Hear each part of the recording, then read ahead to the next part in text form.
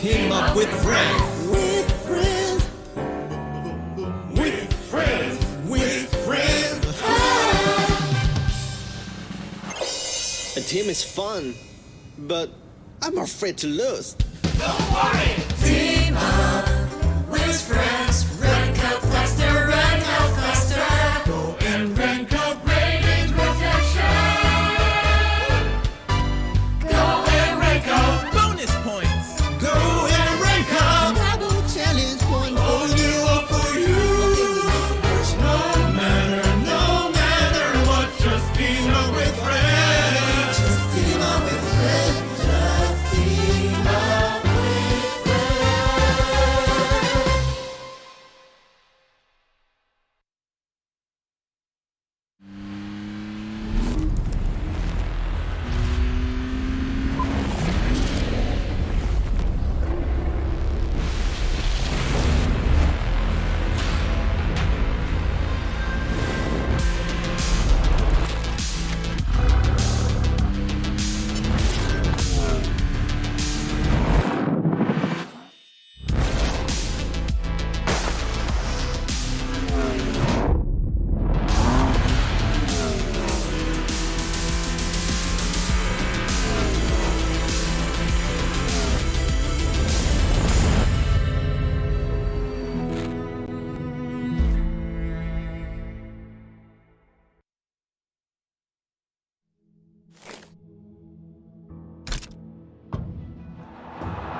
Here's Messi, away from 2, 3, 4. The world's best player shows us just what he's about to get. Is this on? Oh, great. Hi, everyone. Welcome to my secret lair. Everything is getting put together right now. Perfect. This here is testing stage that ensures your safety during your ride. They are currently debugging the hub. See how it goes. Boy, it is powerful and agile. That just made me want to give it a go. Only after careful inception will the equipment be ready for release. All of this equipment can help you achieve victory. Get ready. Join us now. Disfrutar el juego.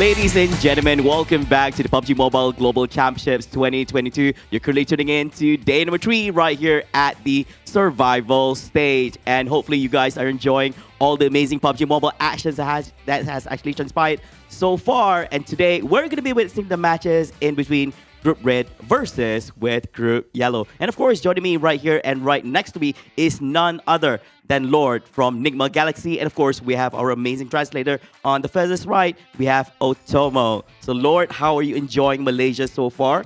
It's really good. Like the weather, I like it the most here. Well, he doesn't need to translate it. No, okay. I was expecting a random translation. Well, all right. So last year at PMGC Finals, you had an amazing showcasing finishing at 3rd place. And currently, you're sitting in 12th place in the survival stage. What has changed about the game and the lobbies compared to last year? اخر سنه كنتوا ما شاء الله وصلتوا مركز ثالث بالبي ام جي سي فاينلز بس هاي السنه هو رقم 12 بالسرفايفل ستيج شلون اللعبه والفرق تغيروا من اخر سنه لهاي السنه هو اول شيء اول تغير كان نظام الزون اللي اختلف واللعبه تقريبا شويه اختلفت والاكثر شيء اللي اثر علينا انه كانت بس 4 ايام فالاداء اذا كان يومين مو زين فاكيد راح تكون بالتوب الاخير. It says that among the changes that really affect them is the way the zone shifts from this year to last year. And another thing is that they only have 4 days to perform. So if you have 1 or 2 off days, then that's all, like your tournament lives are almost over. Like you have to only, you can't make it to top 3. So you have to really perform because you only have 4 days to perform. Yeah, most definitely. You definitely have to perform right here. And of course, how are you dealing with the pressure of being one of the few remaining teams from the Arabia in the PUBG Mobile Global Championships? من اخر الفرق العربيه الموجوده بالمنتخب تحسون بالضغط وشلون تعاملون بهذا الضغط؟ بالنسبه لتيمنا لا ماكو اي ضغط ان شاء الله لكن اللي نهدف له انه يعني نكون باحسن صوره للعرب باذن الله. He says that honestly for them they don't really feel that there's pressure but they do want to represent their region in a way that makes them proud. Yeah, most definitely. And hopefully they have made you proud. And of course, what have you been reviewing in your own gameplay since day 1 of the survival stage? وما خلصت اليوم الاول ورجعتوا شلون درست اللعبه شنو نقاط الضعف وتقدرون تحسنون بيها دربنا على الاخطاء الفرديه والاخطاء يعني كتيم ودرسنا اغلب التيمات وان شاء الله نكون جاهزين. He says that they really focused trying to get the synergy between them team going as well as improving their individual performance and of course mostly focusing on the other teams what they do and how to counter them.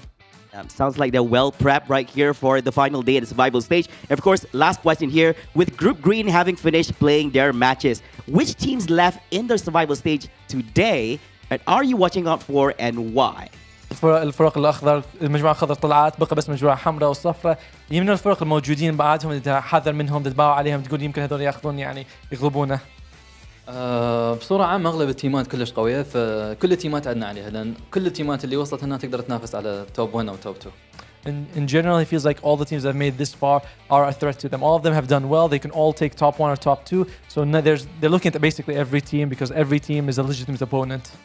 So they're looking at everyone equally right here. So we have to understand that all teams here are the best of the best of the best right here at the PUBG Mobile Global Championship. So ladies and gentlemen, thank you so much.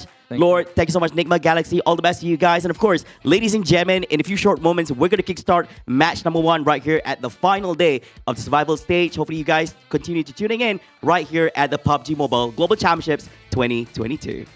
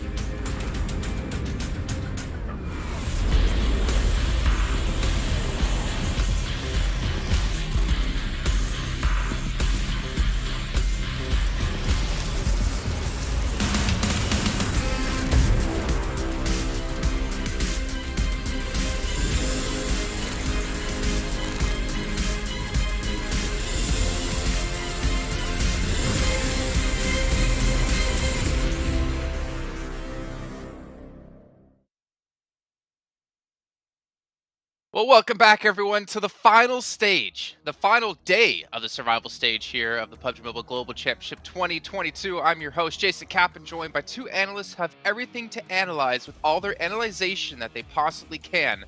But gentlemen, Maxman and Sandstorm, I want to go into what Lord was just saying here at that interview before we start off the show, talking about the zone shifting. I'm surprised he didn't mention about the blue zone ticking harder when it comes to Sandhawk, because their favorite shot on Sandhawk was saying, Aruf, have some med kits, go heal out in the blue. I think it was actually a good thing that we didn't ask about that in particular and didn't answer, because I think he would have started crying live on air if that was the case. So I'm happy we didn't bring up the changes to the blue, but no, we'll see how that's going to be impacted. At least it's just one Sandhawk, so it could have been worse. True. Yeah, true. it could have been worse indeed.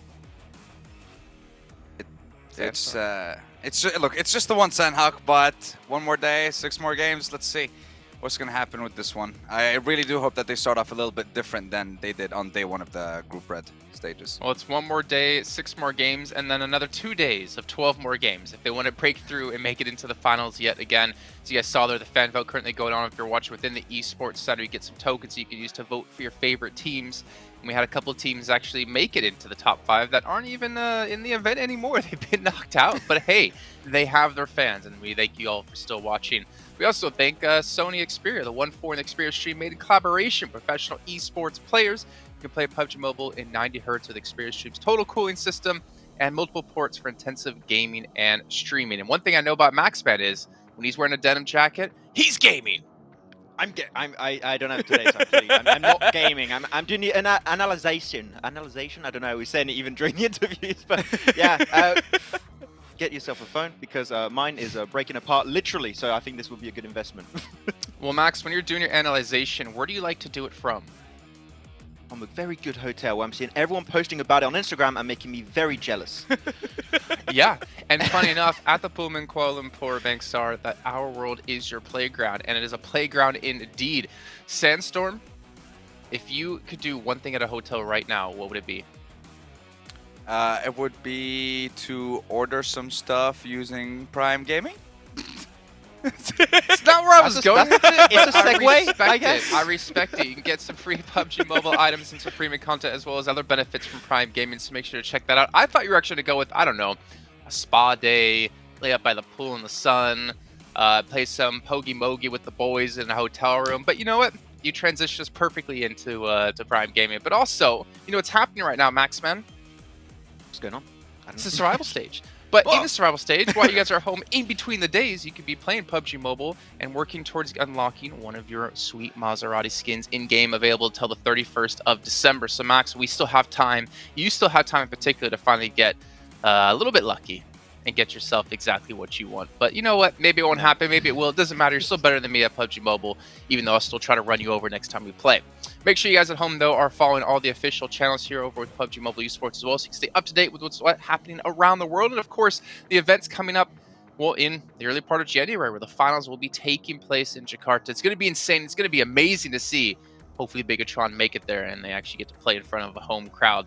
But, gentlemen, that does take us into our final day of the survival stage. We've got 2 groups left to play, 6 matches. Group Green won't be here, and that might be a sigh of relief for Group Red and Group Yellow Sandstorm.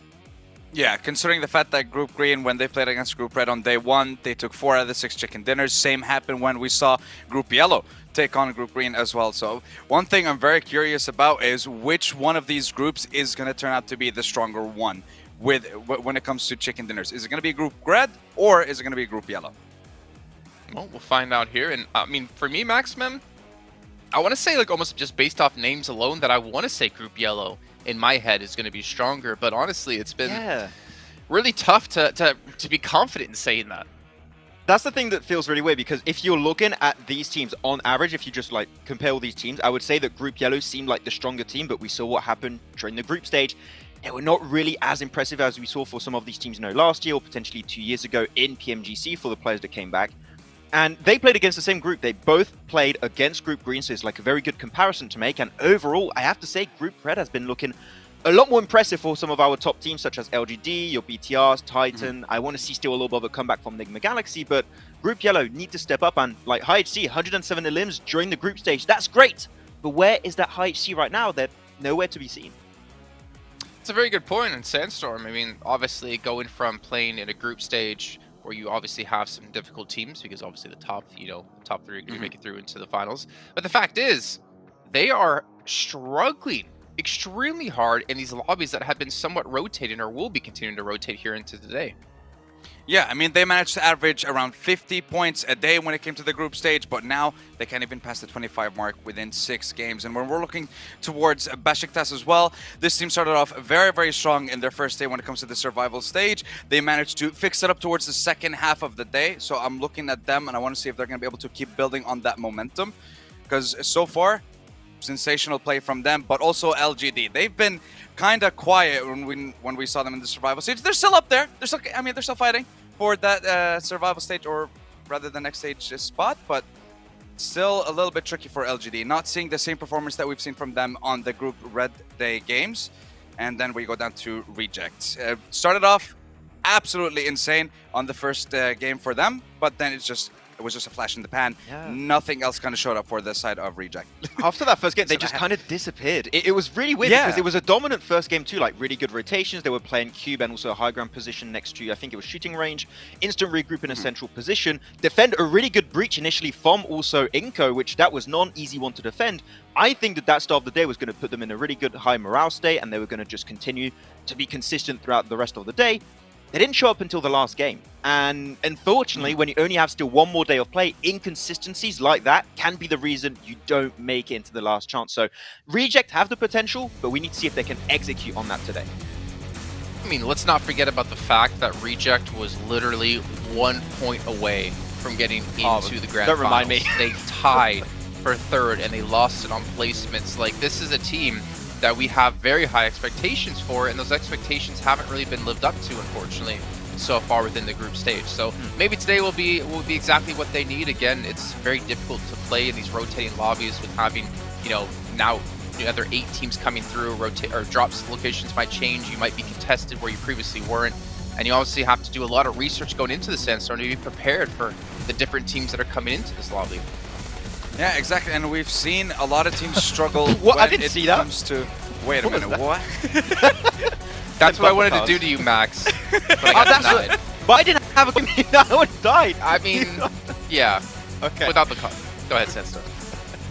I mean, no, I was just going to say that when we have so many teams of the highest caliber in the world coming to compete in this tournament, there's always going to be teams struggling when it comes to the first, second game of the days. And we saw that happen on both day 1 and day 2 of the survival stage, with teams suffering from hot drops, losing players at the very start of the game, losing 2, 3, and then it just completely affects their game. And like Laura said, we had 4 days in the group stage, and every single day, every single game matters. So losing out members in the very first game, that's just completely going to destroy your morale going into the tournament. Well, right now you can see the top 8 teams are the teams from Group Green, but again, they did play out double the matches so far, so that can be expected, but also at the same time kind of shows there's no real big slackers behind. However, we're looking towards Power, looking towards Skylights, who really just have to sit here the entire day watching as the other matches continue and just hope that they can stay afloat with their 60 and 57 points respectively. But looking at, Besiktas here, 55 points already. I mean, they're looking pretty confident to at least surpass 3, 4, maybe even 5 teams. So they're looking good to qualify here into the final or into the last chance. But as we go down the list, it's tough times. I mean, Reject 13th place, Bigatron 14th. Imagine not having Bigatron at the finals in Jakarta would be such a sad thing.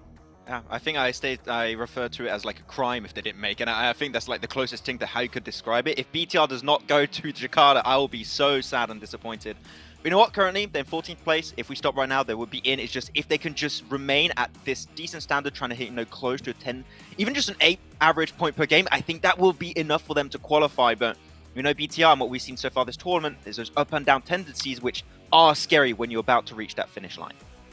Well, Max, if Bigatron don't qualify, will you strike the event and not go as well to the finals? I thought you were going to say I was going to shave my eyebrows, but I don't know. I kind of want to go too, because maybe there'll be a cool hotel too. I want to go. Taking a look here at 2 teams, our team summary between LGD and Besiktas, and honestly, these 2 teams playing pretty consistent when it comes to these eliminations, these damage, even average throwables used, but that top 5 rate is what really is killing Besiktas at the moment. But then again, Besiktas, as you mentioned before, Sandstorm didn't really show up until the second half of the day, but we can see at least Erangel is going their way. Yeah, Erangel's going their way, but they did still struggle at the start of game 1 for themselves. They lost 2 or 3 members at the very beginning of the game, and they just kept getting picked off. So if they start off the same way here, it could definitely cause them to struggle a little bit. But I think they're going to keep building on that momentum. Titan, I'm still going to be looking towards you guys. When it comes to fighting, these guys are just absolute beasts, and they pick the right time to kind of walk into the zone. We've seen them so many times excel on Miramar, but we're starting with Erangel still, but I'm still excited to watch them. Yeah, I think one thing I've noticed about when we get to like PMGC is that you kind of have to respect every team, and teams generally give respect to every other team. Unless you're Nova, then you just don't care what team you're fighting and you just go eliminate them anyways. But there's like very few teams, I feel like, in PMGC who just show no respect to teams until they earn it. Whereas most teams do show that kind of respect because, I mean, it is true. You're playing against the best teams in the world here, though some of them may not be showing it right now. You got to show respect always to your enemies you're going in the lobby, right? Because if you don't, you're potentially taking a risk of a hot drop happening. I think we saw that happen Sunstorm at some point in Yasnaya Polyana. There was Tem Entertainment. They got in that like whole ordeal in Yasnaya. You're going to potentially also clash in your rotations. Like there's a lot of issues, so your research must be done. And like if you see a team as a potential threat, you must adapt to that, hopefully. So yeah, I think that that's a good way to put it. Yeah. Thing is, it's something that happened with Besiktas before. They did hot drop in Yasnaya, and it was something that they were used to. They didn't really fight in their group stage games, but coming into Survival, it was definitely a change for Tem Entertainment. So definitely want to see what's going to change coming into this final game of the Survival stage as well. Well, you know what I want to see, Sandstorm? Okay, he doesn't know. Am I muted? Hello? Like, can you guys hear me? We're taking a look at our teams to watch here, and obviously Bigatron, Maxman, we can probably we already know why you picked Bigatron, as you mentioned before. Reject, though, coming out of you. I can respect that as well. I mean, we have seen Japanese teams do exceptionally well in the past. We'd like to see them have that upward trend. But we also have Besiktas out of you. So why Reject and Besiktas? So Besiktas in particular is because we saw right now they are currently one of the top performers. I mean, the top performer of these two groups when it comes to playing on Erangel. Got three Erangels throughout the day, so that's going to be really important. The thing is, their highs are really high and their lows are really low. Like, most of their points came from that chicken dinner on the last game with 13 elims. That was fantastic. If we can see more of that, pretty sure they can assure spot at least in the last chance. I think this is a team that has proven potential after, I think, the initial disappointment in the PMPL EU Championship. We didn't see this team really that much be that dominant. But I feel like they showed potential yesterday, and I want to see if they can elaborate on that a little bit more. And somewhat similar for Reject. Their highs are highs, their lows are lows, but I think that Reject is looking the strongest Japan has ever looked before in a PMGC, and I would love to see them go to like a grand finals. That would be super hype. Okay, well, Sandstorm, you got Tem Entertainment in there, you got GK as well. Why about those two teams? So when it comes to Tem Entertainment, this team hasn't even managed to pass a 6th place or higher or lower finish, depending on your perspective, but they didn't manage to do better than that in 6 games. If they don't manage to start off today's game with I want to say like a banger, 10, 15 eliminations along with a top 2, top 3, I don't think it's going to be possible for them to make it into the top 16. So that first game for them is going to be insanely important. And then I'm looking at GK as well. The first half of the day for them was terrible. You're talking about 16th, 15th, and 11th in the first 3 games, but they managed to fix it up. They managed to get a chicken dinner towards the end of the day. So they have to keep building up on that, starting with the first game as well, if they want to give themselves the best chance. So definitely watching out for both these teams. Okay, well, the first game is ready to go here. Teams at the bottom need to start having good performances and need to stop failing because they're losing out on chances to get into our last chance stage. It's time to head over to our commentators, though, to kick off the first match of the day with John Allen and Blake. Hello, hello, hello. Inspiration struck me just before this broadcast, and I decided to take a look at some of the numbers. Blank, we were just discussing them, and we were talking about the percentage of points that Group Green were able to get, and taking those out of this lobby, taking those teams out of this lobby, how that could impact here. And of course, with Group Green leaving, which group is going to step up and fill the shoes, being that powerhouse? Give those stats, John. You jump on those stats, because I actually had an interesting point that I wanted to make afterwards, which I felt like you might agree with. I'm not sure, but hit him with the stats. Big stats man on the case. So in day 1, where it was, I believe, Group Red and Group Green, 56% of the points went to Group Green. Day 2, where it was Group Green and Group Yellow, 62.7% of the points went to Group Green. So Group Yellow performed worse against Group Green.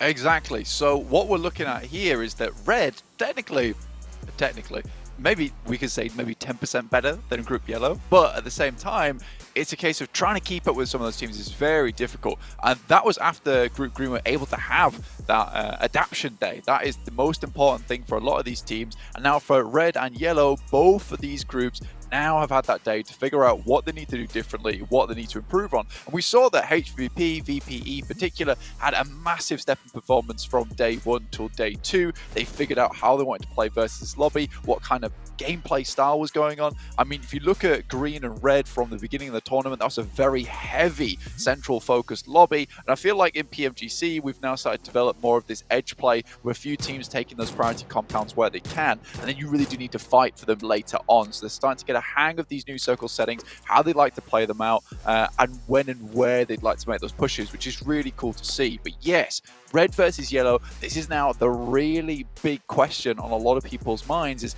can they outperform them in such a way? I mean, you're looking at two teams in particular that maybe are in a little bit of danger, and that's Power as well as Skylights Gaming. Power able to end the day with a pretty damn good match salvage on that last one over on Erangel, which gave them a fair amount of points, up to 78 now. I think they're around about the 60 mark on match 5, but Skylights Gaming with 60 points is really a little bit scary. When you consider that, you know, these teams with 6 games remaining in 17th place, which is DRS, have 35 points. Now, I think DRS is a really interesting team in 17th place as well, because we saw that on day 1, this was a team that kind of just stayed out on the outskirts, and they stayed on the edge. They got very far in every single game. And they were able to put up consistent but low points, but that's all they need right now. If they got a 5-point average over the next 6 games, that's 30 points. That puts them 5 points ahead of Skylights Gaming, who are going nowhere. The thing that they have to worry about now after that, though, is all the teams underneath them that would like to kick out a lot of these teams from 13th down to 60th. Absolutely. IHC, one of those teams down in the 21st spot currently on the side. They're going to be dropping up to North George, so changing up their drop location. We've seen them take up that mantle over in North George from, I believe it was over towards the southeast side, as well as dropping down on the drop spots. You can, of course, get those loot drops coming through in the PMGC special crates, which will be launched in-game from the 5th of December. Open in-game and check it out. We are speaking of drops here, and we did miss it for just a second, but I know who exactly does not drop the ball at least, and that is Captain Messi over with a crate that you can earn with him. Get some rewards on side with Captain Messi, unleash your raw in-game, and that will be going through as an event through December, so make sure you check that one out, and make sure you pick up all the rewards, including that PMGC special crate, obviously, which includes some pretty awesome stuff if you want to get involved with PMGC, not only watching the game, but also participating in the game. You can go check that out right now. But IHC, as well as the rest of the teams at the moment, these are the ones that we will be taking more focus on right now. You can see 17th place DRS, which is great to see, and 16th place onwards, which is Geekate, Game Lord, BTR, and Reject. BTR, I think a lot of people are really hoping they can make it in towards that last chance. They've had a few roster changes, a few subs, swap-ins here and there, still trying to find that mojo, find that groove, replicate what they were able to do in previous PMGCs. I do think that this is overall a performance increase. I know it's a bit of a weird thing to say, considering the 14th place was 46 points. Still 6 more matches to play to change that, but I do think this is a revitalized BTR, and I like what they've done with the team. I like what they've done with the organization to try and pump some life back into this legacy team. And that's what it really is, isn't it? It is a legacy team. They've had a couple of iterations. They've stuck to their core. The Twins obviously being a long-time standing participant in this roster. But they are seemingly playing one at a time at the moment. They are utilizing those subs, though. You can see only Luxie in for the Erangel. Luxie taking a breather on this one. It's interesting to see how much they change. I think BTR is probably one of the teams that has the most substitutions. I'd have to look through each of the games, but it feels like they do change it a few more times, I would say, than a lot of other rosters.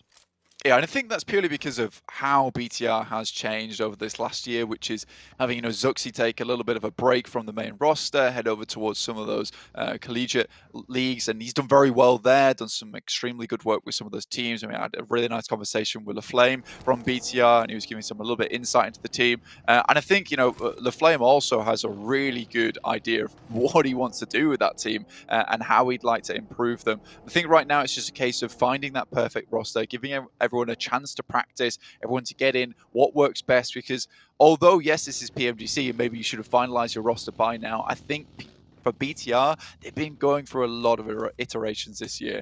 Vivo Key circling around, keeping BTR away from that position for the time being, making sure they're at bay, at arm's length, which is fair enough to happen, but they have players on both sides now, so a lot of angles are open, and Vivo Key have to be a little bit wary about these windows. LGD moving south past Everest right now. Not too far away from Vivo Keyed. Dropping out, grabbing another vehicle as well. Add to the convoy. LGD playing in a fairly open area on these compounds. Nice and, I suppose, quite early on this. 6 minutes into the game, looking for those compounds south of Everest, potentially even going a little bit further towards Gatka positions. Like he's lost a tire there. Reject. LGD coming into a little bit of conflict as they do make their way all the way up towards the Gatka compounds, Blank. LGD pushing out a little bit further, but Reject disengage, regroup over to their own. Currently, LGD are highest ranking team out of all the 6 matches played squads. So realistically, LGD is the one to beat at the moment. Besiktas did a good job yesterday, though I do think that they were very, very inconsistent, a very volatile team. Some games it felt like, they were absolutely on fire. Other games it felt like they were losing members a little bit too early. And that was towards the beginning of the day, to be fair to them. So this is a case of coming to the survival stage, trying to work out how to play around these teams, which groups you're going up against. And again, it was versus Green too. And Green is not an easy lobby to play against. This is a little bit easy this time around. We might have some different faces towards the top of the rankings in terms of performance. And if you're not seeing Group Green over on this side, it's just because we want to keep track with that magical 16th place that GK currently is in, because everyone underneath them, 17th down to 24th, will be not joining us for that last chance and will not have an opportunity to head towards that grand final position. It will be the top 5 from last chance that head through to join the other teams from the other groups who were making it through from that top 3 spot. And even in those top 5 at the moment, it looks fairly solid for Group Green towards the top of the tables. They have got the lion's share of those points, right? The current 5th place sits at, I believe, 119 points, which if you double the points from LGD, it doesn't make it up there, right? So we're looking at top 5 potentially all being from Group Green, unless LGD can step up a little bit. Besiktas as well, Titan, these sorts of teams towards the top end of this group will need to put in a larger shift than they did in their previous days. However, as we we're talking about with the power dynamics changing, it is all up for grabs. Center circle getting a little bit chock-a-block as we head on over a little bit closer to Everest. Yeah, a lot of teams maybe a little bit unhappy with this one. Most moving from that eastern side. There's not a lot of players over on that northern edge. North George taken up by HVP over the last 2 days. IHC pick up on that and immediately head towards that position in the first place. DRS get to play their edge playstyle for much longer now, though, from that northern side, heading towards that box compound. As you can see up there on the northern side of your screen underneath shooting range. So they will be able to maybe live out for a long, long while, but there's going to be a massive clump of teams all fighting out for some of these big compounds towards the south side of Everest, and there's not a lot of space to play in at the moment. Might be the case that you see 2 teams trying to pick up towards Gatka itself, but LGD's got better things to say about it as YCZ picks up first blood here. GK not having the best of starts here for the first game of the day in the yellow-red standings. Losing a player early, but they are on 3. They will survive. IHC finally make the move down from North George. They spent quite a while, but they have made it all the way to the top of Everest. However, DRS will challenge them for this. DRS rotating in over the north side, coming through on those bridges as well. Looks like we might get a little bit of a scrap for the top of Everest. Yeah, both teams coming from a very similar position, so no one is really able to take that frontman position. IHC managed to get there just in time with DRS being slightly slower on that rotate itself.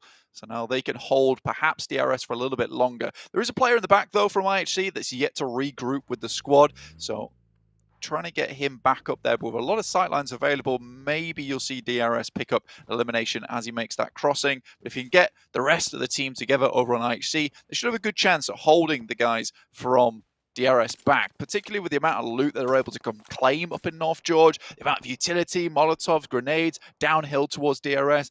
Might be quite easy to pick up perhaps a single elimination with one of those grenades.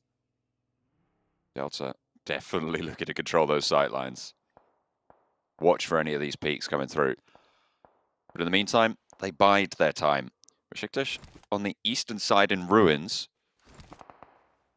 Potential for a couple of spots to go through there. But everyone's made the move. Everyone's made that shift and looking okay in this next circle. I think Titan, the only team on the outside at the moment, southeast side, currently moving south of Pochinki, across those fields to the southwest, between Pochinki and Quarry, seeing if they can get to that hillside. Yeah, got a bit of a long way to go for them, but Titans can certainly get in towards that position. 11th place at the moment, 52 points. It wasn't a bad day. Certainly an improvement from the final days towards their group stage as well. They had a big drop-off in performance there, and now this is an easier group to play against for them, so Titans should be feeling a little bit more comfortable versus Yellow. No longer have those big dogs over in Group Green to worry about so much anymore. I think that's when you start to have a little bit of a panic mode when you're headed towards last chance and Green steps back in again for those 2 days in a sprint format. But anything can happen in 2 days in a sprint format. It's a little bit scary. You don't have that time to reset. You don't have that time to restabilize and rethink your decisions. Here you go on I8. Find yet another knock, and GK's poor luck, or rather poor run at the start of this game, continues.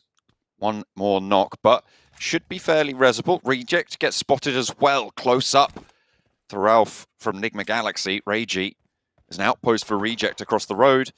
Will be taken down. Can the team support? Can they allow him to get that crossing back over? It'll be tricky, but it might just be possible if they're able to control those sites. Reject as well, Nigma Galaxy, exact same points at the moment, 49. That changed just then. Nigma Galaxy picking up that one elimination, setting them on 50. But for Reject, Nigma Galaxy, I don't have too many worries about either of these teams. I think that Nigma Galaxy has certainly done some homework, done a little bit of practice in their own time, considering where they finished over in their actual respective lobby in red. It was a little bit stressful to watch them play out those final games and finally make their way in towards the survival stage itself, and it was right on the edge of it as well. So Nigma Galaxy, a lot to prove here, and they're certainly bringing out some good results so far. Again, if they double their points, should be in a pretty safe position up towards that top side. See if they can actually pull that one off. Yeah, we're expecting the bubble to be somewhere in the 70s. So if you're able to get 80 points or more, you're most likely going to be absolutely fine into the next stage, into the last chance stage, but that would only see you right at the bottom of the tables as well. You've got to remember there's that prize pool bump that happens, $1,000 extra per position you climb, so you definitely want to be keeping up those points totals. Titan looking to rack up those points right now, crashing in onto Game Lord, but it looks like a disengage protocol's being initiated for Game Lord. Robs, though, may be left out in the cold for it. DBS in hand, could play pretty powerfully against Titan, but if he doesn't have the backup supporting sightlines from the rest of the team, might not be too good. However, they do stick around. Unfortunately, Robs gets caught on the inside of the building, and they can't control those lines instead. The flush comes through, and Titan pick up the point. Yeah, seriously aggressive play there from Robs. Get up very close to the DBS, but isn't able to take that moment to send out. There's a pin pulled in the back there. Player moves up. Robs tries to get in the building to catch the player at the back on the door off guard, but just doesn't have that moment of opportunity to hit with that big DBS, hit the double pump shot, find yourself a good amount of damage into Titans. So now Game Lord down to 3. Would like to see them in the PMGC itself, qualify for PMGC points. Really did not have the best of PMPLs or championships itself. Looking to see if they can make it their way in there. LGD have an insane spot over in Gatka at the moment. Again, 2 teams can comfortably occupy this, and Reject's challenging with just 3 players, so maybe a bit of an awkward push for them. This will be a case of kind of squatting the same buildings as LGD. 2 teams can fit in here if they just bide their time, but those nades are going to fly. Oh, right on the money. Goodness me. Unfortunate timing for Reject there to get caught out by that, but MVM wants to put another one in, slow things down. Divine hits the deck. They know there's another team in here. Another nade in through the window. Just creeps his way across. Wants to put one through the door this time around. Looks for the Cook. Last nade in hand. It's looked good. It's right at their feet. Have they even noticed it? Is it through the door? Where did that nade go? There it is. Double knock comes through for MVM. Able to get it done. Reject going to lose these 2 players. Really not much you can do about it. Only Divine now left for Reject. They try and move up to Gatka, and LGD have other ideas. This is a really good play from LGD, taking the initiative, moving in, trying to clear out the players from Reject, so they don't have a case of 3 teams occupying this area at the same time. If they can reset every single time, they'll have a good time of it. And right now, they're fighting versus Titans. It's the exact thing they were worried about, trying to get rid of Reject as soon as possible. Now sending grenades in over towards Titans' position. Axa already down, a big nade in the back. It's absolutely explosive here. Axa's out of the way, 6 is also down, and LGD is doing a marvelous job. And Box is here as well.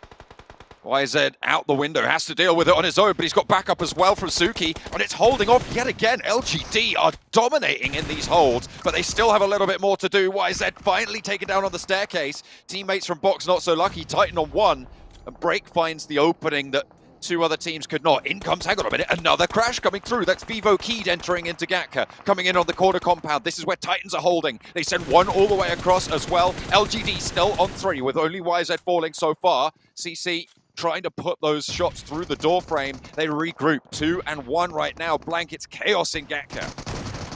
Who just realised how important these compounds are. MVM missing these auto shots. 1 more will do it, and that is Vivo Key's player going down. Adrian out of the way, and they're suffering badly. LGD is on a monstrous rampage at the moment versus any team that steps to them up in Gatka side. Scry on his feet once again. 6 tossing grenades out the window. It's a fantastic barrage of grenades that LGD's thrown during these entirety of these pushes. Titans, Vivo Key now locked into 1 building. Makes life even easier for LGD to lock down both of these teams. It's beautiful stuff. Really well held there. They're losing only 1 as well, to be honest. Felt like there were a couple of times where maybe it could have got a little bit further. Teak spots Adrian. Well, doesn't even need to with the nade. Jumps up and down the stairs, but has a teammate for the backup to try and suppress that position. Putting out more smoke, more cover. Teak wants to put more nades down range. They're just spraying, pushing. Puncher needs to be on the swivel, needs to be careful. Diego can't quite get a knock onto either of the 2 players from Titans. Cielo steps up, also rebuffed, and Titans hold their building. Vivo Keyed fall. LGD still on 3. Meantime, BTR going up against Enigma Galaxy. Lord remaining. Luxy steps out for a second. Looks to finish it off, and he absolutely does. That should be Enigma Galaxy now out, and BTR able to get all players back up on their feet.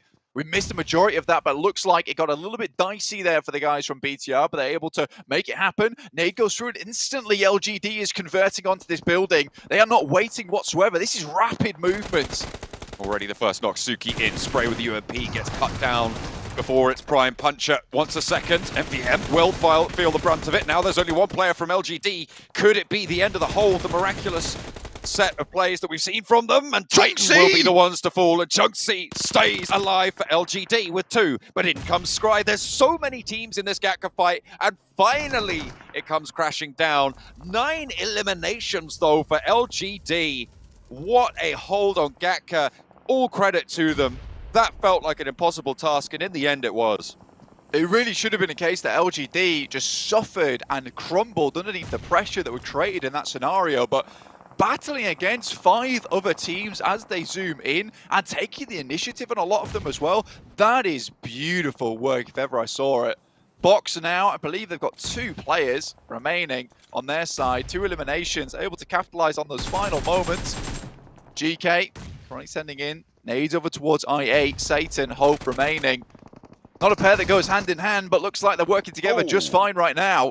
Puts a nade in through the window. Hope goes down. GK losing players early, coming back to bite. Aegon XI8 flooding on through the doors. Ghost does fall down, and Satan trying to give them the old dosey. No, and doing so well. Look at this. He's almost on the swivel. Can he hit the drop? No, not quite. Nearly going for a 1v4 there, but GK are eliminated.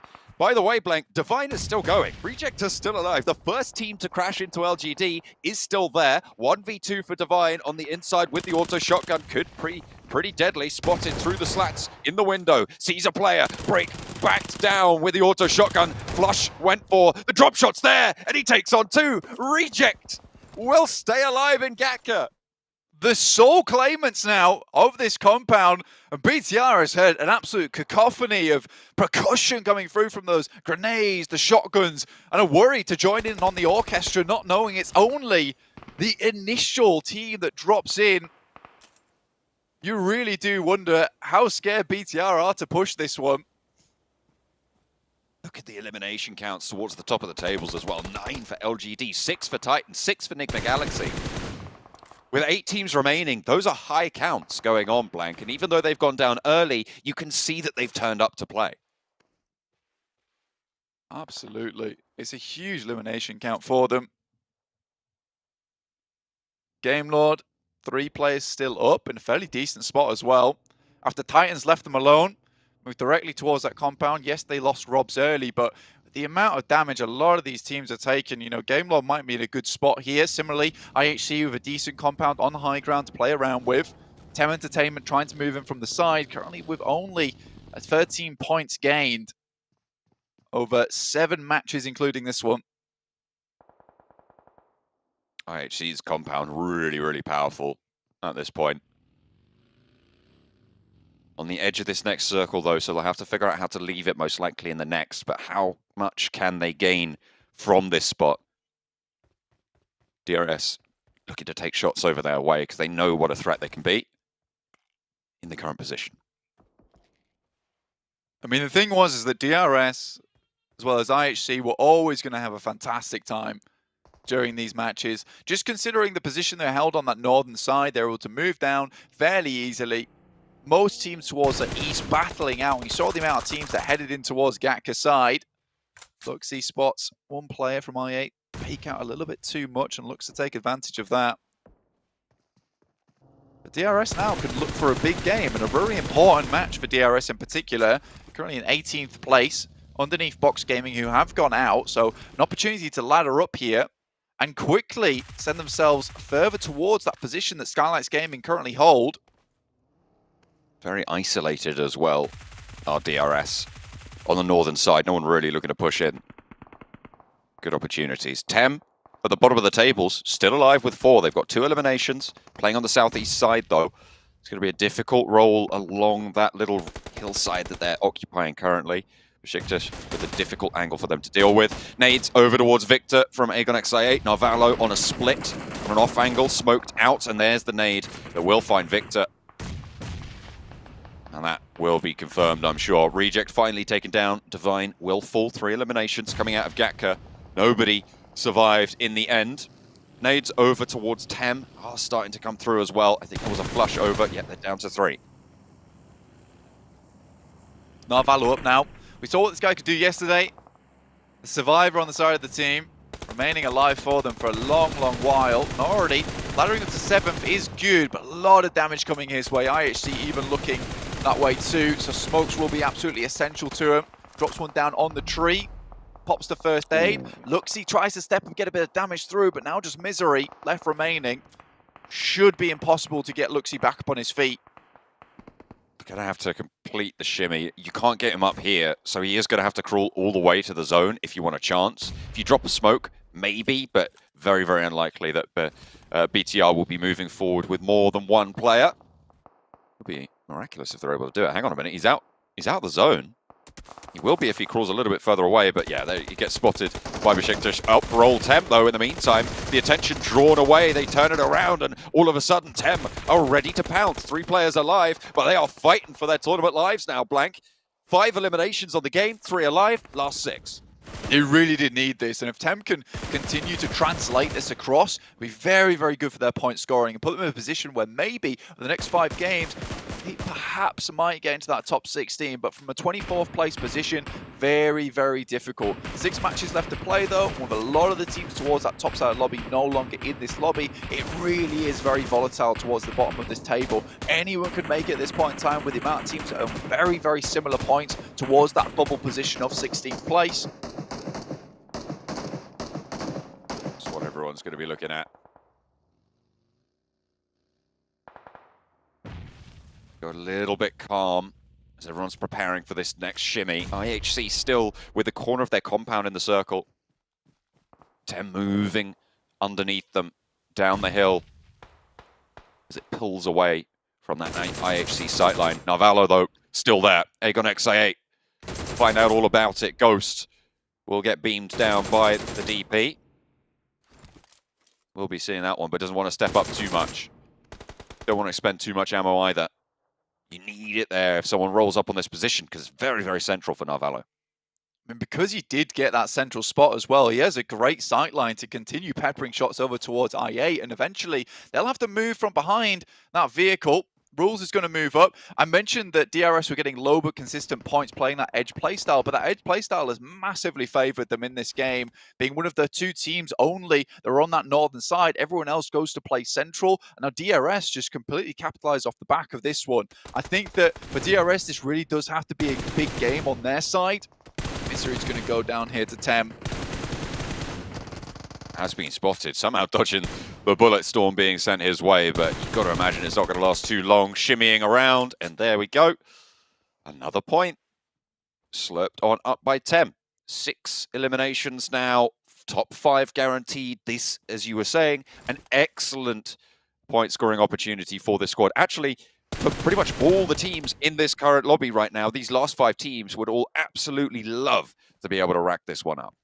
Yeah, it's already shaping up to a crazy finish to our survival stage, considering a lot of the teams towards that bottom side that looked like they had no chance to get towards the top are already creating that buffer right at the beginning of the day here, John, to catch up to a lot of the other teams that are in front of them. So again, it's going to be full on brawl towards that top side, the mosh pit at the bottom of the tables, as teams will be jostled around a lot in terms of their rankings. We'll see exactly how this does pan out, but I think a lot of these teams have done a fantastic job to get where they are right now. I do think for DRS, they can do a good close on this game right now. You know, 35 points, it's a 25-point game they need, so 10 eliminations with the chicken dinner would sit them ahead. Well, just on par with the guys from Skylights. But Giante, nasty shot over towards Alex, their biggest competitor in IHC over on that side of the map.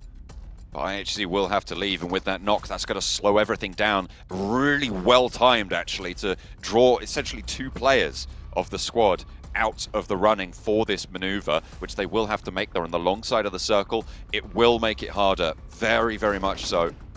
That allows DRS to move through a little bit stronger. Playing from that side, Narvalo, though, something to say about it. Given the power of an entire team, still staying alive. Top 5, how far can Narvalo go? Another knock from TEM across the way, and this time over towards DRS. Playing on the back player as well, meaning that if they want it, they're going to have to crawl with it for Giante. Remember, he has the Orm as well, that big green gun. Could be important.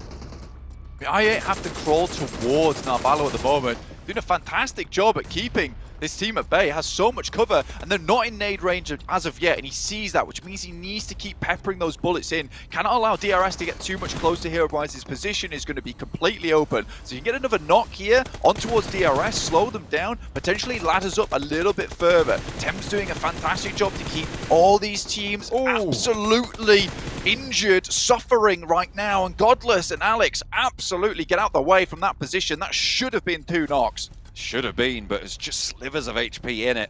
That could be the difference maker for IHC. It will allow them instantly to go for the heal. Well, hang on a minute, there's a nade. They don't want to let sleeping dogs lie. And IHC now under pressure from Delta on the off angle as well. Losing a couple of players, losing just the 1 full. DRS take another knock from Aegon XI, and Narvalo is still playing in the center of this circle. He is the closest to the middle of any other team. Tem really the only squad right now in that range to try and take him down, and will be able to do so. A nade comes through. That's actually from DRS to be able to dismount the player in the middle. Tem, 7 eliminations now and looking pretty strong to bulldoze their way through this. Nades start to fly. They're close together, but they're playing as a squad. DRS now down as well. No one's focused over towards this position that Tem's been holding for so long with just 3 players. IHC move out, and Enzo hits the rip and will find at least one of them. Immediately goes down and looks for a little bit more. IC's out now, and Moorman tries to send this home for Tem. They really desperately need it. They're at the bottom of the tables right now, Blank. They were on 11 points at the start of the game, but they've racked up a couple. Can Aegon XA play spoiler? The first is good on the spray. IQ moves to the tree as well, and there it is. Tem hit the deck, and so does everybody else. They're able to claim the first chicken dinner of the day. What a phenomenal performance, and much needed, and such a crucial time in this sprint. Really, really well done to Tem. You can see how happy this team currently is. Fantastic performance from them, a great position to play it from, and even when things got extremely dicey on that side of the map with IQ coming out from absolutely nowhere, it was a quick finish from Tem to finish that one off. 7 eliminations there on ones, just a really, really good performance. I mean, I'm so happy to see Tem drag themselves up from the depths there, because it did look dangerous. They were in very much risk of drowning at the bottom of the table, but they found some air to breathe, and it's going to give them some room to play the next 5 matches. Absolutely. We also saw the first jump up during this game, Blank. LGD were able to surpass the bottom team, the ex-8th place team, Skylights Gaming, on those tables as well. So that is the first Group Green team to slip down a place. We'll see who else is able to join them at the end of it. That has been a great start for the final day of Survival Stage. Glad you're all here with us right now, because it's going to start getting very spicy towards the end. So I hope you've got your milk, or whatever you need, yogurt, anything to really ease the pain, because if your team is down towards the bottom that you're a fan of, you're going to be a little bit frightened, because this could be one moment they are in 16th place, the next they could be down in 20th. It really is right down to the wire. But what a way to demonstrate the power dynamic shift that we're seeing between these groups. Without Group Green in the mix, any team could step up. Any team can stand tall, and this time it was Tem.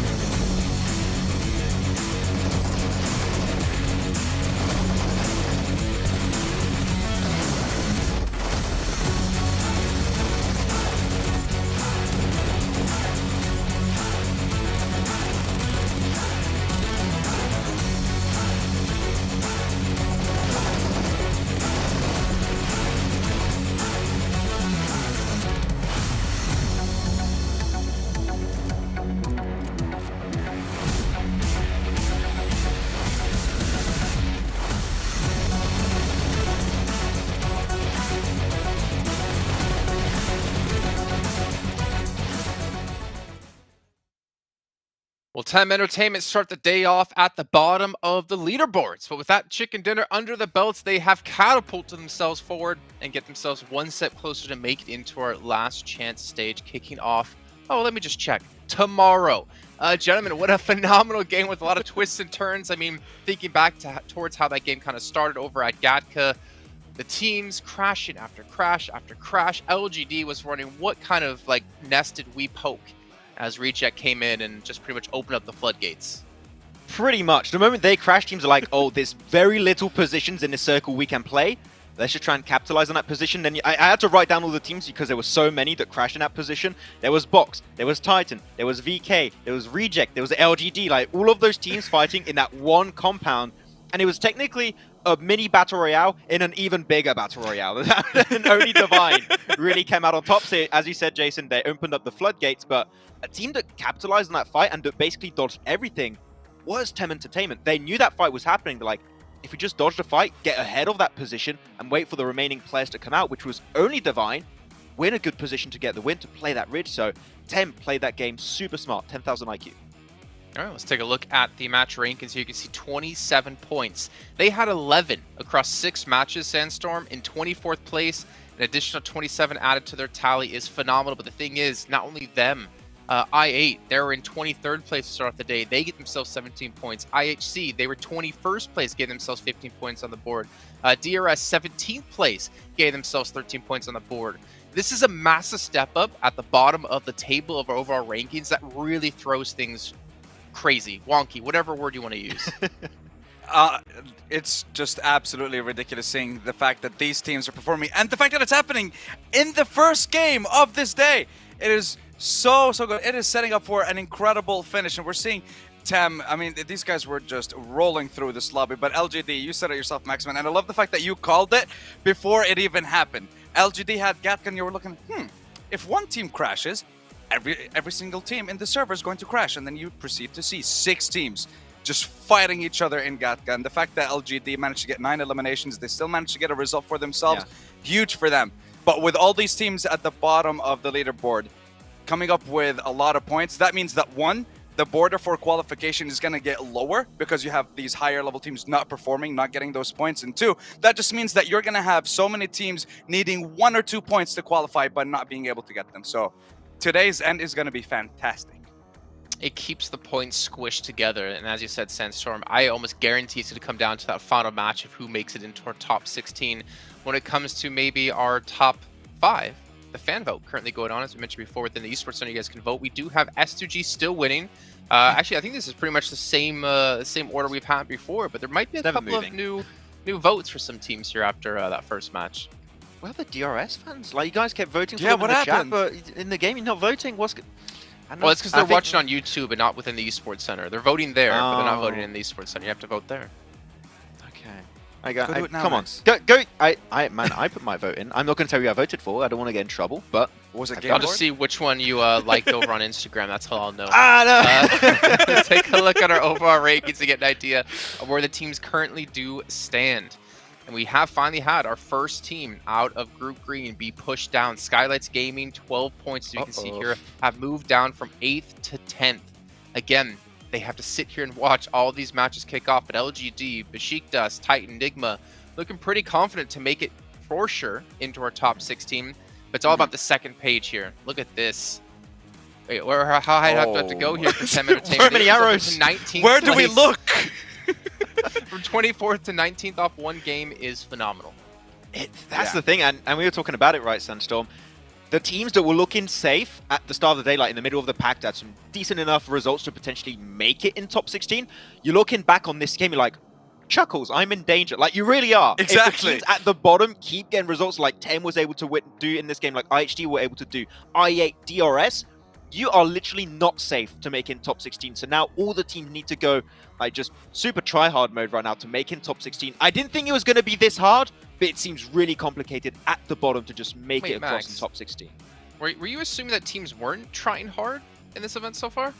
You think we're playing for fun? I have a few hot takes on what I saw in the first days of some of these teams, okay? I could elaborate, but people are going to call me mean. I don't want to, so I'll be cool. I'll be nice.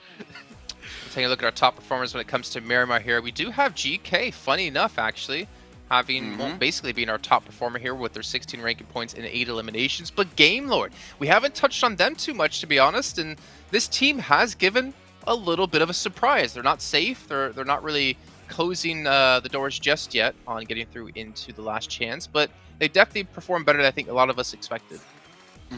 But here's the thing. When it comes to Game Lord, they struggled a decent bit, especially against HVVP. But here's the thing. They're not there here. They're not here anymore, rather. They're not here. So they're not going to be able to cause a lot of troubles for you. So I want to see how they're going to be able to play around that and if they're going to be able to get the same amount of points as they did in yesterday's survival games.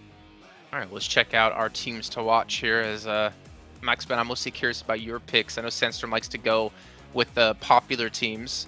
Titan, Nigma, okay, and Tem Entertainment. I'm assuming Tem just because of the performance last match. I mean, I picked, yeah, so Tem, of course, the performance of last match. I want to see if they can follow that up. It's just consistency. I'm not aiming for chicken dinner. Just get yourself, 8, 9, 10 points a game. I would love that. That would be enough to go in top 16. And Titan, I picked them because I found it really funny what was happening in the compound. So just, they're my funny pick of the game. Okay, we're looking at Sandstorm, Nigma Galaxy. Okay, DRS and I8. Talk to me. Why are they your teams to watch? So with DRS in the last game and in a lot of the previous games, we've seen them play towards the very edge of the zone, seem very, very passive. And I wanted to see something different in this game. They had a fantastic position on the George Bull Mountain, but still not being able to get a lot of eliminations, slowly trying to walk it in. Again, they're playing way too passive. And in this stage, in the survival stage, that's not what you need to do. So it has to change up coming into the next games. And GX, plain and simple, slowly starting to see them back up, getting 6 elims. That's absolutely huge for them. So I want to see that keep on going with the rest of today's games as well. I do want to say they had a really good start to this game, at least fighting versus FaZe. Like, we saw it barely, but I think the way they breached onto FaZe position, they cleared the entire team almost instantly. It is a good showcase of the team being able to take these fights, but it's kind of Copium too. We still want to see more from this team. Oh, we we're know on their the macro Copium, is don't you strong, worry. but pretty much on the Copium package right now. But we know this team is good in terms of macro. I want to see a follow-up in terms of aggressiveness now. Well, you know what, Maxman? During our little break here, we'll refill your tank of Copium and we'll throw it on over to our casters, John, Allen, and Blank, to take us into match 2.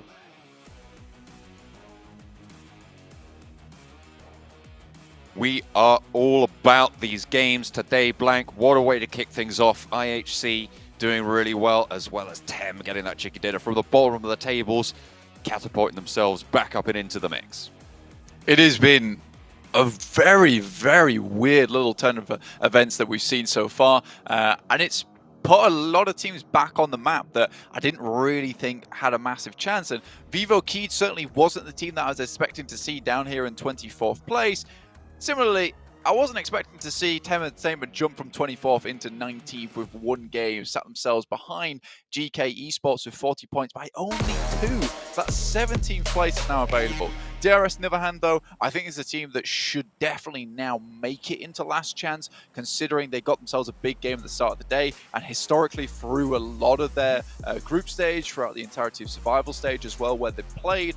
This is a team that just lives a long, long time, so it's difficult to get them out of the race, get them out of the running, because they're going to be putting up those points where they can, when they can, just because they're very cautious, very careful. Now, it's not a team where you feel like, goodness me, we can never catch up to them there in first place, but it's a team that will constantly run you down. So if it's a case where Group Green is now out, there is, massive potential for them to run down teams towards that side. But now, again, I know there's a lot to say here. With the amount of teams that are actually able to get points there at the bottom of the table, we have a case where it's no longer you need to get that 60 points and you're safe, because teams are now all in the running over than, I'd say, probably FaZe Clan downwards. That's 21st down to 24th place. So these 4 teams underneath could all jump up and around up towards 13th to 12th. It's a little bit wild. Well, here's the thing, right, Blank? Because with the Group Green points as they stand, we're getting rid of 8 teams, right? And currently, we're looking at either 1 or 2 teams from Group Green going down, right? If Power fall, then maybe, you know, there could be 2 teams. But if you look at essentially the bottom 7 as the risk zone for today's games, that is where you want to be trying to jump on out of. So Tem Entertainment with that game, sure, they jumped up a lot of places, but they are still the 7th bottom team, right? No, wait, hang on a minute. Done my numbers wrong. They are the 5th bottom team, so they do need to jump up a little bit further than the other teams around them. But you're right, they are still very much in that conversation. Hopefully, they can jump out of that bottom 7 bracket. Exactly. I think what you have to be a little bit careful of now is that last time we saw them play, 11 points on the day. I think if you look at that 2-point average, it's less than a 2-point average realistically, but very, very tough now when you think of it that way, in the sense that, yes, they got that big game, but they don't need to replicate some of that consistency now. You can't have that one massive pop-off and then go back to basics. So if Tem start going out early once again, you're still sat in a spot where, yes, John, you are 100% at risk, and there's a potential where they just don't even move from 19th now. I want to have hope, though, just purely because of where they stood and the rewards they were able to get from that last game. And you're able to also get rewards over in the actual game with the 2022 PMGC Special Crate. That's coming through from December 5th all the way to January 8th. So only 3 days left to go before you can start picking those up. So make sure you are continuing to wait with that one. Mark it in your calendar in the meantime. Oh, it's all very exciting, isn't it? Getting as much loot as you can. Let's get it done. South Circle, Blank on the game. Hard shift keeps a lot of water into the mix. Looks like we're going to head down to the islands on the south side. Potential for a little bit of argy-bargy on the Sumasada Hills. It's a pretty tough circle to play, I won't lie, for a lot of these teams moving down from that northern side. And once again, you have only a couple of teams that are really down that way. Titans like to pick up this position a lot. They played the 2-2 split before. That did go right sometimes when a lot of teams moved in. It feels like, they've learned that lesson. When this circle immediately came down this way, they opted not to take that 2-2 split, instead to send Teak up towards that northwest side, perhaps to watch for those crossings as teams come through El Pozo on that western road. That's a smart decision. You can easily get back to his team with the use of a vehicle as well. But yeah, taking that 2-2 split right now would be very unwise, considering so many teams should be, in the next 5 minutes or so, looking to send down this way towards Los Leones, get up towards those hills. We know that there's some massive high grounds that LGD have won games from on before, down towards Minas Generales.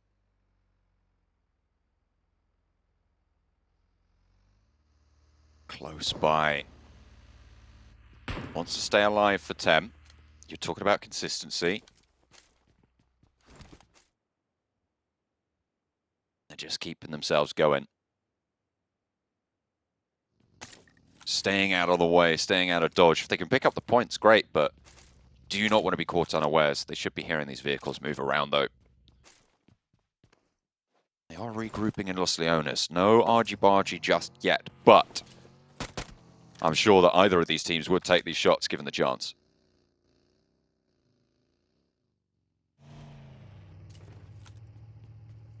Los Leones as well, bit of a hot spot at the moment for teams moving through the map.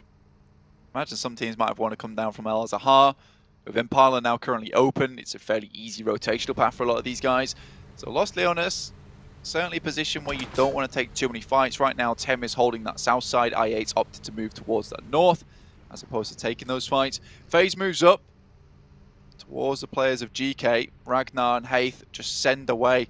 But GK, they don't want anything to do with this. I think GK realised after that last game, with so many teams being able to get a bunch of points on board from the bottom of the table, they're in a little bit of a tougher spot now. It's a bit tricky. They were currently in 16th at the start of the day, now down towards 17th, already dropped a ranking outside of that last chance spot. So a little bit tough for them. So I think for GK, making this decision just to send away as soon as they hear those vehicles, try and get into a better spot within the circle towards the center, not a bad idea whatsoever.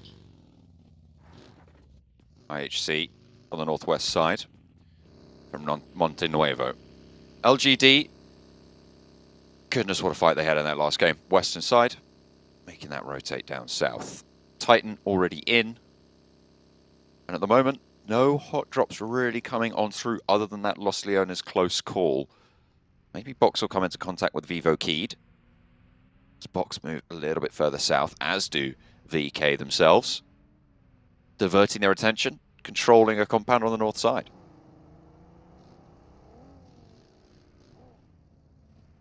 Box Gaming also moving down. Try to get into that last game a little bit fast, right, over towards Gatka. And I think that anyone that drops into towards Gatka, you can't really blame them maybe too much for going down where they did. I don't think anyone expected to be so many teams crashing towards that spot so quickly. And evidently, LGD, I don't think they expected to hold on as long as they did either. But again, very, very well played from them. And although they did go out quite early in this game, I'd still say that is a powerhouse team that you've got to be a little bit afraid of. Currently now moving down on that western coast towards where Titans were playing. Just on the northern side, MVM's already found himself a bit of an anchor point. Maybe looking to get the high ground. Titans do spot it, punch it. Gives him the 1-2. Sends him away. Lets them know there's a team in the vicinity. I think it was Titan that we saw during the group stages playing on a wide 2 split on a South Miramar circle, playing one duo over on Los Higos and another one close towards Bahia de Mar, and they got caught out completely because of it. They played south and they stayed split too late on a situation kind of similar to this. So maybe they'll try and regroup here, but they might not be given that chance, as they already take a knock and have to cower behind the cover that they've been afforded. Yeah, I was talking about this earlier, saying that, they didn't take that 2-2 split purely because it was a case of so many teams coming down this way. And you're right, they did play this 2-2 split and they went down because of it. And I think this time around, they don't head down to Los he goes because they know so many of these teams are going to be heading down this way. It's a very similar circle. They learn from that mistake at least and get further towards that central side. And you do get massively cut up when that happens, though. If you have a case where you can no longer pull on the string between those two splits and you can't regroup, it becomes very, very hard to play out the rest of the game. You're almost in a situation where it's practically over, especially in Chumacera itself, because the terrain here is not easy to traverse, and even in case of a 200-meter split, sometimes that can be hugely difficult to get away from. Wow. We're keeping the islands in it for the next phase as well. Keeping all of that water there. LGD already moving around on that south coast. Unlikely that we see teams cross all the way over, but then if there's a last chance team that just needs any sort of spot that they can get, maybe they'll make that choice. Would be difficult though. I mean, there is still potential for it to actually end over there, but you'd imagine mainland priority. Yeah, this is why you need to see movements a lot earlier from a lot of these teams. I think it was even a little bit weird for me to see so many teams still out towards that blue side on the north that early on, even towards that 5-minute mark, just because this type of thing can happen. It's Zone 2 where things are really difficult, where you need to be the closest to the circle. Once you get past Zone 2, that's when you can start to play a little bit slower, but because Zone 2 is the biggest shrink out of every single circle on these new circle settings, this is when you need to be in position. So a team like Game Lord, BTR, not moving down early like this is almost a death sentence, because with Chumacera, as said before, there's not a lot of space you can play here. There's not a lot of traversal available to get on towards those type of high ground positions. And if you are moving through this area, more than likely someone's already found altitude and is able to take shots down towards you. Titans already are struggling, and they're towards the center of the circle, John. There's a three-way fight going on right now between Titans, between GK and FaZe also a little bit further on the eastern side, and these are the central positions. So they aren't fully confirmed yet, and now IHC have moved in from the north side as well. So there's 4 teams engaged in this little scrap. Looks like central positions are being hotly contested today. Potentially a heavy center lean for these two groups, with Group Green favoring potentially an edge style. They've all been forced to adapt to it, and maybe they're too stuck in their ways. Vivo Keed going to be stuck here a little bit as they're down a player. This is good stuff coming through from DRS. Nice nade. Won't stop the knock coming through though, but a good amount of damage done. Killer still remaining on the backside, but down to a 3 versus 3. That backstop has to be really influential on this fight though, John. If it isn't, you're essentially sitting yourselves at a 2v3 at the moment, which is not ideal. And the player already being picked up off his feet and nade's been sent through the window. DRS is in a little bit of a world of hurt at the moment. Killer also took a huge amount of damage on that top side, splitting up this team. DRS is in trouble. They slow things down, pop the smokes, draw it out. FaZe, oh, he's going to spot Killer for sure on those hillsides. Tony K will stop him really from having an impact too far into this fight, but Tony K will also be taking shots at any movements he sees down in the compound. Vivo Keed, 4 players, one on the high ground, but Volt's out. They want to go all 4 into the building, down the longhouse. Could they get the spray down here? Vivo Keed open up with 1. DRS lose their first. Corridor being lit up right now by Delta, but not really finding any marks. Not just yet anyway. Delta wants to put a nade in instead, but in come Vivo Keed. They've already taken the legs out underneath him. Can he stand tall? No. Delta falls as well, and DRS down to just Killer on the hills. I think they've moved away from the playstyle that we usually see from DRS after that last game, getting a bit of a confidence in them, a bit of a booster, but ill-favored confidence. DRS tried to take a good spot within the circle on this edge side, but Vivo Keys send them back. It's a bit over-aggressive from DRS, and also a little bit non-committant from their backstop. Should have been there with them a bit sooner. So massive misplacement of energies coming through from DRS in a fight that they should have really won with the initial knock coming off from the back. Diego takes a heavy hit coming through from the Game Lord team. Rob's extremely low at the moment. Up the top looks resable unless they get that pepper down. Yep, they did manage to get everyone back up. Oh wait, he didn't even get knocked. I thought he was down there. Took so much damage, but gets back behind. Is allowed to do so in the vehicle as well. Gets that one back to safety, which would be very useful. The UAZ giving some pretty decent cover, the pickup. But does get knocked. There we go. Tem chiming in. 4 players alive. They're still here, and none of them are dead just yet. very odd to me. Robs was really the player that was holding together the team for a while over on Game Lord, whilst it did feel like Narvalo, as well as Victor, had a bit of a drop-off in terms of that star power, and Robs had to step in. Now it feels like Victor and Narvalo currently stepping up again, but once that happens, Robs now a bit too aggressive for my liking, and it's a bit awkward. She's like, you know, one problem's fixed, and now another problem arises. Oh dear, Reject losing a player to a fall, to a dropout. Might have been hopping out of a vehicle to avoid the explosion, but Reject on the southeast side can have to push through. Game Lord sending it, and seemingly successfully able to make that maneuver. The res coming through from Reject. 4 rivals crashing down. Pui tumbles down the hillside right into the barrel. Stuffs himself into the cartridge almost. I know, and gets blasted back out again amongst the rocks on the cliff face. Akashi takes a huge amount of damage. Victor also down. I think that's Game Lord just straight out. 0 eliminations, 16th. Not a place you want to be for them. 15th place as well. They're likely going to get laddered up against. They have that 11-point buffer though, but GK currently in a very good spot within the circle. I do like where LGD's playing. They play this position over in red as well. Actually getting a lot of success from it, allowing a lot of the teams to take themselves out up on that top side as it started to move down towards them. So this could be a really good game for LGD if the circle moves their way. Reject and 4 rivals continue their scrap on the southeast with Besiktas on the overlook. Sun HP pinching away a couple of points there from them. This is a really tricky fight, 2 versus 2 right now in the compound, but FaZe is looking out this way as well. The M249, there's plenty of lead sailing. Another shot from the DBS. Works out for Justus. AG Resable on the inside. 4 rivals losing players to Sun HP in the meantime. Yeah, just nice clean shots coming through from Besiktas at the moment. 4 rivals down and out. 23rd place. 32 points. I mean, it seems bad, but the amount of teams above them with very similar point scoring, I mean, up to 18th place is only 6 points away. So certainly doable. Just this. Who's out the side? Good shots coming from Tony K. Won't quite do the damage that's required. More peppered down towards them, and Reiji, as well as just this, most likely going to struggle to get out of this one. Nice pop shot coming from Tony K. Does take Justice out the car. Now just Reiji Osio to go onwards without him.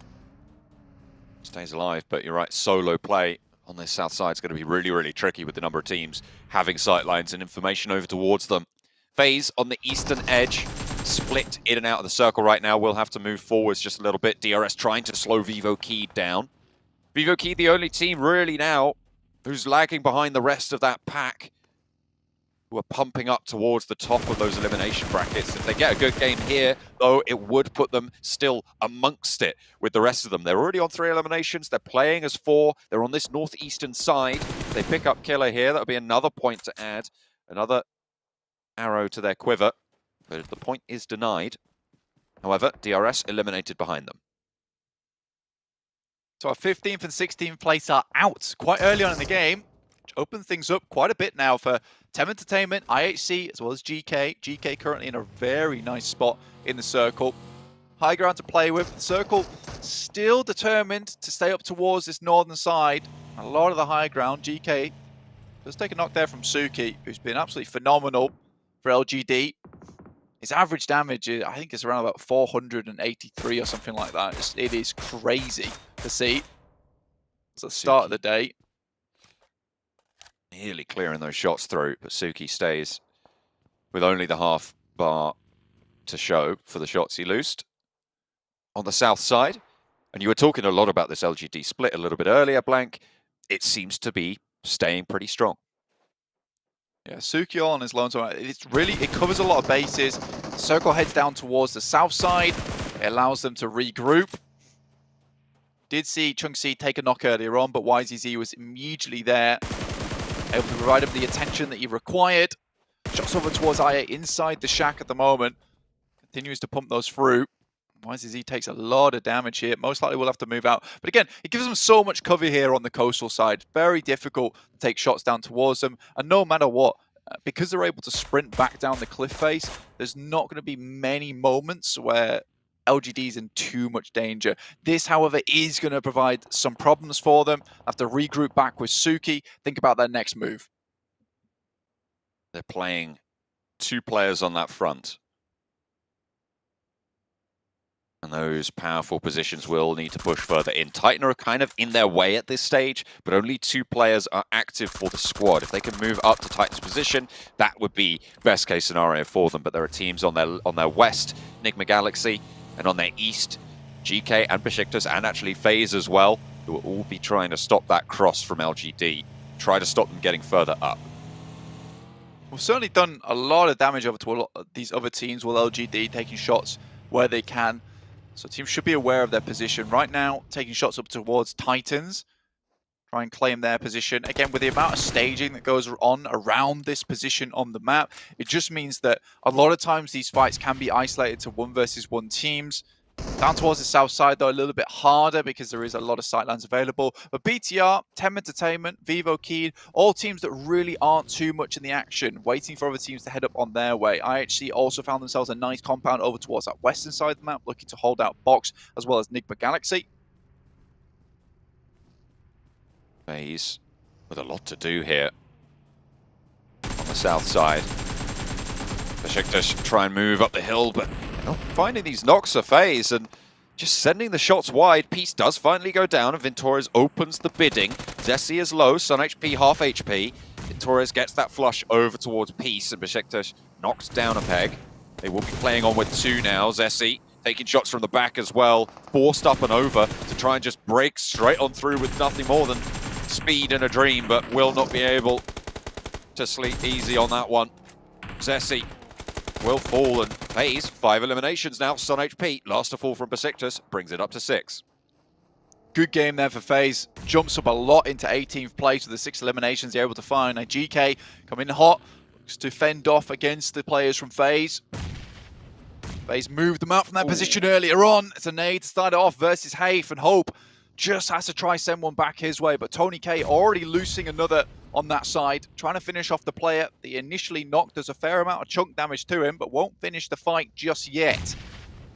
Hope moving through a little bit too long on that. Kirk and Tony takes a little bit of damage from his own nade there. Smoke has bloomed, but that left flank from Tony is completely exposed. He's playing pretty fast and loose with it, but another nade sent over the top. I think there was an immediate re-knock potentially coming through over onto the res that they were looking for. In the meantime, southwest of them, Aegon XIA have moved. LGD also have moved. Tony K has to hit the deck here as Hope puts him back with a sliver of HP. The res being protected this time around. GK playing together as a unit. 2 players are down already. Satan, the last, potentially to fall, but Hope steps up, finds Tony K. His teammates getting the pieces back together. Ragnar, the last to get resed for GK. MR5 Lycan moving around, trying to split open. Get that difference made. Pushing forwards, and none of them are getting knocks just yet, Blank. I feel like FaZe could have definitely pushed on this. Instead, they've opted to hang back, wait for these players to move up their way. Hafe moves out into the blue, doesn't realize how much damage that should be doing to him. Moves Satan up into a worse position for himself. Oh, and no. Now FaZe are ripping them to pieces. That is absolutely horrendous from the buggy. The rotation there from GK brought 2 of them down, and I think that was pretty much the death sentence. FaZe didn't, they just needed to wait for the mistake. And that's, I guess, what they were trying to do. We saw it there. 10 eliminations now on the cards for FaZe. Blank, they're doing big things right now. All 4 of them still alive on the southeast side, but can they push in further? We haven't seen massive power from them, but they've just been strangling anyone who steps up on that southeast edge. It's good stuff from FaZe so far, and I like that I think they took a while to finish that fight, and maybe there's an opportunity to move up with Tony K, the rest of the team, to try and clear out those players, especially if they started nades back in the pocket. There was a knock that came through from IA over towards the guys from GK, so perhaps it was a case that they saw that pop up in the elimination feed and they opted not to push onto that and just wait it out, knowing that the blue would send GK in eventually. Tem Entertainment now coming up against BTR. BTR in 14th place. Tem on the chase at the moment. Up to 40 points at the moment. Nade comes up. Doesn't really find anything though. Jen Foster tucks himself away at the back of that compound, back of that building. Try and keep these nades at bay. Oh, that is so well placed. Jen Foster goes down, and a really good opening on the first knock. Liquid on the roof is also fairly exposed. Might have to drop down to play inside the longhouse with the rest of the team if Tem make their way all the way up. Oh, he's definitely... Oh, that's so unfortunate. He spotted Liquid on the roof, but has to back off immediately to a third-party shot coming across the way. That's going to be huge as an opening for Tem, but the fact that he stays alive as well, really very, very useful, and now they can start to just train their way in. The good news is they know exactly where Liquid's going to be playing from. Misery has a very interesting spot here alongside with that UMP to put the work in. Liquid also playing oversight, try and get BTR to a better position, but he knows he has to move out now. Cannot stay too long outside in the blue. Misery waiting for that player from Tem Entertainment to move around the corner. Slowly peeks around. This is a great opportunity with the UMP. This player's stuck out in the open, but so is Misery, and the rest of Tem Entertainment's coming around.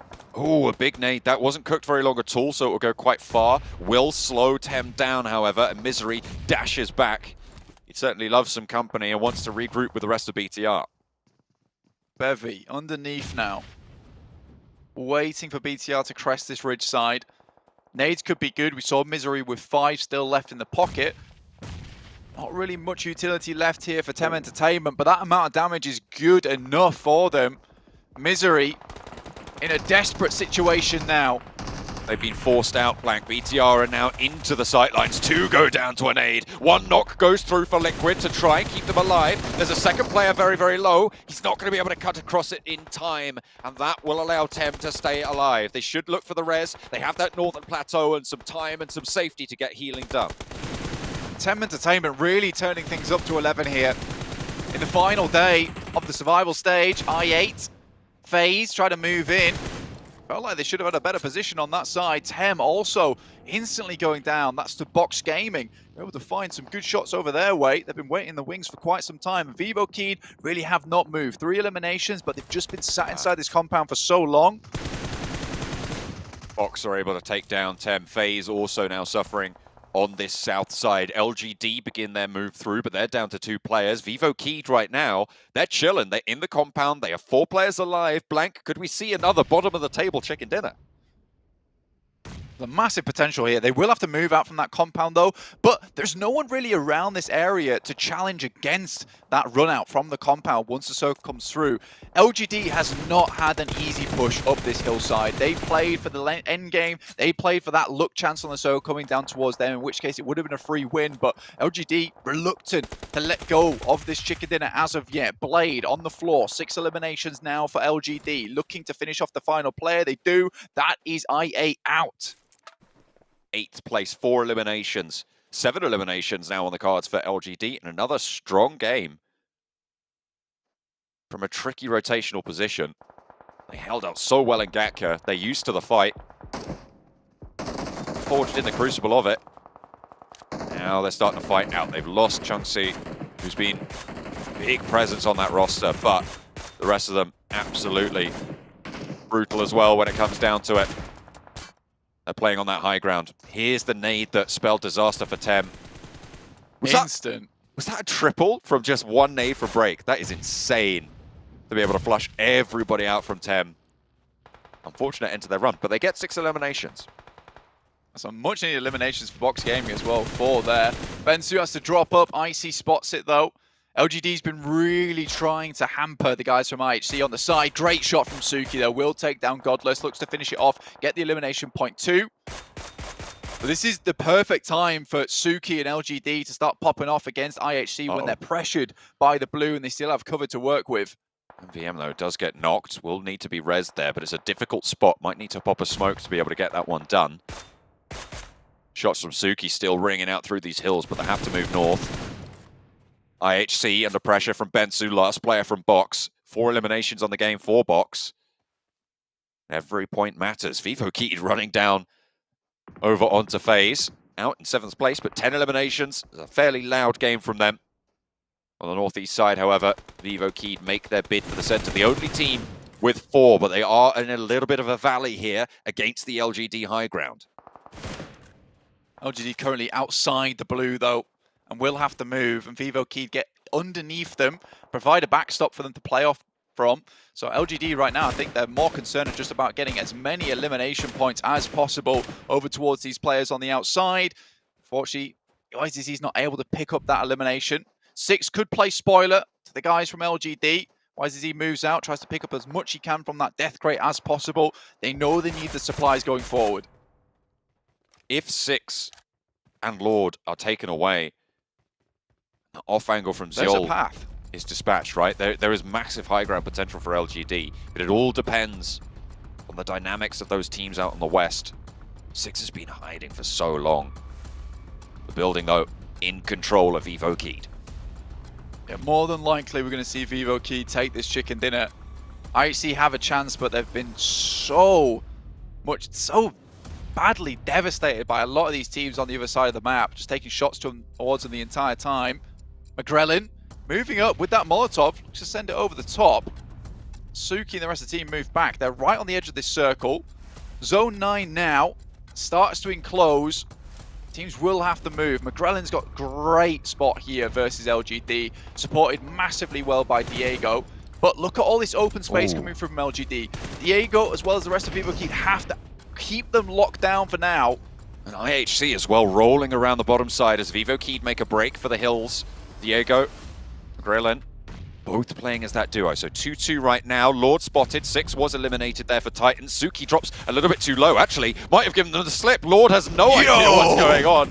Suki, goodness me. If you don't know what you're doing, neither did your enemy, I suppose. But Suki makes it work for LGD. 10 eliminations coming through from this squad. IHC open up onto the high ground position from Alex, though. Nade over the top from Suki. Looks to put them back in their place. It's good, but it's not quite going to find the knock over onto IC. Shots from YZ as well over the ridgeline to push Alex back. It's forced to take the challenge and will win it out. A second up for the UMP, and IHC sweep them aside. Now Vivokeed look to run through. 3 players alive for IHC, and Vivokeed have everything to play with. The center of the circle under their control. Adrian moves forward. They know where IHC are. They're just loosing every piece of ammo, every bit of ordnance that they have downrange. Alex will be the first to feel the brunt, but the knock is first going the way of IHC. Looking for a second over onto McGrellin. They find it. Ziol playing off, going 1 and 2, but finally there's an answering knock. IC still swinging. And Diego up the top line. It's 2 players for Vivokeed in the 4 versus 3. Looking for more as well. And it's going even. Who's going to be able to find it? IHC able to close it down right at the end. It's a 3 versus 4 in what should have been a victory for Vivokeed. But it's snatched away at the last. I mean, IHC have had to be absolutely resilient, the toughest of skin to make their way through that game. Not a lot of support, not a lot of cover available to them either. Just been playing from that edge of the map for a long, long while, crushed by LGD for a while. But look, they're still dancing, they're still going, they're still moving as they head towards the circle and take out the guys from Vivokeed. But you're right, John, that should have been a Vivokeed win. And honestly, with the amount of eliminations that Vivokeed got from basically just sitting in a compound watching TV the entire game, it's not really a big enough win to put a dent in towards that top side. Yes, it gets them out from 24th place, but they were already in a very bad spot.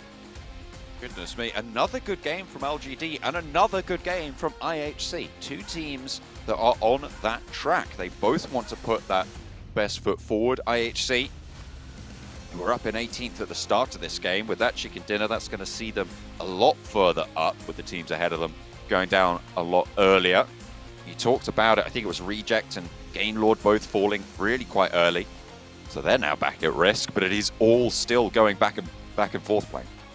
Yeah, for FaZe as well, there was a good game from them. Yes, it ended a little bit too short than they would have liked, but still getting those points on board for FaZe is important now, especially at the start of the day. 4 matches to go for both of these groups in red as well as yellow. We'll see what they can do in the next game. Yeah, Group Green's presence, or lack thereof, is definitely being felt here, as all of the teams are slurping up every single point they can find. It is chaos here in the final day of the survival stage.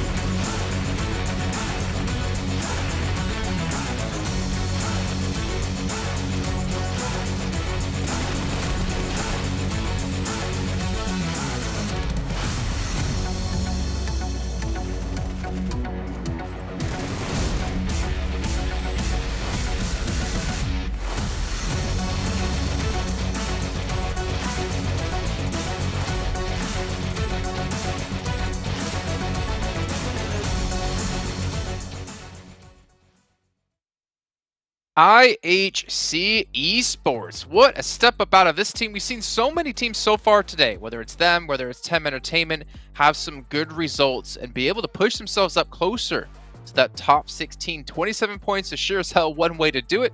Even LGD finishing with 20 themselves. Max, man, this was a great game. Amazing game. I think that after with the dance move we saw after that, I think Acer's going to be like in tough competition for the best dancer of PMGC. But that finish, and really Sandstorm during that game, I think the big decisive play from HG was when they had this 2-2 split, which I think was amazing on the high ground. It keeps your options open as to what you can do in the game.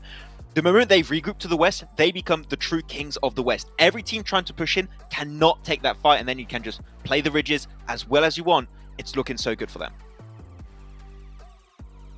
Osuke. Yeah, and then you had the beast on the south side of the map, LGD, Suki just absolutely destroying everyone. 1,525 damage. Is that the most that we've seen for a single player? I think it was. It might be. Just don't give him a mini 14. Don't give it to him. Listen, we've seen HVVP have like 3 players with 1,000 damage, but 1 player having 1.5k in the one game. And the fact that they didn't even manage to win the game at the end. But still, insane numbers from him and insane numbers from LGD. I kind of miss Colaris, I'm not going to lie. I miss the sound we would have gotten for 1,500 damage there. I mean, but yeah, the funny thing was, towards the end of the match, right, we were watching IHC up against Vivo Kid, and one person on the desk, one analyzer, I'm not going to say his name, but he's definitely the one on the end, most likely, says Vivo Kid are going to win that fight. But the thing is, as we went into those like final moments, Vivo Kid was playing so passive for the most part. They had 4 eliminations before the fight kicked off. We had IHC, I think, with like 8. They were just kind of holding on for replacement points, it seems like, and just trying to, you know, just get top 16. It seems to be their focus, not really show what they can do as a team. And that's something I'm actually surprised by, because Vivo Kid were one of the strongest teams coming into, let's say, like PMPL Americas, and then coming into their group. I thought that they were doing really well, but it's a massive change compared to what I've seen from them before. And I did pick. I'm already gonna beat the predictions to it, but they're already one of my teams to watch for the next game, just because of the fact that they got a decent amount of points this time. And if they keep their performance up in the next game as well, then their chances are still there. They're still alive. They still have a chance in getting into the top 16. You heard it here. Sandstorm said Vivo Kid are going to make it to the grand finals and will place top 5 in the last chance stage. We don't need to hear any more words out of them because we have to head to a break here. But when we come back, we're getting things ready for our next match of the day.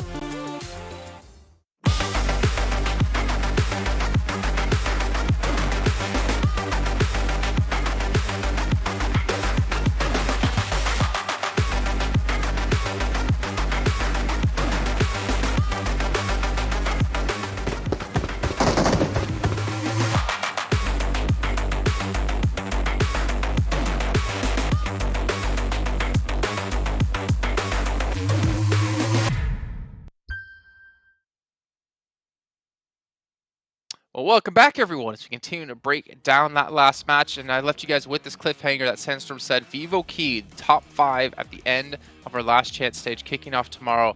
Sandstorm, what? No, he looks very, very not happy with that one. But you know, we'll make you happy, Sandstorm. Do I get a free phone? No. What?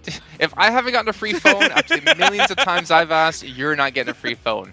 At least that's what I'm determined to not let you get. So Xperia, the 1-4 in Xperia stream, made in collaboration with professional esports players. You can stream, or you can play PUBG Mobile at 90 Hz with Xperia Stream's total cooling system and multiple ports for intensive gaming and streaming. And potentially some intensive predictions as Sandstorm. Vivo Kid, interesting indeed. But you know what, Sandstorm, maybe you can order yourself some correct predictions with Prime Gamer. We can get some in-game free PUBG Mobile items, some premium content, as well as other advantages of having Prime Gaming. And you can get it in a 1-day shipping. So it'll be here in time for last chance, Sandstorm. Yeah, Last chance is tomorrow, the day after. So the second we're done with these games, the pressure is still going to be on for every single one of these teams. It's just going to be non-stop. And then massive break until the grand finals. Well, we can see here.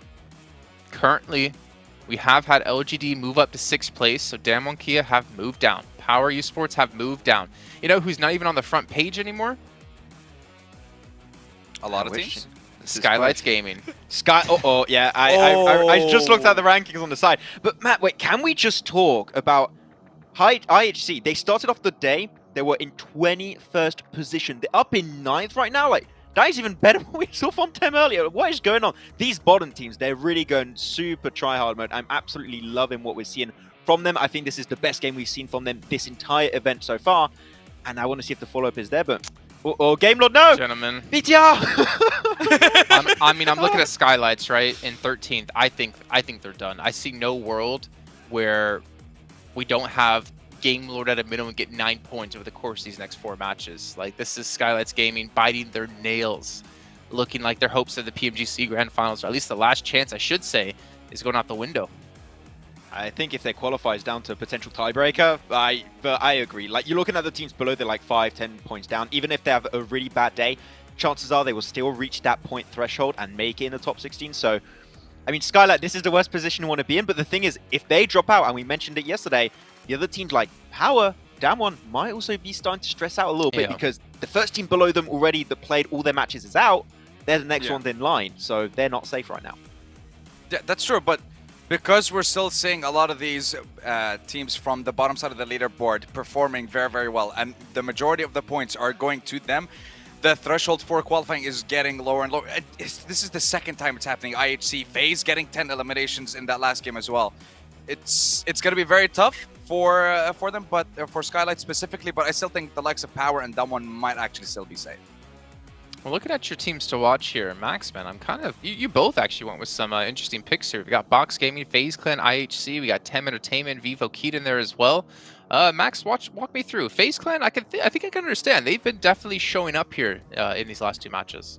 I think the most important thing I'm expecting from a lot of these teams that are trying to push themselves up in top 16 is confidence and willing to go aggressive because they know an average performance might not be enough to go in top 16. I feel like Box, that third party on the north, amazing, aggressive. They were trying to get those eliminations. That is a really good step forward. And FaZe, those third parties happening too. I mean, Box, FaZe have definitely sold me on their performance this match. I want to see a follow-up, but if your team is willing to be aggressive right now, you might be able to push yourself up in top 16. Also, Max, did you know that Ventoris on FaZe Clan is the oldest player here in PMGC at 26 years of age? Is that true? 26? I can still be a pro. No, okay, I can't. Aren't you 40? You know what? Let's let our casters, John and Blank, answer that question. John and Blank, do you think Maxman can still be a professional PUBG Mobile player? I don't know why Jason's given out about people not being able to be a pro PUBG Mobile player. I've seen him play. We've all seen him play in the in those segments. You know, I think Max could do it. I think Max could bring it back. You know, if he puts the time in, puts the work in, perhaps he could go pro if he wanted to. Just needs to really change that PMCO performance. That's all. Maybe get that rip from Liquipedia. I don't know if you could make that happen, Max. You could try though. You could certainly try. But yes, I think that anyone could still go pro. If you want to get involved in PUBG Mobile Esports, go ahead, get the sign-ups in, head over towards PMCO and see if you can make it happen because we're always looking for more talent. As you can see, this year around, we've got loads of new talent stepping up to the pace, stepping up the tracks to see what they can do versus a lot of these old teams, these renowned teams over in PUBG Mobile. But we are now into Sandhawk next, which will be our third match of the day. Halfway through at this point to the closer. You can get the points here over on Sandhawk. Has been a lot of these teams towards the bottom have been desperately putting in the work to try and get themselves up towards that top 16 bracket, head towards that last chance and have a ability to get in towards the grand finals itself. Slice down the middle for Sandhawk. Nice and easy for everybody. Interesting to see how these drops happen in our one and only Sandhawk. Looks like a hot drop over in Paradise Resort. Tem going to be embroiled in action against GK. 2 teams vying for a notable, powerful position as well. looking out for other hot drops on the map as well, but it looks like this is going to be the only one. There is sort of a mix and match drop between 4 Rivals and Box on the northeast side. This is out to the east of Paradise Resort, where we currently are, but they should be able to separate themselves, extricate themselves from those scenarios. Actually, it may be a little bit of a 1v1 between a couple of the players, but we'll have to see how that develops further as the 4 Rivals head out to Camp Bravo. Haven't kicked off the fighting just yet in Paradise Resort. It's a northwest circle. Yeah, Tem Entertainment not looking to get anything too much done here. Both these teams are point apart. Currently Tem ahead by 1 point over GK. GK starting the day in 16th, but how quickly those things can change. Down to 21st now. BTR up towards Hatin, waiting the game out for the time being. Could move down if they want to, but this position is pretty decent for them. Heading up towards that northwest side, like you say, John. Hatin comfortably in this one. Vivo Keyed also up towards that northwest island. After that last game, though, which really should have been a win, only sits them up by 1 in the rankings. 4 Rivals dropping down underneath them with 33 points and Vivo Keyed at 35. But now, again, in the running, back in the race, able to drink a quick energy drink and get running. I want to talk about LGD a little bit as well at the start of this one. So far in the first 2 games, Blank, they've put up 30 points, which is really quite impressive coming through from this roster. 15 points a game. If they keep this pace up, they could feasibly challenge for some of those top spots. We said we were looking at a team to try and do it right today, to challenge HVVP for that #1 spot. LGD, they've started off well, but it is a matter of consistency from this point on. Absolutely. I think that when you look at these teams, you look at LGD looking to get ahead of some of the teams from Group Green. It would be nice to see, considering, we're right now expecting a lot of these teams from Group Green to be the ones challenging out for those top 5 spots over in Last Chance. I don't want it to be a case of just Green being the ones that can make it in. I want some of these other players, these other teams from Red and Yellow to be able to maybe do something here over in the survival stage to get towards that top side, look like that they've got their fangs bared going into the Last Chance. Group Green don't have to just saunter in and pick up those grand final spots for themselves. FaZe making a split swim, 2 and 2. Will establish a foothold on both sides of the river. Not committing to the cross just yet, so maybe waiting to see if the circle does shift down to the confluence, that trifecta, and those compounds there. Or if it goes back to the mainland, but it's likely we're going to see a Northwest Island finish, so they do have that option out on that outpost to regroup up to the position held by their front duo.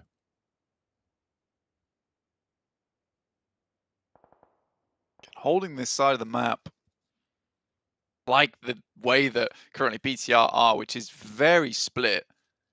It's a bit rough, a bit weird. They do need to find that initial knock. It just gives them a lot of oversight over towards that eastern side, but already FaZe being able to swim across those waters, that's not been really held onto. You see now Jen Foster looking out that way. So he spots these players as they come across the river itself, and they can comfortably have Luxie as well as Liquid looking out towards that eastern bridge. Whereas right now, Jen Foster's attention needs to be down towards the south. BTR, this position is normally played in this lobby by Vampire Esports. They were playing it in the games that we've seen from them so far. And HVVP's position kind of taken up by Vivo Keyed at this stage. They did drop over towards Camp Alpha on the Northwest Island, but they regrouped quite fast to the top of the mountain with this circle. It's a very powerful position if you implement it correctly. BTR, you're right, they're still playing very, very spread. They haven't spotted anyone crossing just yet, and already Ventura's spotted. There we go. FaZe, the first to fall to the cannons on the south. Yeah, good stuff there from Jen Foster. Said that he needed to absolutely be watching out that way. I don't think he minds too much that it is a case of Besiktas getting up that point from FaZe. As long as Jen Foster can keep teams at bay on this side, it gives a lot more time for BTR to set their feet in and just plant in this position, essentially. Make sure that they can hold the remainder of this eastern side, have a lot of control before starting to move downwards. You can't exactly play edge from BTR's position anymore because you'd have to cross the river, obviously, but what they can play is almost pseudo edge of this coastal side. So anyone that's coming in from the east, we're looking at Game Lord, Besiktas, GK, as well as Tem Entertainment, they're going to struggle to get across this lineup that BTR currently has going, which means their late game is going to be much, much easier. Next circle will decide a lot, though, considering it's our biggest shrink again. We'll see exactly where that does head off to. Narvalo up front, but Victor looks to try and take down Besiktas. Steps out a bit too far, though, in my opinion. Enjoy quickly picks up that elimination. Narvalo steps out as well. It's with a nade. The rest of the team is not there to help, not there to back up the problem. It's really not ideal. Game Lord, a little bit of a fall from grace. It looked like they might have the chops on them from the games they played yesterday to be able to take it further, but they're just getting drawn short in these games so far. 51 points now. They are still in the bubble, Blank, but it is very soon to burst if they don't step it up. Game Lord, you're right. I mean, it's been some good games yesterday, which there was hope for them. And this is technically an easier lobby, so it's confusing to see Game Lord struggle so much. And at match 3, it's not an ideal time to have a couple of bad games. And Narval is really the only one that's kept them really in the running for this. After that first game in Erangel, they're able to hold on. Circle shifts over towards the eastern side. So now BTR and Vivo Key left out in the cold. And a lot of teams will be looking up to take position down towards bootcamp. We see already boxes moving in, as is Tem Entertainment. GK spent a lot of time over on that eastern side, haven't moved much yet. And there we go, there's the shift, hard east side. Back to the mainland for a lot of these teams. And this is where the power of that split from FaZe works out. Yeah, they can move back into position. Their initial knock there from Jem Foster. He hits very, very hard. Good headshot across the way from MR5 as well towards Peace. Quickly cleaned up. And now Besiktas in a slightly worse for wear spot, though still able to hold out versus Game Lord. Down to 2 players as Narvala did go down. 4 rivals, 24th place. Need to bring things back up to speed a little bit. Out in the blue at the moment, coming in from that northeast side. They'll be running into Game Lord sooner or later. On that eastern edge, pushing down 4 rivals, looking to try and escape it. GK want to stop them in their tracks. Pick up points for their own. They were a lot higher on those tables earlier today, Blank. But now they have had, as you said before, that fall, that tumble from Grace. And remember, at the start of the day, we were going to be looking at probably the bottom 6 or 7 teams from this set of groups to be the teams going home. And right now, that includes GK in 19th place. They are the 6th lowest team, FaZe up in that 7th lowest team position. And it's all very, very close. Very stressful to look at this one. DRS still trying to pump those points up. But back to a more of a calm and passive playstyle, which I respect. I think it's the one to go for in this moment as well. Just because they didn't need that many points to begin with, honestly, to get towards the top side of the lobby and be able to get towards that last chance. Losing out on that capability last game to get a couple of points on board does kind of diminish those rewards they were able to get from the first, especially with the fact that they didn't get that chicken dinner despite being in a very good position to take it up. Tem Entertainment sweeping in there and picking up those juicy points that have put them back in towards that conversation to get towards the last chance itself. Enigma Galaxy not doing too bad for themselves either. Towards 12th place, 63 points. Safe for now. Looking to get a few more points on the board. It's a case for them. They have that nice buffer, but they don't want to drop the ball just yet. Enigma Galaxy need to cross the river. No one will challenge them out. Bootcamp getting a little bit closer packed now. Box central on it. Tem north side. The remnants of Game Lord Robs with the Kashi leading a leg all the way back up to Paradise Resort. There's no one up there, Box. Don't worry about it. What? Do they? Oh, they are just checking these angles. They haven't fully cleared the compound. Fair enough. Playing smart. Ensuring there's no one in here. Or potentially... Oh, yeah. Trying to get some teams to step out into the open. Maybe thinking there's a third party here. That would keep a lot of teams at bay. LGD pick themselves up. A knock and elimination over towards Enigma Galaxy. Again, I said that they didn't want to drop the ball here, and already losing players is not good. Adrian spots Misery. That's from BTR. That's on the northwest side. Now the circle does center up down towards that southeast edge towards boot camp, so a lot of these teams on the northwest will have to move. So already Vivo Key taking down one player from BTR means that route in towards that circle is a little bit easier, a little less defended.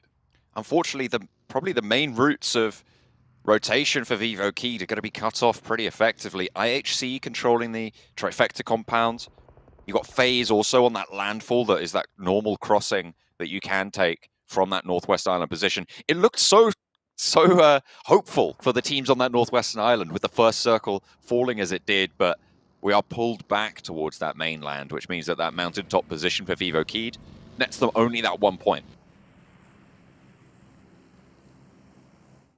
4 rivals still trying to make their way in. We're stopped at the post by GK. Enigma Galaxy moving across now. They move away from LGD, in fact, who are holding a very strong compound for themselves. Titans also trying to move in. Nade over the top to try and put some damage their way, but with the blue right at the back of a lot of these teams, forced to move across the water. It was very indecisive, that circle. Created a lot of problems for a lot of different players who are now suffering from those initial decisions. Where to play, where to hold. Oh, just sneaks that last shot in through. Gets the knock onto Godless before he gets behind the wall. There is cover there, but IHC not looking to commit to go for this res. Bigatron torn apart by FaZe. This is those difficult crossings that were being controlled that I was talking about. Hang on a minute. What's happened there then? They get lit up. It's Tem from the northern side of boot camp. Spotting FaZe. Finding Tony. And ML5 has to hit the deck. Could potentially give BTR a chance to move through, but they've already lost so much here. Bevy sees ML5 as well. What an angle to find. I mean, that is right through the fence as well. It's really the epitome of threading the needle. Can't hit that though, that is surprising. Wait for the next player to come through to try for the res. Lycan moves in, doesn't know where they're getting shot from potentially, but Box are going to chime in. Put a stop to all that nonsense. Bevy falls, but it's on the inside. There is cover, there is a player, and it will be rezzed. Box may be looking to move north though. Looking to get to a spot where they can put a little bit more damage over towards Tem Entertainment in the first place. Bensu, the rest of the team, really holding a very dominant position within the map towards boot camp itself. FaZe, it's going to be tough for them to make this crossing. And with that south shift, you know, it's been all over the place today. We have had changes to these circles, but that doesn't prevent it from making these big hard shifts. And now LGD extremely happy with this result as it heads down towards them on the south side. Enigma Galaxy still have to move up past that way. Got a player in Painan currently. Unlikely that they're going to get too far off the back of this one. Titans, with a chance to actually challenge versus LGD, they've all got all 4 players available. Might be able to head up towards the northern compound. Would they challenge LGD or maybe just go for that compound, as you said, to the north of them on that junction? Aegon XA8 could potentially challenge for that as well. But at the moment, it is open with DRS on the compound further north on the road, playing in those couple of buildings. Pretty tricky to hold out on that one. All the teams from the northern side, though, it's very much a gauntlet from this stage.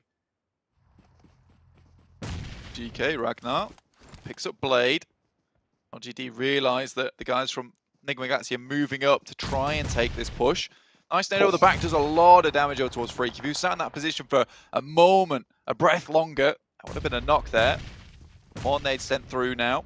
Oh, the brunt of the damage, I feel, is being borne by Enigma Galaxy, but they are still trying to answer with a volley of their own. There's still more nades in the back pocket as well. Look at a breach on the wall. They're in this next zone, which means that they can chill for a little bit longer. Nade forces Wisehead back in the building and actually forces him to pop a heal as well. More nades coming on through for Enigma Galaxy. Still a little bit left in the arsenal. Going to burn that one away, force them away from that window position, stop those nades coming through, and Lord can start to leverage this gap in the wall. Jem Foster out now. Besiktas also taking heavy damage from Box Gaming as they tried to push in towards boot camp. They had to move down from that north side.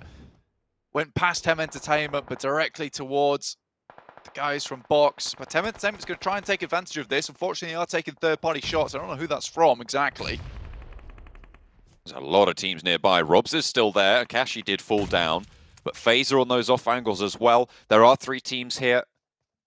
And there's oversight potentially from the hill near 4 rivals.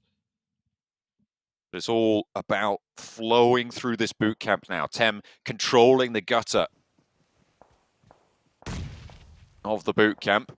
We'll be trying to move on through parallel to all the movements from Box and Besiktas, who are pretty destitute right now. Only the one player and his Sun HP all the way up in the north. Bensu on the down.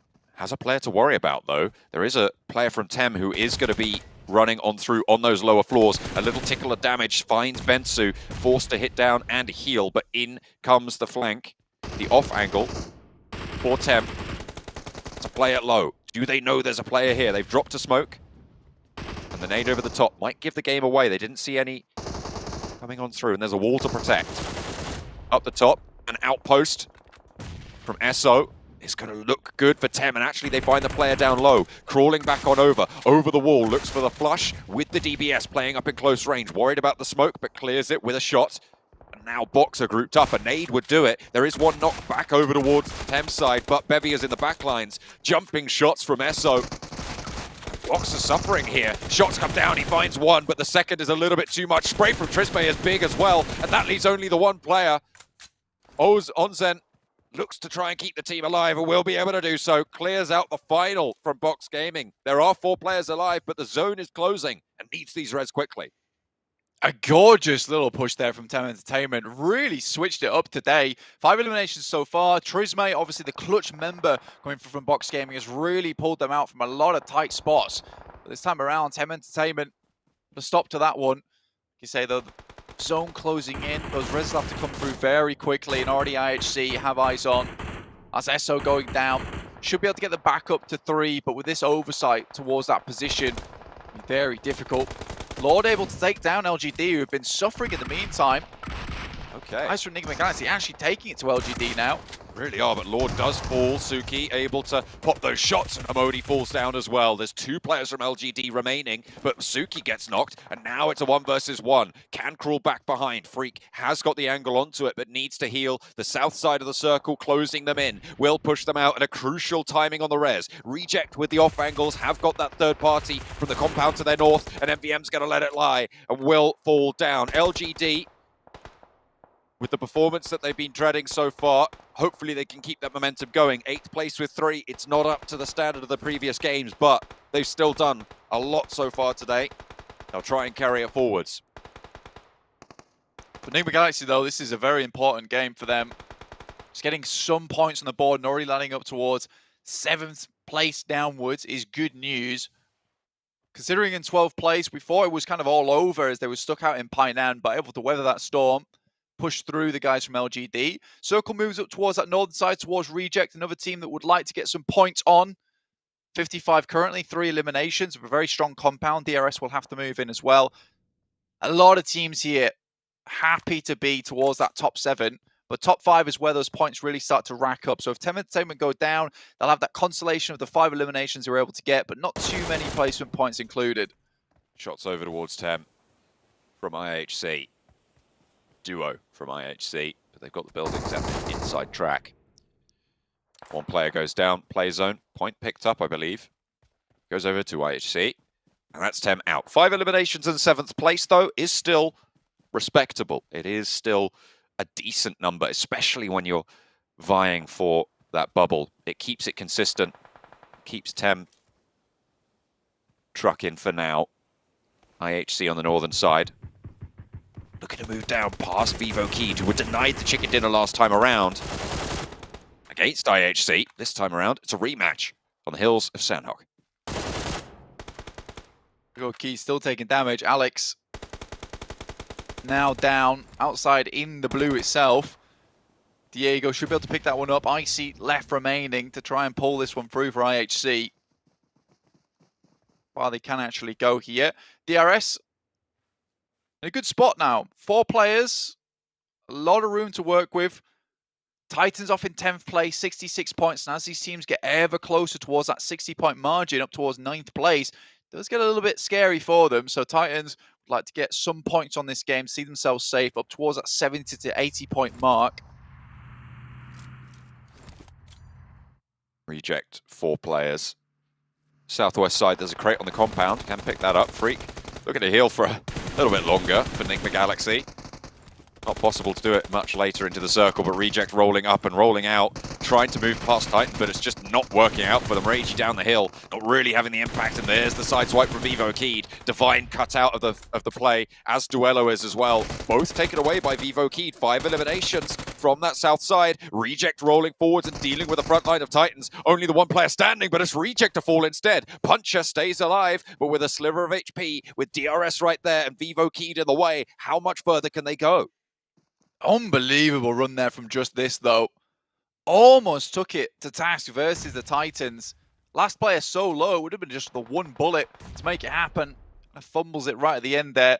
Titans trying to get back up, and I don't think Vivo Key realised just how close this team is. And that should be curtains for them.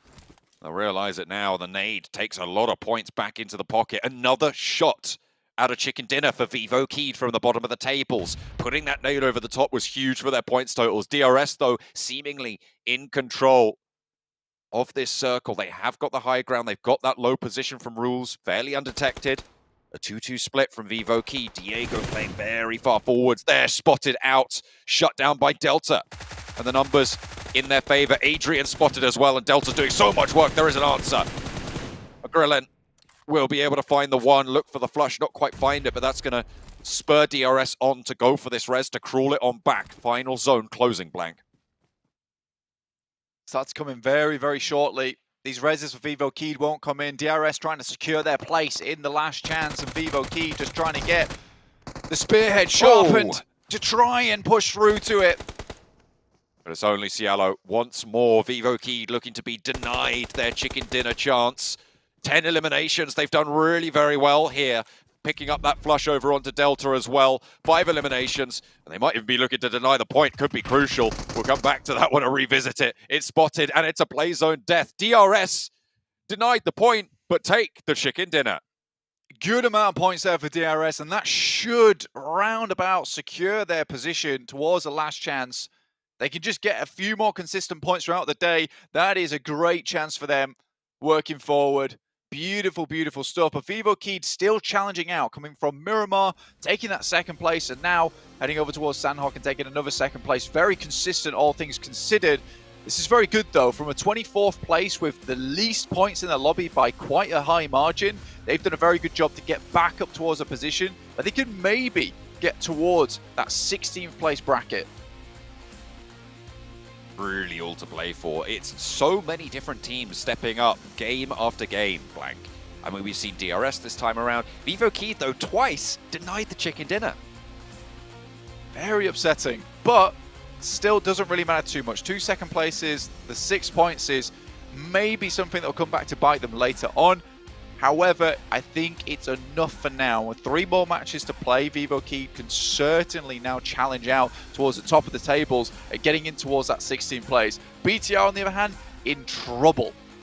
Yeah, really, really are. Not ideal. Their crossing was really, really hard. They weren't able to fight through. To be fair, though, the chicken dinner losses might be quite pivotal because, Blank, with the field as close as it is, there could be a tiebreak situation. And that is the main tiebreaker for Vivo Keed.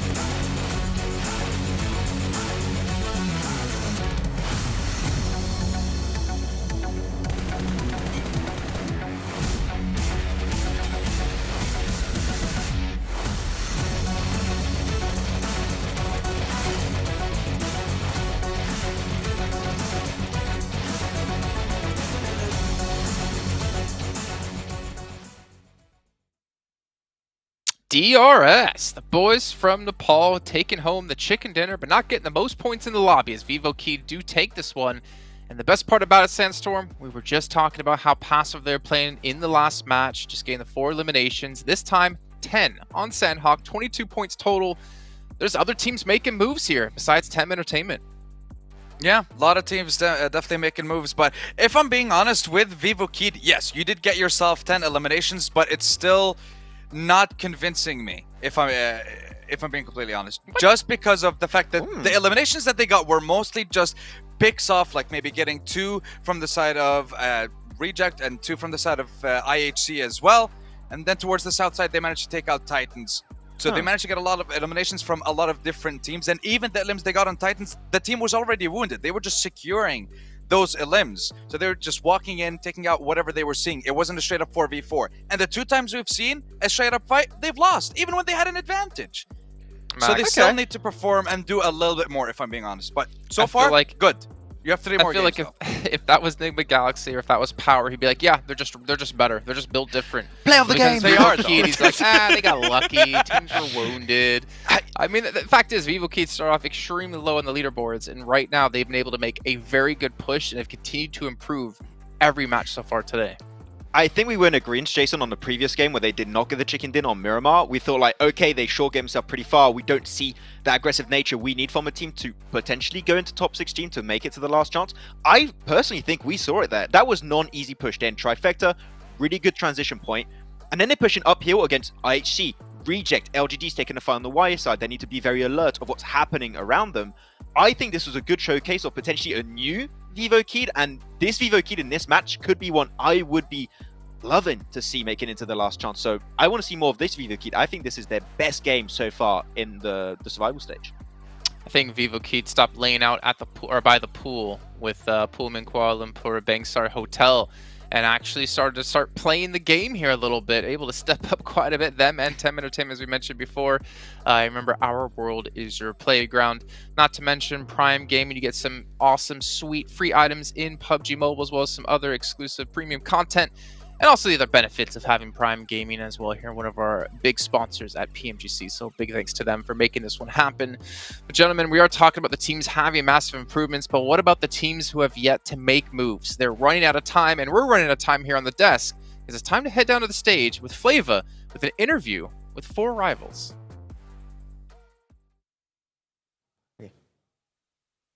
And welcome back, ladies and gentlemen. This is the PUBG Mobile Global Championships 2022. We've just run through half of the day. Day number 3 right here for the survival stage. And hopefully you guys are entertained with all the PUBG Mobile action that is happening throughout the whole day itself. 3 more matches to go. But of course, ladies and gentlemen, if you guys still don't know it, Captain Messi is now available in PUBG Mobile Battleground. All right? Pack with Messi football icon set and more collaboration set items available until the 31st of December 2022. All right, so basically this will help you stand out on the battlefield, so grab them in PUBG Mobile today. Now, of course, ladies and gentlemen, joining right here after match 3 itself is none other than Voki from Team 4 Rivals next to me right here. So Voki, how are you feeling right now? I'm feeling nervous. Dia rasa gelisah. So basically, he's feeling a little bit nervous, but I would understand this is match number 3 and it is the final grade. 3 more remaining matches for Team 4 Rivals to accumulate enough points to be in the top 16. Now, first question for you is that what has been the biggest struggle for you in the survival stage and why? Apakah struggle yang terbesar untuk Voki dan juga pasukan 4 Rivals dan mengapa?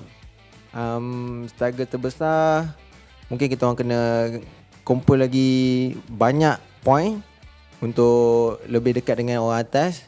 And then struggle terbesar adalah and then yang second, kita orang start dengan statistik yang buruk. And then kita orang lost confidence, tak ada keberanian macam tu lah. So basically what Voki mentioned is that, so basically they have to accumulate a lot of points to actually be in the top 16. And of course another struggle is because they start off with not really good amount of points at the start of the day. So it's quite a little bit depressing for them, all right? So yeah, truly understand on this. And your team is currently in last place. So what are the changes that you guys will be making to close the gap and get into top 16? So selepas ni, kita akan ada 3 lagi match. So korang sekarang ni di tempat yang terakhir. Apakah perubahan yang korang akan buat dalam 3 match terakhir ini untuk membawa pasukan For Rivals ke kemenangan dan juga top 16? Perubahan mungkin saya akan kembali menjadi IGL. And then AP akan jadi co-IGL. And then kita orang akan cuba yang terbaik lah untuk lepas ke top 11. So what Voki mentioned is that basically for the remaining 3 matches, he will actually be the in-game leader for the remaining matches itself, and AP will transition into becoming the assistant leader for the remaining matches as well, and with hopes that he will actually get into the top 11. Or top 16, that's what he said. Anyways, thank you so much, Voki. Amazing interview, Rashid. And all the best to Team 4 Rivals in the remaining 3 matches. And hopefully you guys make it in the top 16 itself. And for those who are currently watching back at home, just remind you guys, if you guys still haven't made it yet, be sure to get Captain Messi football icon set in the game in PUBG Mobile Battleground. Now, we'll see you guys in a bit. Match number 4 is going to kickstart in a bit right here at the PUBG Mobile Global Championships 2022. Bye-bye.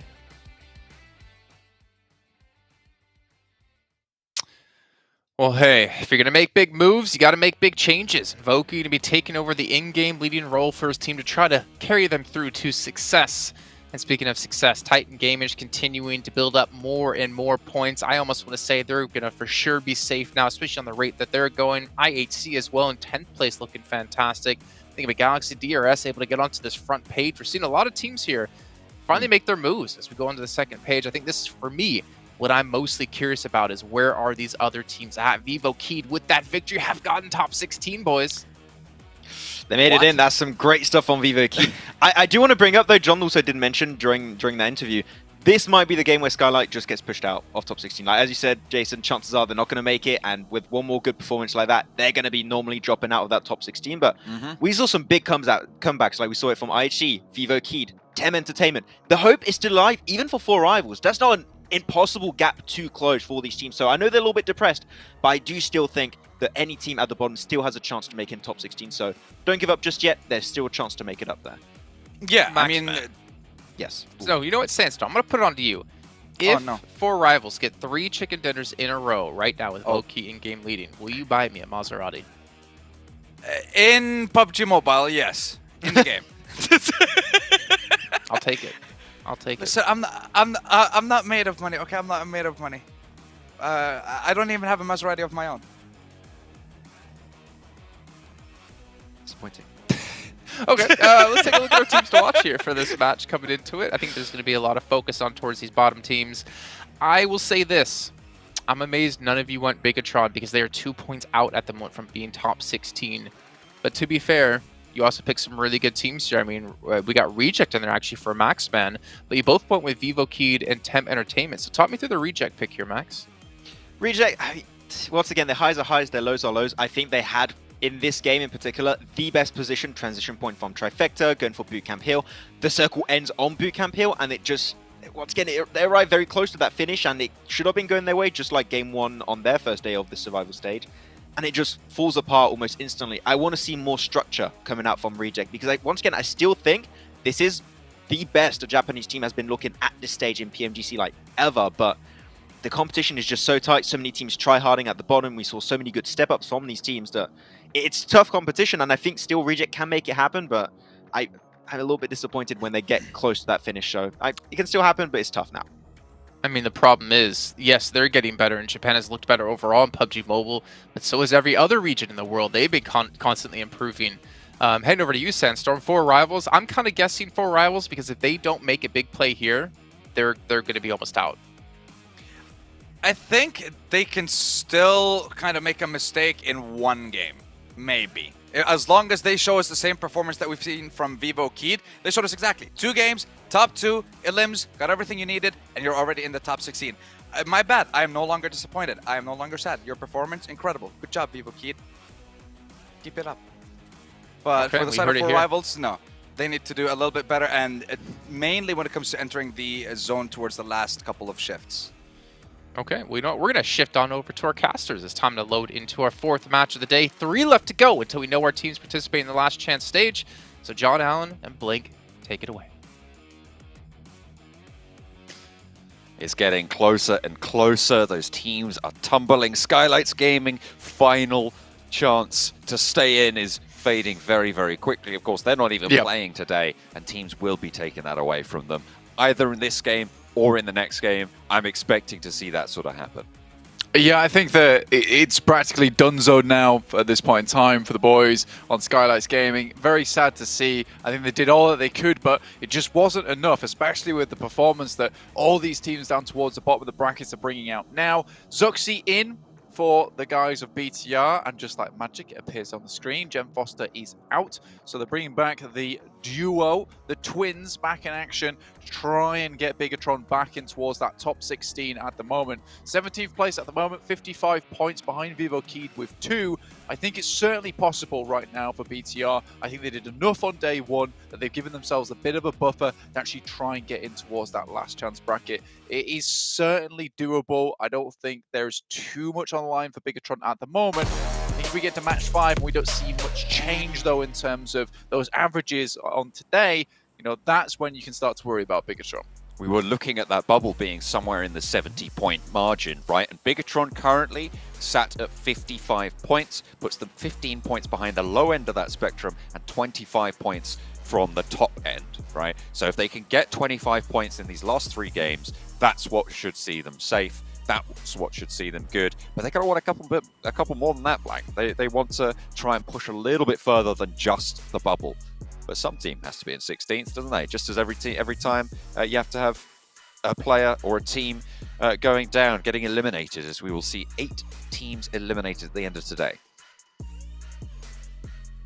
16 making it through to the last chance, in which case it's still not over then, as we will be knocking out another of our 11 teams, with only the 5 at the top heading through to the grand finals itself. So we're going to be cutting and cutting away at the moment at the group of teams going into the grand finals. Where we find the best of the best to go up against one another. Right now, all these teams are doing is looking to get towards that top 16 to give them a chance, because anything can happen over 12 matches. You can have a really good run there, not have a single bad day, not have a single bad game, and just send yourself to the top and heading towards the grand finals. It's still a possibility for any one of these teams making it into the top 16. Circle all the way up towards that northeastern side, towards Stalber, a new territory for a lot of these teams. Actually, we haven't really played that in the survival stage so far, so it will be interesting to see where these lads do end up. Besiktas up towards Yaz. Have a good chance of it getting in towards position. Tem Entertainment even challenging Yaz as well. So I'm really loving the energy coming out from Tem Entertainment today. Unfortunately, still in 18th place. That's just how it goes when you're all the way at the bottom of the lobby at the beginning. You're still trying to truck onwards, even though they've had some darn good games, actually. In fact, coming through today, it's still not quite enough yet. Hard northern shift, though, towards Tem might give them a chance to move up and take some position. Seen a couple of hard shifts today in general, Blank.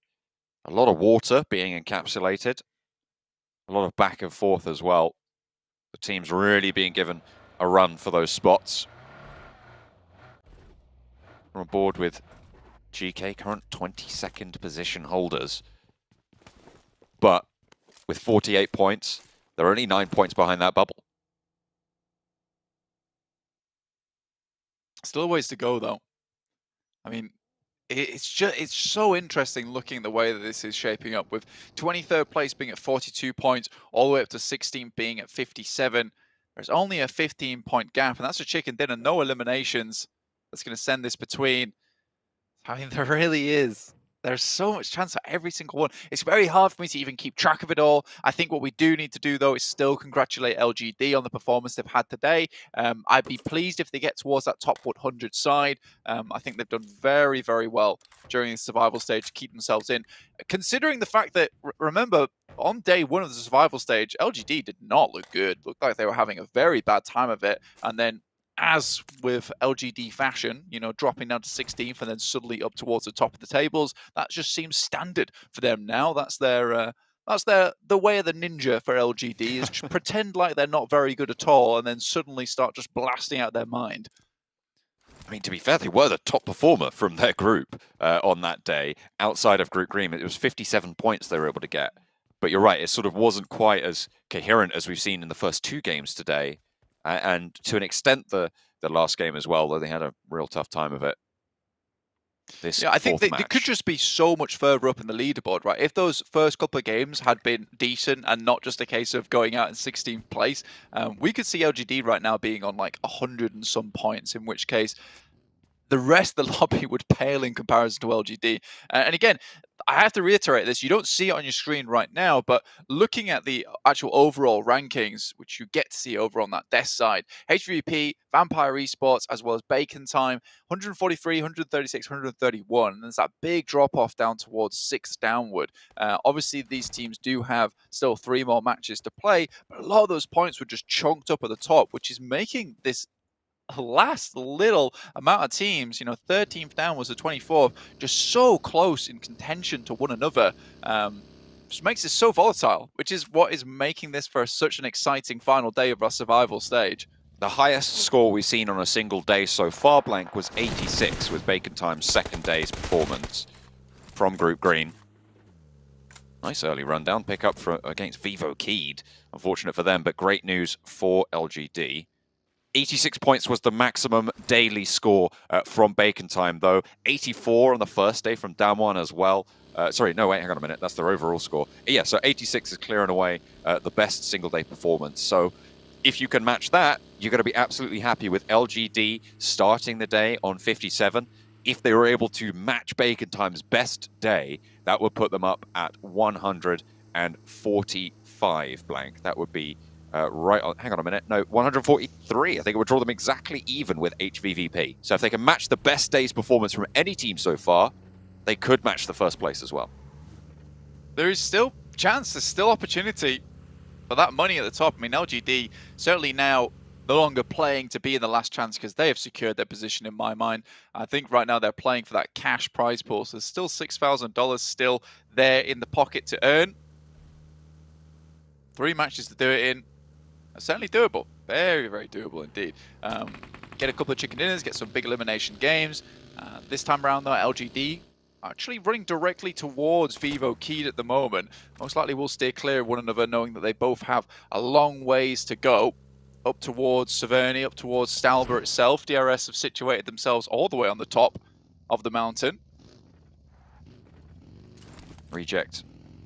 Going for a little bit of a pickup onto Reichi. No, just repositioning the buggy. Forcing him to go running. Divine moving through as well. On the northern side, a lot of Stalber occupants. Quite a few late rotates. Seems like we're seeing a massive split between center and edge right now in the lobby. A lot of teams already up on this side at the beginning. On those eastern compound drops. And a lot of teams down towards the south realizing, it's not worth it of how far they are out the way. Titan and Milta, phase in Milta Power and the Povka split. I8 coming in from Sosnovka. IHC still in Novo, in fact. I think for all these teams, they're realizing, our best bet probably is right now just to play edge. Understanding that most teams are going to be heading up towards Yaz itself. I think it is kind of insane to look at the amount of teams that have headed all the way up towards Stalber. And it also feels strange for me to say, because I know this is really some of the best teams playing. I think it's just a little bit of an oversight to send up here so early on when the circle can end up anywhere. Might not be up towards Stalber side. You don't want to be one of the teams running down the mountain having to face the gauntlet of all the other teams that have sent up here in the first place. It feels like this lobby is playing chicken with center right now. I mean, we've seen a lot of emphasis on central positions, on central compounds, maybe less so on the Sandhawk, but on these, on the other maps, we have seen a lot of teams just crunch in. I mean, demonstrated probably most effectively by that Gatka compound fight that we saw in the first game of the day. The crazy spot where I think it was 5 different teams all tried to get that position because it was quite central. And it seems like teams are investing a lot in getting into these center positions and maybe paying the price for it. But with a shift like that, right up towards Stalber, they're going to be happy that they sent there anyway. Yeah, I think that they have been saved by that circle. I would 100% say that. I don't think that necessarily always happens. But DRS, very pleased with themselves, chuffed to bits about the decision that they made early on to send all the way to the top of the mountain. Those risky plays that pays off sometimes. Certainly has this time around. It's a big check that comes through. Titans rotating very similarly to the guys from IHC. Yol maybe picked apart there. Axel wants to hit those shots, but he's already gone over the lip there, far away. Not quite going to be able to find more than fear in the enemy. Titan just getting on the road, and a big shift again to deal with IHC. Stopping short to just heal on up. Ziol stays alive, the refuel is there. Bigatron, in the meantime, on the northern side of Stalber, embroiled with Tem Entertainment right now. Both teams have looked to turn it up today. Right now, 3 points apart on the table, 17th and 18th overall, but not really going for this engage. No one crashing in just yet. They're happy to have a position very, very central, and they're going to try and keep hold of it for as long as possible. It's one of those positions though at the top of Stalber where it doesn't necessarily give you the best of sightlines down towards teams underneath. They will have to come up to engage against you. So holding maybe one side of that ruined area on the top is best. Yeah, everyone just trying to find a spot around the side here. Isolating those sightlines. I think BTR's found themselves a decent position over towards that northeast edge. They won't have to deal with any of these teams coming in from the southwest who all should be looking at one another. Trade off IHC.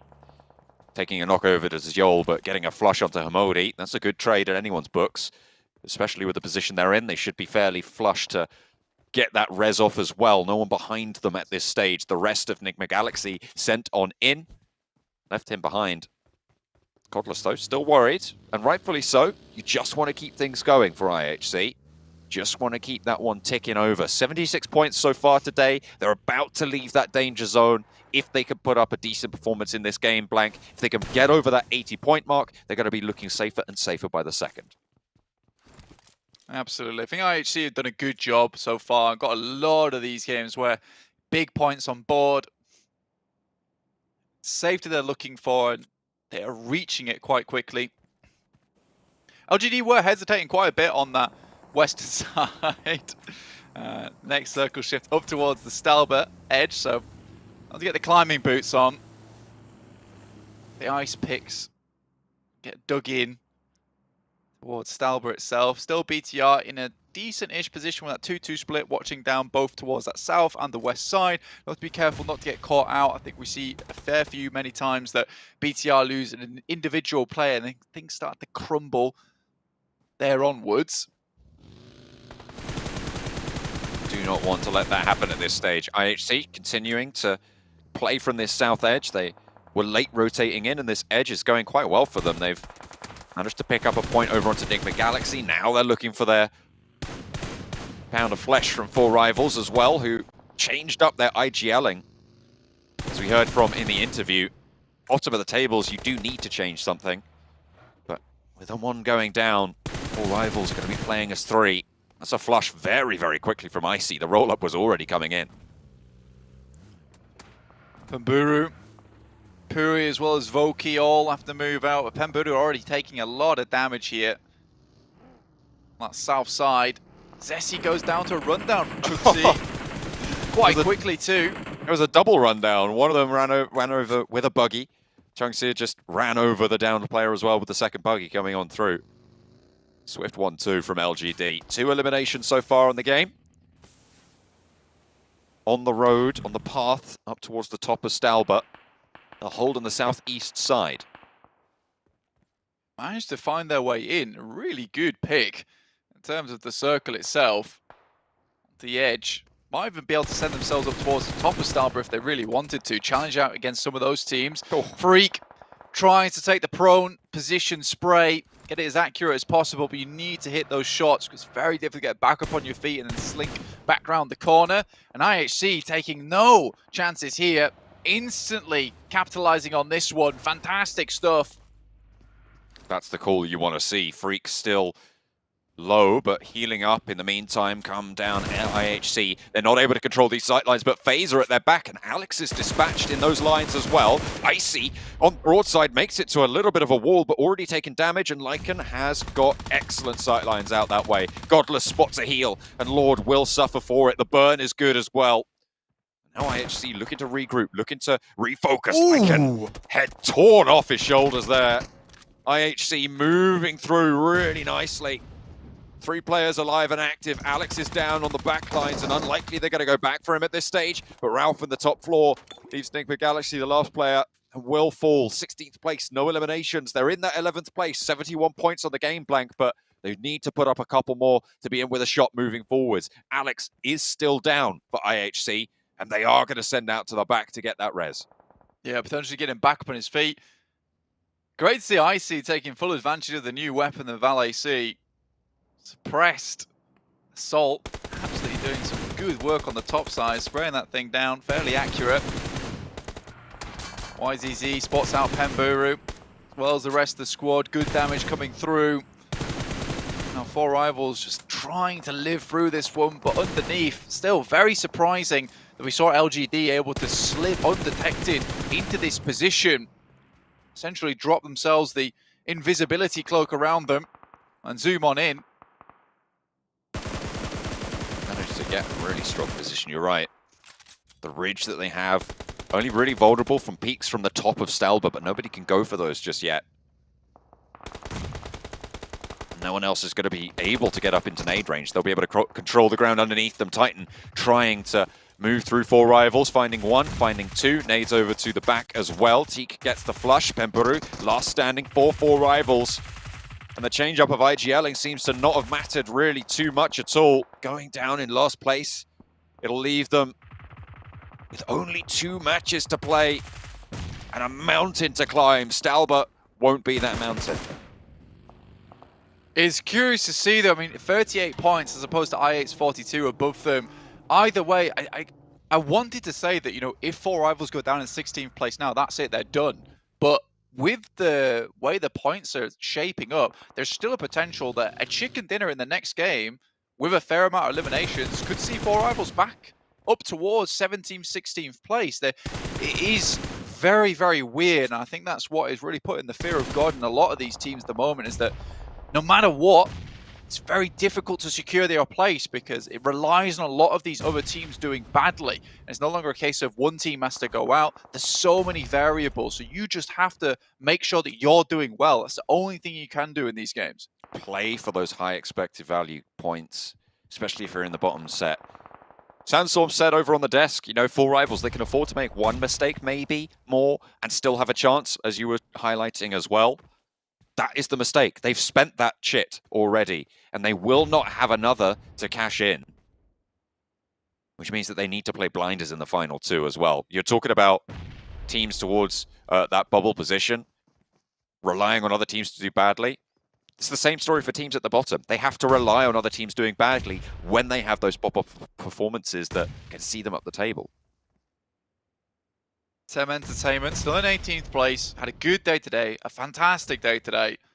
But to continue that trend onwards, end with the golden streak. Nade over the top over towards Vivo Keyed.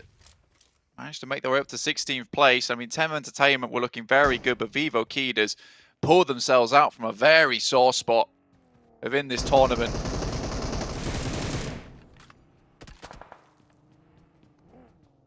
Tem. Vivo Keyed at their door. Oh, that's unfortunate. That's going to push Bevy off with a rebound on the Molotov. Hits the top of the window. Gives Tem a little bit of an opening, though. They might be able to... Sorry, gives Vivo Keyed a little bit of an opening. They might be able to keep this wagon rolling from the northern side, but the circle centers on LGD's position. MVM sends out, picks himself up a loot crate. Looking very good now. And this is the power of LGD not committing towards that ruin position that DRS is in. You can always push for the ruin spot over the top of the Stalba Mountain, but leaving it is very difficult. Good nade there from Bevy. Sits Adrian down, but now GK's coming in.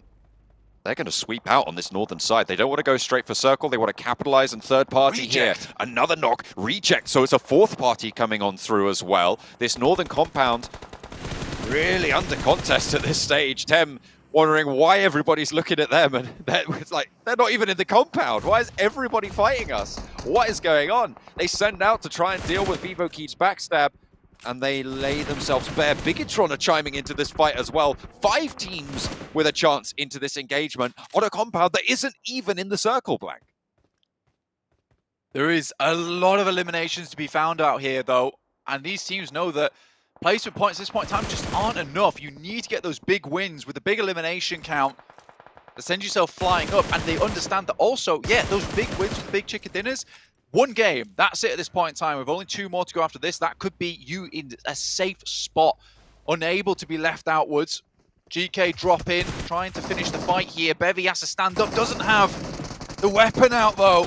But the VK is still alive, and they're still on the top. Cielo drops down, was able to get the heal off. There's a backline player as well that you need to be worried about, and it will come to pass that it will have an impact on this game. But Zuxi's still there, and Bigatron are taking all these points away from them. Adrian, last to fall, will fall to the scope of Zuxi. The spray is good, and all of these teams on the northern side commit to a fight for a position that had no value and will pay the price.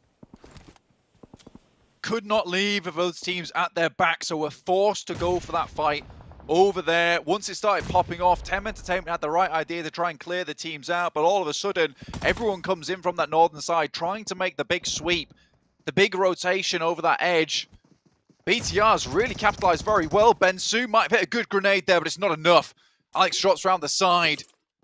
The Val looking very good for this lad. 12 eliminations for IHC on this game, Blank. The south side playing well for them. 3 That is players safety. remain. Yeah, that's 100% safety for them. No matter what happens now, I mean, they've bumped up the score so much. 88 with the eliminations alone. Great news. Joining their countrymen. Well, whether they'll have a chance to join their countrymen in the PMGC Finals as they head over to the last chance with this game, with this performance. Game Lord moving through, trying to take on Aegon XIA. Both of these teams at danger right now, at risk. In that elimination zone, Akashi down already. And IQ holding off against 3 of them. Victor trying to play on this low ground, but the nades from IQ keep ringing on out. Robs takes a lot of damage. Aegon XIA really giving them a run for it. Victor down and loses the trade. Will fade away from Narvalo on the top, and Robs can't even see it either. And Nade does find it. And they will have lost IQ, but the south side's looking all right. Unfortunately, Titan are right there around the corner as well, and Aegon XIA, only the one player to activate. Blade wants to put a nade over towards Teak, but there's shots coming through from LGD to slow Titan down. They will force them off that cliff face as they're just seeing everything unfold beneath them. Puncher happy to pick that one up. Blade very upset about that nade he threw earlier. There was a team nade, took down his teammate very low. One elimination for them. So a game that could have gone very far for them, lost. A quick moment. Zuxi doing work right now. The guys from BTR. Luxi does go down, but still moving through, clearing out those edges. IHC underneath, 2 players, 12 eliminations. Sure, it might go out now, but that 12 elimination count has been massive. Essentially a 2nd place for them. Misery takes some shots. Yo goes very low there. Perhaps a nade might do it. Stays alive, smoke blooms, heal possible. Liquid repositions on that top side as well. Might have an angle here. But the rest of BTR looking for a challenge. Zuxi steps out wide out of the tree, and Icy takes care of it. Ziol still very, very low. Looks like he's only going to have bandages to play with, and Sun HP lands the nade from Besiktas. This is a different team, of course. Why not have another third party on the Stalbert rolling sides? Besiktas, no eliminations so far in the game. So they do want to start to pick up those points. On the hillside, they're playing on the east edge. Fighting for position. Reject as well. They've been fairly consistent at keeping control of this northern side. Yeah, Regiosio sent out on his lonesome to try and deal with the players from BTR underneath. Great opportunity there after that knock went through to get Zuxi back up. Regiosio as a solo A bit more scary than you might think. This guy was an absolute powerhouse from Japan for the longest of times.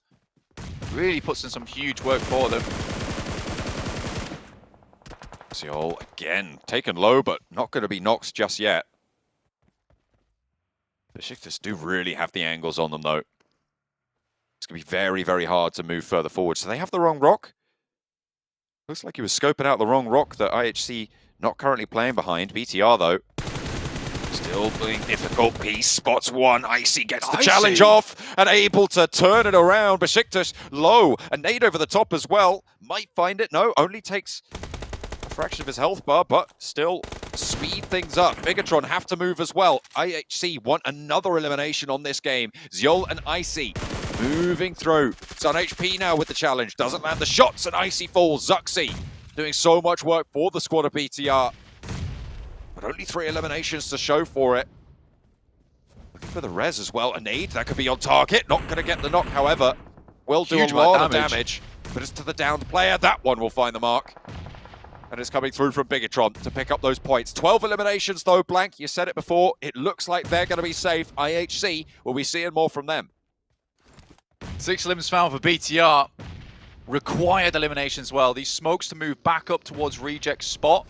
Try and keep them clear of danger.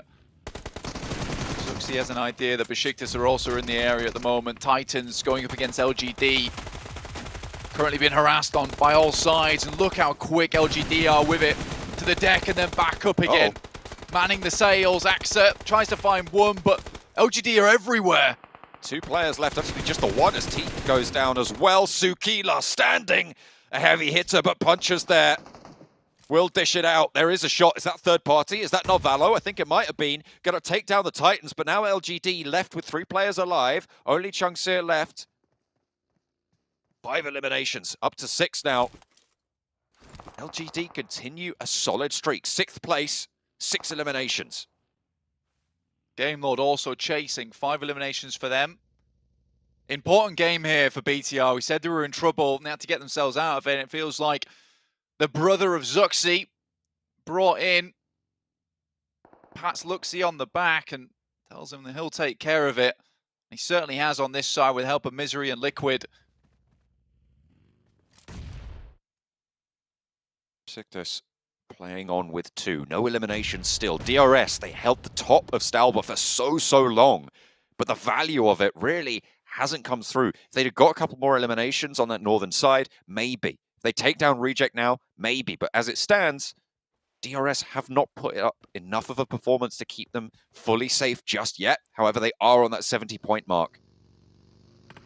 Getting 10 or more points will be excellent. Narvalo spotted.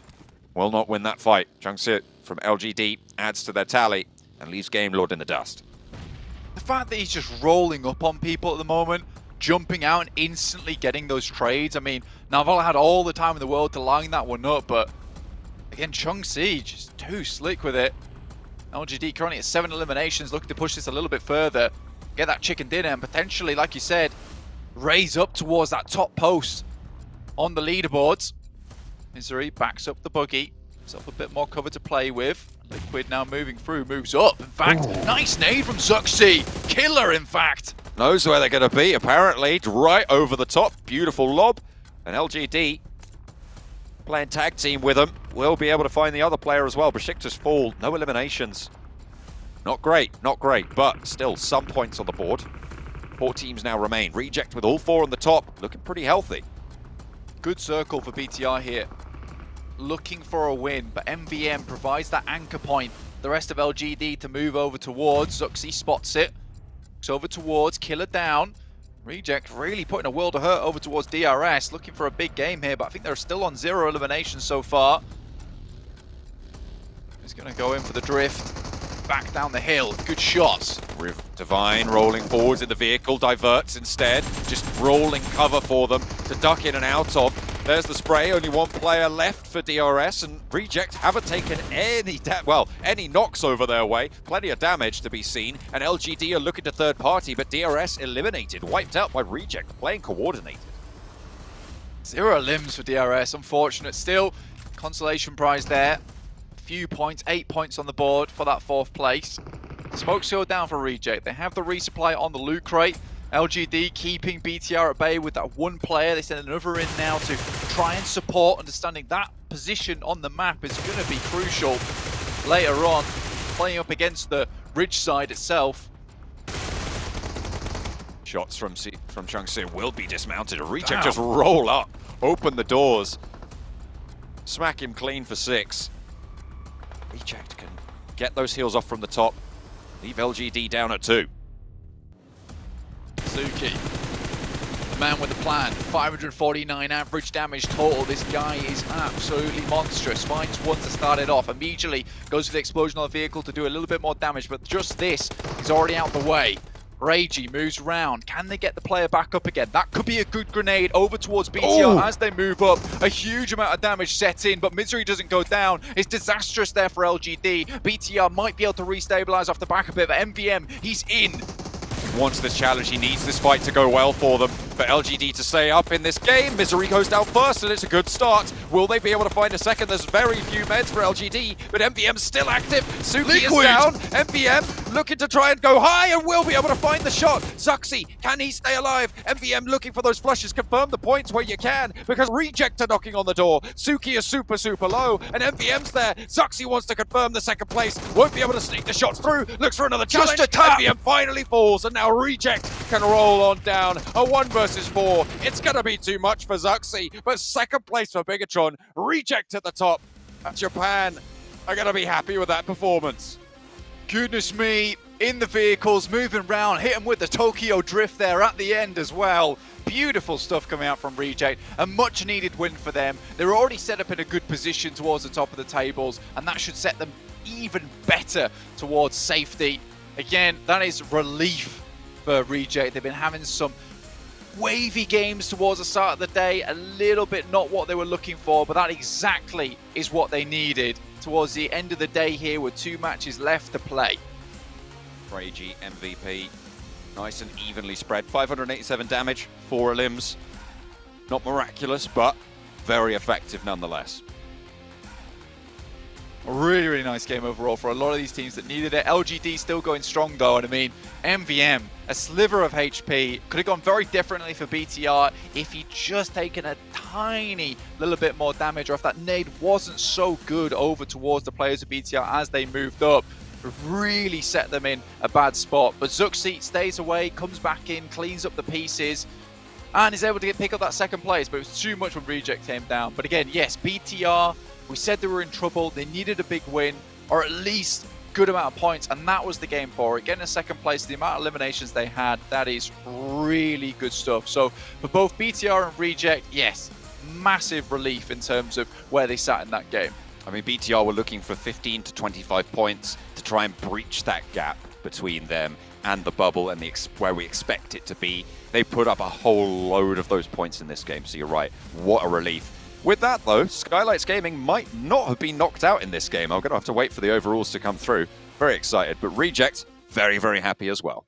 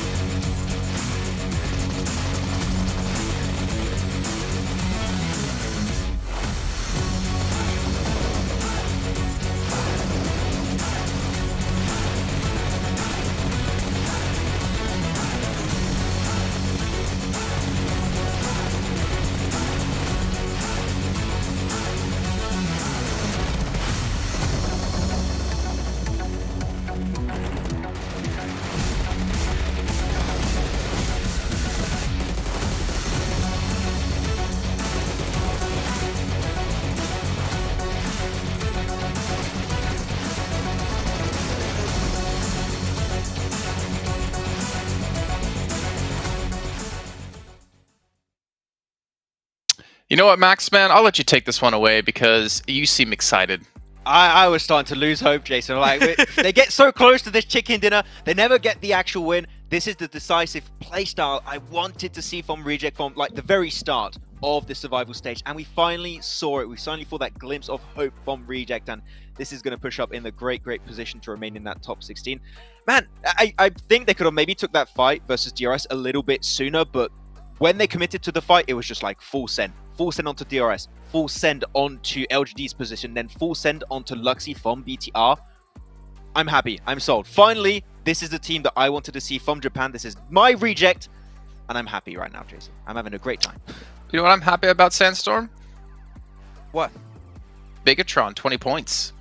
Right, finally, we've seen them show up. Zuxi went huge. He was subbed in this game as well, so that change definitely affected how BTR performed this game. But IC and IHC, this is the second time we've seen him with a 4-digit damage number, and it's just absolutely insane. 1.4k in this game, previously he hit at 1.5k, and IHC throughout today's games, absolutely sensational. Very happy with what I'm seeing, and this is exactly what we were expecting after seeing them perform in the group stage. Where was this on day one?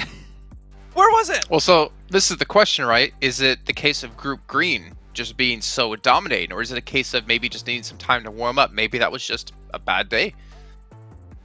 Yeah, it is true. Like, going into the last chance, if they can replicate this versus Group Green, I would be really happy to see that. But I think it's a good point to bring up, Jason. Group Green not being a part of this equation does enable this to happen maybe a little bit more often for Aichi. But like, they took so many fights, Sandstorm. This was an amazing game for Aichi. They were getting gate-kept, they were going uphill. Like, it was really, really hard fights Aichi were taking. And at one point, I think they pushed onto Nigma Galaxy while they were getting third-partied by FaZe. And I think it was Icy just pulled out the mini 14s like, no, you stop that third party. Headshots like 2 players instantly. Yeah. They're looking fantastic. I'm loving it. I just hope they can do it versus Group Green now. Yeah, and this is one thing I kind of thought about and brought up at the beginning of the show is, now that Group Green isn't there, who out of these two groups is going to be the stronger one? And when we're looking at the stats, the teams from Group Yellow have been performing a lot better. So far, they secured 3 out of the 4 chicken dinners that we've witnessed, and even in the game where they didn't, DRS got the chicken dinner, but it was Vivo Keed with the most points. So right now, Group Red, they need to step it up. They're not performing, and Group Yellow is definitely surprising me for today. Well, you know what else is surprising, Sandstorm? What? We have to stick around to find out here. We're going to head to a short break. When we come back, we're getting things ready for our 5th match of the day.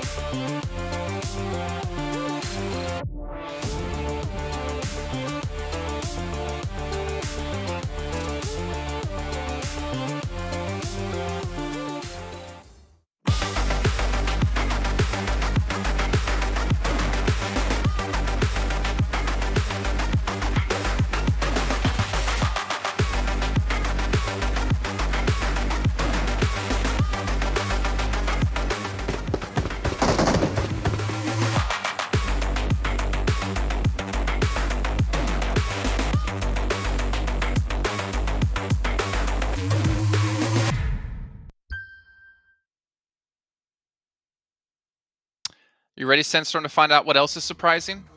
What?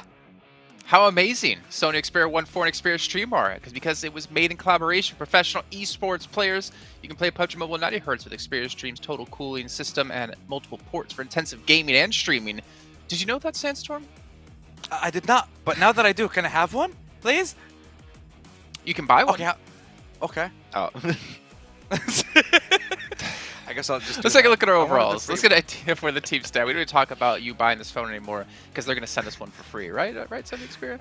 We can see here our top 12 Power Esports, the next team out of Group Green that potentially can be knocked out, sitting at 78 points right now. But we have seen some movement. IHC 7th place, Reject 8th place. We finally do have a response here to just the domination we've seen out of Group Green.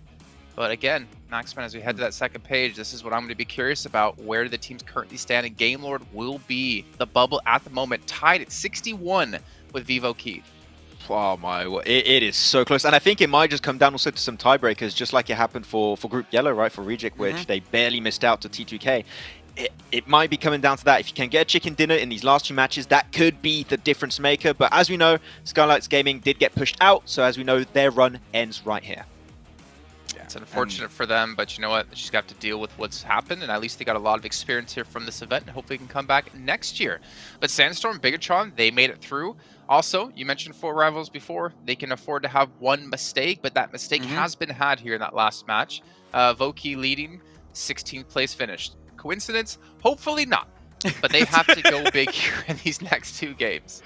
Oh, they have to go absolutely huge. It needs to be a minimum of a top 3 along with an insane amount of eliminations, because now this game is going to decide it. This game is going to give us an idea if any of the teams at the very bottom are going to make it. And then that final game, of course, will tell us who are going to be the 16 teams to qualify through. But now BTR, there's no need to watch them. They made it. They got to the top 16. What? But are they going to make it to the top? They could be knocked out still. It's up in the air. True, it's up in the air. It's up in the air. I was just trying to be positive. Very hopeful, yeah.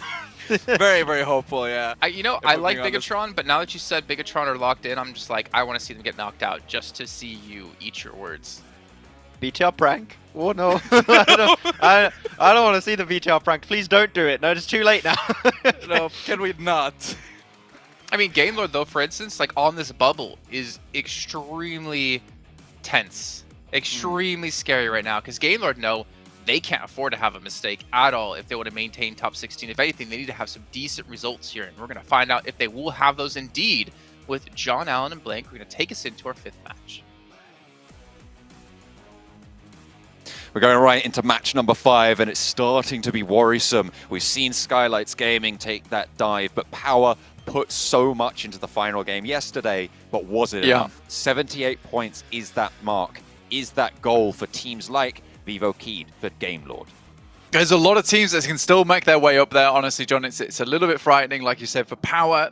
I think there's still opportunity for those 10 points, 7 points here and there for a lot of these teams like Vivo Key, GK, Tem Entertainment to maybe try and pump their way upwards. But also Game Lord, Enigma Galaxy, Besiktas, and Bigatron Red Aliens. I mean, they're catching up now to the guys from Power, and quite fast. And Vivo Key certainly not done with their run as of yet. They've been performing very well all day, and in 17th place, right on the cusp of it.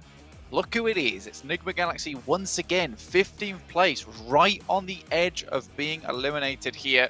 They do have that 10-point buff between them and Game Lord, so a little bit ahead. But again, we've seen them in this scary position before over in the group stage. It is odd to see them here again. It came right down to the wire. But that again, I mean, someone's got to be fighting for these last spots. And to be fair, when you sort of order all of these groups, right, it's gonna fall. You're gonna fall somewhere in that bottom set if you come through in that 15th, 16th place, right? So it's not unlikely that you'd see them down here, especially when you consider that those teams in 15th, 16th in other groups are going to be even lower than that. So Enigma Galaxy potentially at the top of their class for the 15th place teams. Still a chance, though, for a lot of these guys in the lobby to pump up those points now. 2 more games to do it in. Got Miramar heading over to Erangel to finish it off on the good old favourite.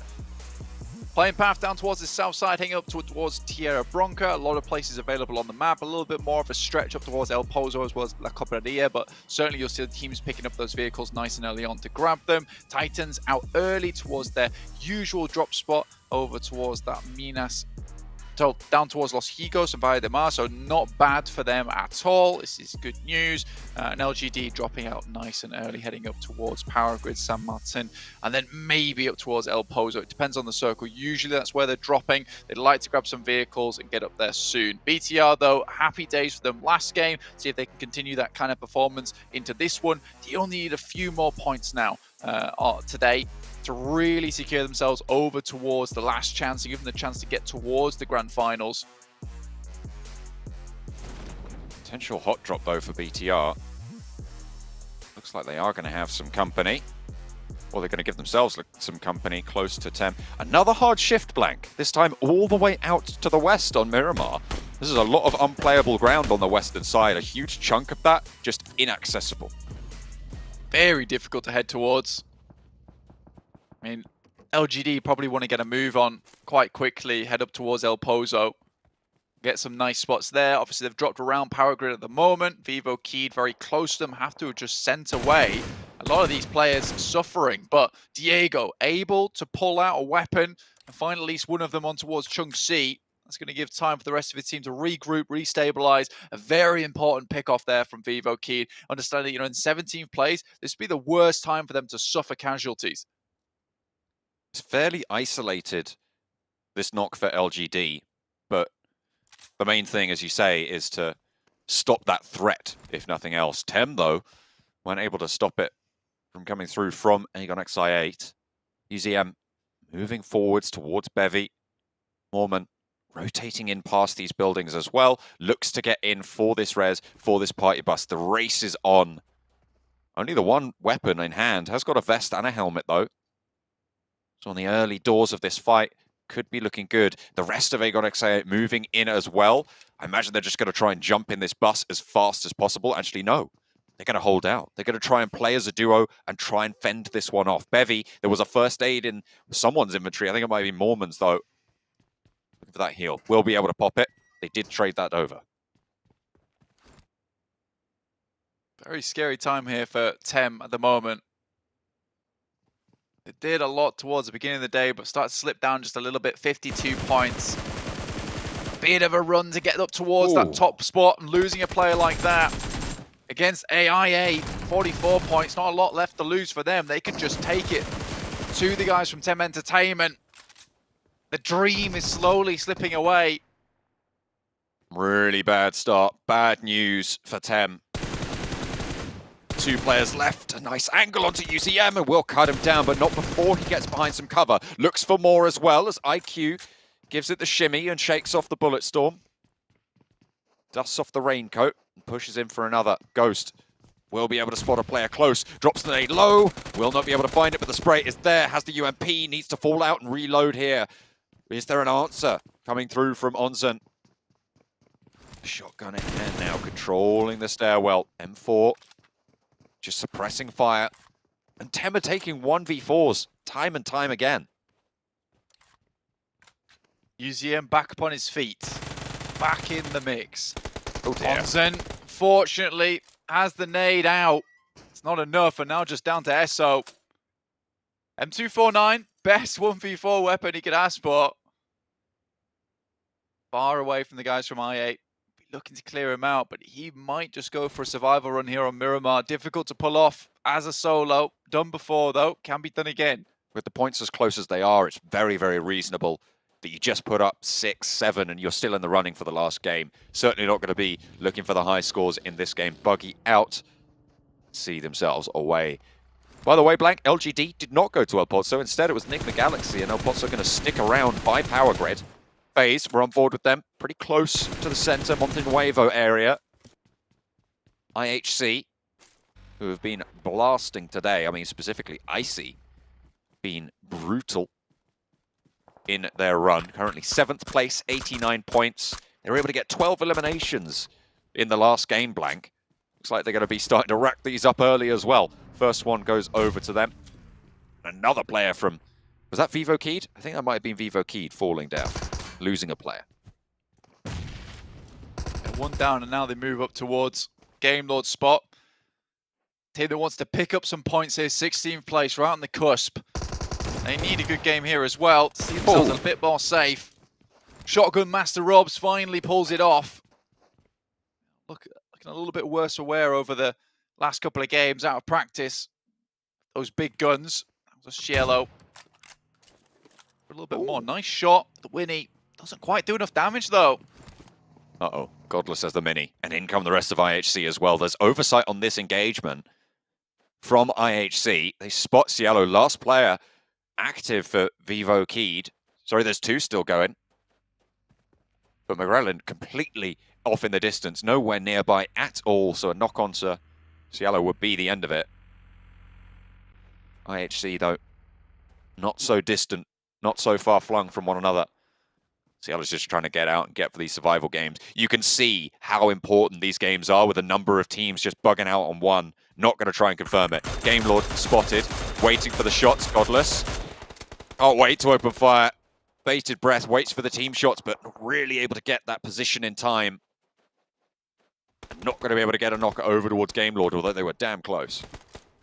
I mean, the dust on their feet was just sending blasting upwards towards their face as those bullets just hit the floor and hit the bodies as well. So I think for Game Lord, a little bit worried about this one. Sending even further out, that is a dangerous run, and they go for it anyway. Bit scared if I was Game Lord. Don't need to make these kind of movements. They got a central spot. Kind of want to get back towards that compound they were holding before, inside the concretes. Shots from Godless. Over to Tempting Narvalo. fate right now. They really are. They can't decide. And for some reason, IHC can't seem to make any of this damage stick. But this is a lot of meds being used, a lot of damage to the armor of Game Lord. Yeah, suffering slightly. Only level 1 military vests available. An LGD off in the distance. A bit worrying. And I think for Game Lord at the moment, it's just a case of sharing those supplies because they really do not have a lot on board. And being in the center of the circle, there's not much of that opportunity to go for a little bit of a rotate over towards a better spot within the circle and pick up some loot along the way. Teak spots Besiktas moving past. He takes shots, looks for the party bus at the back. Enjoy caught with one, but only the one headshot for the M4, not going to manage it. Will he be able to follow it up? 3x on board and not going to land those either. So Enjoy sails away as the rear guard for Besiktas' rotation on that western edge. Enjoy flips the vehicle. It's back on with it. Not seen many successful flips on the party bus before, but there you go. Got one of them. Big breakout towards that north side. DRS, 4 Rivals, and Box Gaming all rotating very close to one another. This is last chance for 4 Rivals, though. If they don't get a good game here, I would say it's pretty much over for them. Not making it towards that last chance at this point. Very tricky. Besiktas moving in, continuing to press north on the circle shift blank towards El Pozo. LGD on the eastern side of it. Going to control those hills. We've seen finishes near this area before, but they sort of came from circles that lent a little further north. So it's interesting that we're going to see so many teams to the south of El Pozo this time. Yeah, big shift on the circle here. A lot of teams from these groups playing down towards the south anyway, which is why you see so many teams down in this area. A lot of Group Green was heading up towards that north side in the first place. So you could see that a lot of the lobby had already adjusted and was just sticking to their drop spots before, which is what makes it weird when you set these two lobbies against one another, all playing in very similar positions to steer clear of the green lobby itself. Very strange, but making for a very interesting and fun last day of survival stage. Zjol's taking names at the moment, though. It's just open season on anyone who steps up. Pinch that knock away as well. GK struggling right now. We'll have a little bit of cover from the high ground, sure, but they're going to have to pop some smokes, and Besiktas are going to push in from the other side and try and control that ridge further west of their position. Actually, they might just even sail underneath it. Not really going to be controlled. Shots over towards Enjoy again, but he's very safe. He's in his party bus blank. He can't be touched in that thing. Titan trying to rotate in behind as well. They're going to have to fling further west and actually probably wrap around to some of the hills towards the northwest of El Pozo.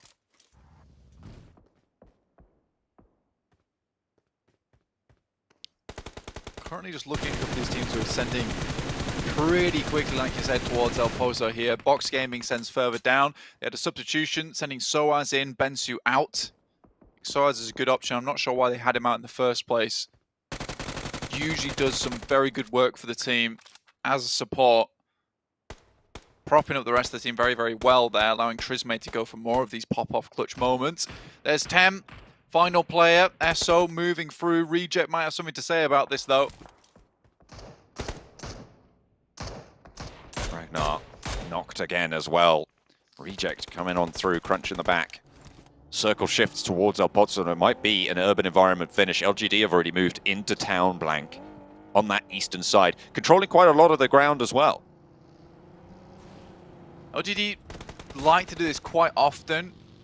taking up a fair amount of position, but now as we get a little bit more centered towards El Pozo, looks like they'll regroup down towards Suki. I think that's a really good decision as well. It's very central here for them. So more than likely, we're going to end up inside of El Pozo here. And taking that central spot makes it very difficult for teams to move out. We've seen this kind of finish before in El Pozo. You know that that south side is very good for a while. Enigma Galaxy currently holding some good high ground, but they understand that that high ground is only good for so long as they send 2 of their players inside the city itself. The rest of them can regroup on top of them. Spray down from Soaz. The subs in for Box. It's going well to start things off. Scryer's there. They all want to punch and 4 rivals. This is a game where they need big numbers, Blank, so losing a player, tricky for them, but they are in this urban spot. You can play pretty effectively with 3. Unfortunate to lose 1, but they still have a chance to keep this going. Enigma Galaxy loses a player to Gamelord. They're direct competitors, 15th and 16th place going up against one another. Not flushed out as of yet, though, and Vivo Keyed looks like that might be it. FaZe take them down. 17th place, still a chance in the next game, but they wanted it to be a little bit easier. Getting points now on Miramar would make that angle less stressful. I think we guys have that player confirmed now by Gamelord, John. Vivo Keyed. Denied 2 chicken dinners so far today. Those extra points would have seen them into the bubble. Gamelord are on the fight path as well. Aegon XA8 trying to hold off against IHC. No easy feat. These teams really up against it now. A heal allowed to go off as Ghost tries to cook the nade. Bounces it off the window. The side of it, but won't be able to find the damage. Alex burns through the bottom of the stairs. This blade falls and should be flushed pretty effectively. Ziol still just on this high ground, dominating these sightlines. Moving Aegon XA8 wherever they decide they want them to go. Know that they're going to be pushing him upstairs, and Alex back in on the ground floor here against Ghost. There's a Molotov there to burn him out yet again, taking damage already, half HP. There's really nowhere to go. Perfect 1-2 Molotov coming on through from IHC. And they are going to be able to take that one down. Nice set of limbs. There was a knockback over to IHC, but they should be able to res that one through. Clean stuff coming through from that team so far. I8 goes down, 44 points with 3 eliminations, make that 47. Still quite close to a lot of these other teams, but FaZe, GK, Tem, as well as Box yet to go out yet and get a little bit of a lead above I8. Again, making that next game harder for them. Shiktus, 3 players left alive, 14th place for them. Still in a reasonable position. I think it's that buffer between Enigma Galaxy and Gamelord where it dropped down by 10 points. That's the big thing to overcome. Lead's starting to draw apart right now, but with Enigma Galaxy already losing 1 player to Gamelord, who are in a very, very good spot. If they can capitalize off the back of this game, maybe Gamelord see themselves to a much secure position. It's only so long you can hang off the edge towards last chance before the fingers get tired and the shoulders start to become a bit numb. Titan need to push through. They're 87 points right now. Should see them fairly safe going into the last game, but more is better when it comes to points, I'm sure. Puncher looking to take these shots, take down the players from IHC, but it's just not working out for them. These party buses going well in this Miramar game, seemingly, as protection. 2 players from IHC in that pickup, but won't take any damage themselves. The vehicle, though, that's another matter. Should get IHC into a spot to move into the town, though. IHC moving in, having a right blast-off game today.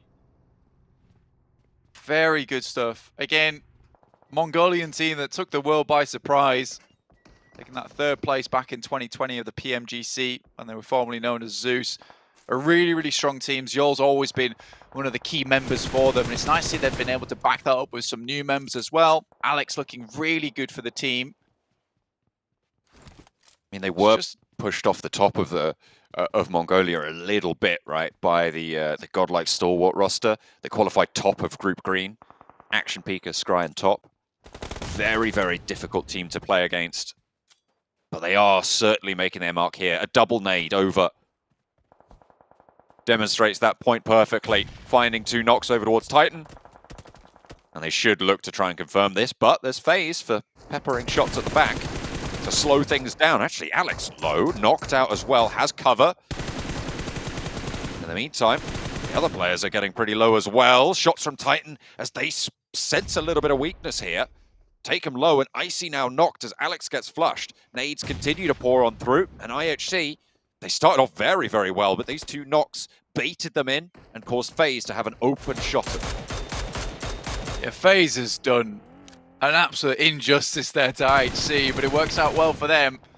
Really good shots coming their way. Titans look like easy prey coming through for IHC, but FaZe in the backside is what happens when you get a bit too aggressive, a bit too careless, a bit too loose with your gameplay. You forget that on Miramar, there's always targets that can be coming out from the blue. 5 eliminations so far, though. It's decently good for them. I feel like IHC have been getting most of their points just from elimination points alone. It's a little bit crazy, but good to see as well. Beginning of this last game, they were very much tied in terms of placement points as well as a Limzo. 45 to 44, a nice even result for them. Keeping it going. 14th place at the moment, 5 elims. Won't be the best, but it's still points. They are already over that 90-point mark. Would be good to see them into the century. But IHC continuing on with 2. There's blue zone. Going to be shifting down and will catch the south side of things. They are not in this next one, but Titan want to sweep them away nonetheless. 2 players move forwards for Titan. They have got that high ground position. The nade being cooked on up right over the top. Finds damage, but no knocks, but there's more still to come. Another one after the other. Nades flying on through. Potso centered on towards again. We are definitely going for an urban finish here, Blank. Meantime, LGD moved a little bit more central, left Suki behind as a backstop. Inside one of the 2 stories, able to look out through the windows. Game Lord haven't moved at all, though. Remained in their position, trying to hold out versus Nigma Galaxy. Kind of locked in that spot by the grip from Nigma Galaxy on that side. LGD, though, long shot coming through over towards FaZe. That's all the way down towards the south. That is technically an opening for IHC to disengage. They will be able to take that chance as Godless makes his way over the hill, but will not be safe just yet. Careening down that cliff face, trying to get to some sort of cover, and gets away with it. Maybe moving towards reject, though, and some difficult terrain ahead. The regroup, can it come through? Is there a vehicle at the back for Zeol? No. The knock comes out. Godless was already taken down by reject as well. 5 eliminations in 14th place. IHC, they're drawn to a close here. Good stuff coming through from Game Lord right now. GK suffering to the hands of them, as well as Nigma Galaxy down to the last player on their side. So Game Lord looking to convert on this game, as Nigma Galaxy realized they had to move through.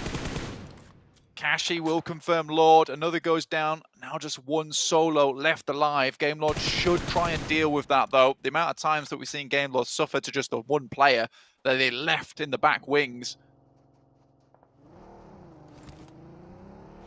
FaZe. 2 and 2. They leave players at the back, and they'll work their way down the hill now. Box playing as 4. 4 rivals, still as 3, and still needing massive games to put themselves in with any sort of a chance.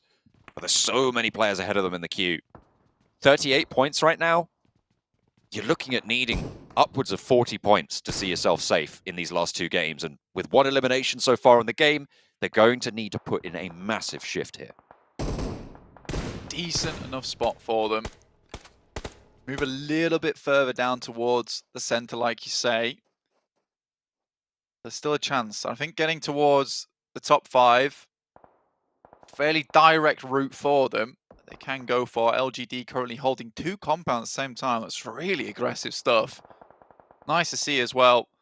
A lot of strength, a lot of power been exerted here by LGD. It's really difficult for any of these teams to actually even challenge that out anymore. And it becomes a very good play because why is LGD able to give oversight to one another as long as they're not peaking at the same time? And no one's really going to be making that run over towards Suki or Chungsi or MVM's position just because there's no space to make that run. And if you do, you're going to get shot out by 3 separate teams. Really, really well done for LGD to secure that position nice and early on. Box on this northwest side. The next circle pops and moves in closer to that center. Besiktas out in the cold, really. Gonna have to make their move through, but there's still lots of cover. There's teams in the way, sure, but moving closer to the center in urban environments can be a little bit easier given the amount of hard cover that you're able to play around. Finding that position inwards is good, but as you can see, as you get close towards the center of El Pozo, there's a lot of these high buildings. A lot of stories to play from, a lot of windows where potentially there might be a player, so it's difficult to track all those targets as opposed to a 2-story where there's realistically only 4 windows that you might be peeking out from, so a difficult place to track Titans. In their quick run downwards, FaZe should have spotted this, taking shots up their way. No angle for a team shot until MR5 enters the mix, and now they can all start to step up and open fire. As soon as they cross that gap, that's when they knew they had that crossfire. FaZe will tear Titans down. Bigatron are going to have their chance at being part of the fight, but Ventores has other ideas. Backs them off of that one. Turns it around. Takes the shots over towards Bigatron. 12 teams still remain blank in Zone 6. It's like Game Lord's trying to pick up some of the eliminations as well. Up to 4 now. Enigma Galaxy not quite out yet. Still hiding. The last player, Ralph. Zessi hits the floor. Enjoy. Looks to be the last player remaining now for Besiktas. 73 points. Certainly not 100% safe. And now Tem Entertainment try to get their solo as far as possible. And he certainly did, but not enough. GK also. Massive casualties coming their way from Reject, who have been looking a lot stronger towards the end of the day. Really important for Enigma Galaxy to hold on here with their solo player, but it looks like it might have been spotted potentially. No. Okay, well, GK go down in the meantime anyway. Another point over towards the 4 rivals bucket, but Enigma Galaxy, with Game Lord on 4 eliminations and 4 players alive, playing on that south side, they have got quite a lot of power here, and likely that they're going to overtake Enigma Galaxy's points total after this game, which would leave Enigma Galaxy on that bubble. So keep themselves going, because we know that bubble is looking good to be somewhere in that 70-point region. At the moment, they're right at the bottom end of that scale on 71. Pretty terrifying stuff. Akashi pre-fires, spots Lycan, and looks for the elimination point. Doesn't confirm it, though. Every single elimination point is really important at this point in game, and I wouldn't suggest going for the second. Lycan and Tony K down, though, there might be an opportunity to recall the rest of the squad, but it's only Akashi here, so cannot keep going for these peaks. If he goes down, very unlikely they'll be able to pick him back up again.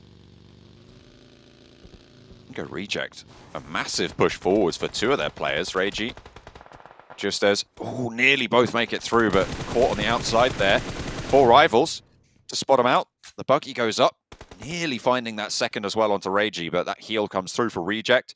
And they have a forward outpost now. 4 rivals. Looked like they were able to get that, but it might have got over to someone else because they still only have 2 eliminations. Only the 2 so far. A bit awkward for 4 rivals. Would like to get a few more, but I mean, again, there's so many teams in this area that can take shots. It's difficult. Game Lord in the meantime move up towards where Akashi was playing after he called that. Able to do some good damage over towards FaZe, and they're locked in this building and have to move in shortly. The next circle as well, getting towards Akashi's position was crucial. Good thing he stayed alive, provide that anchor point to the rest of the team, and lasso themselves back over onto that side and keep themselves safe for a bit longer. LGD again, though, still holding a really strong split. So much power presented here. Very difficult to get close to them. They're playing the end game right now. 4 rivals, 1 up, 2 down. And Beru with the high ground position. Reject try and crash exactly the same way, and it goes exactly the same way. LGD, though, might be able to steal away most of these eliminations. Box are moving in on the ground floor in the meantime, and Happy needs to control it with the auto shotgun down the corridor. It could be good, but he's lit up, coming on through from an off angle. Box are pushing on through, so as Scry, Break, all moving on in, trying to pincer this one away. 4 rivals with the fight for their tournament at this stage, Blank. Going down here would mean curtains for their run, I think. There's no way that they could do it if they don't pull through here. And now they're down to 2 players. Trisme getting rezzed up by Break. And Nade could be important, could be crucial. Voki, the newly minted IGL for today, needs to test the metal now. 2 players sitting upstairs. Box with 4. It's a matter of time. Navallo, beautiful shot over towards YZZ. Peeks out for a little bit too long there and suffers the consequence. Able to get back behind the door, though, so Game Lord Able to confirm that one. Ralph still living. Looking to send himself up a little bit further, understand that they need to get the survival points. And if anyone's going to do it, it is Ralph. This guy was the healer. He was outside the blue half the time, most tournaments over in Sanhok. And he knows exactly how to remain hidden, unseen. So many crazy little angles that LGD are looking to extricate value from against Box and against 4 rivals on the upstairs.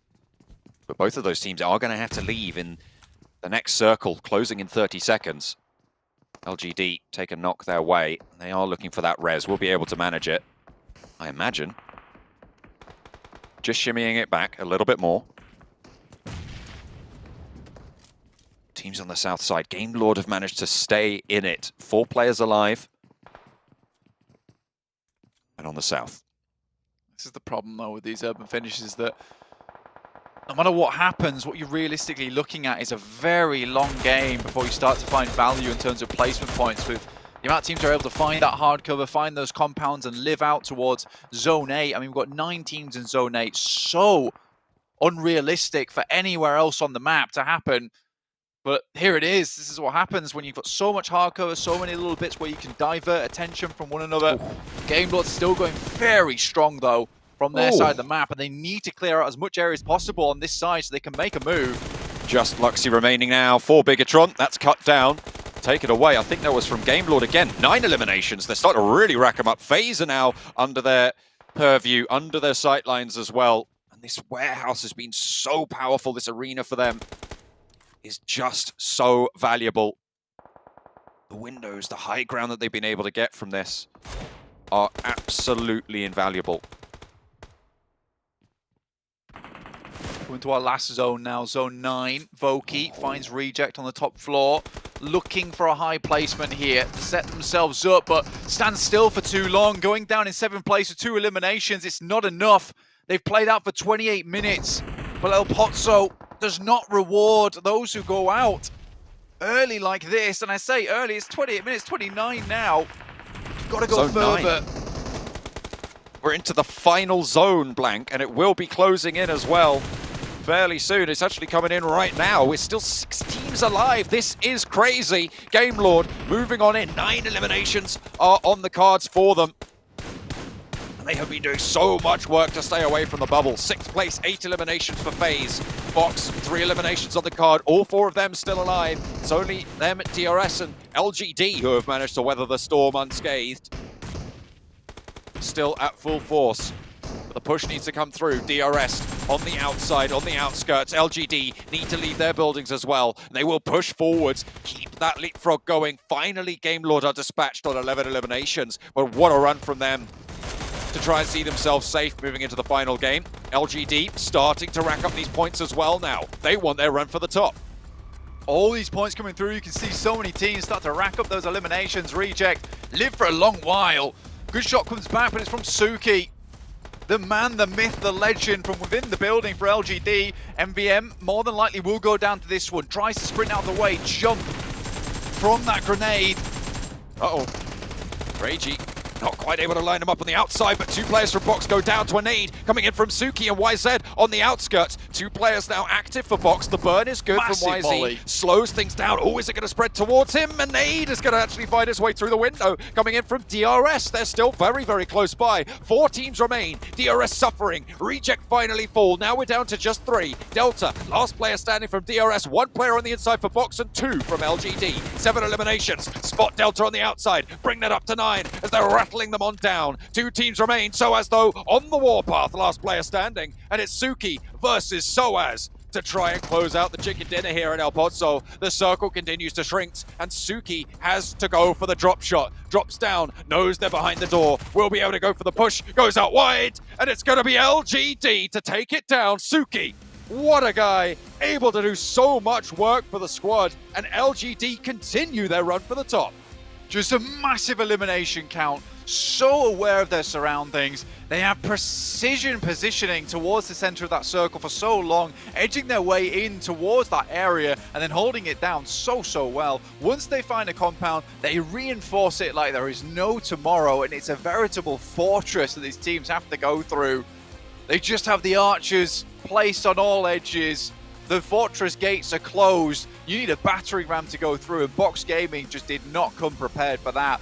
Still though, Box taking second place with a fair amount of eliminations was hugely important to them in those last few moments, especially last few moments here of this survival stage. Game Lord 2 getting a lot of points on board with a 5th place finish and 11 eliminations.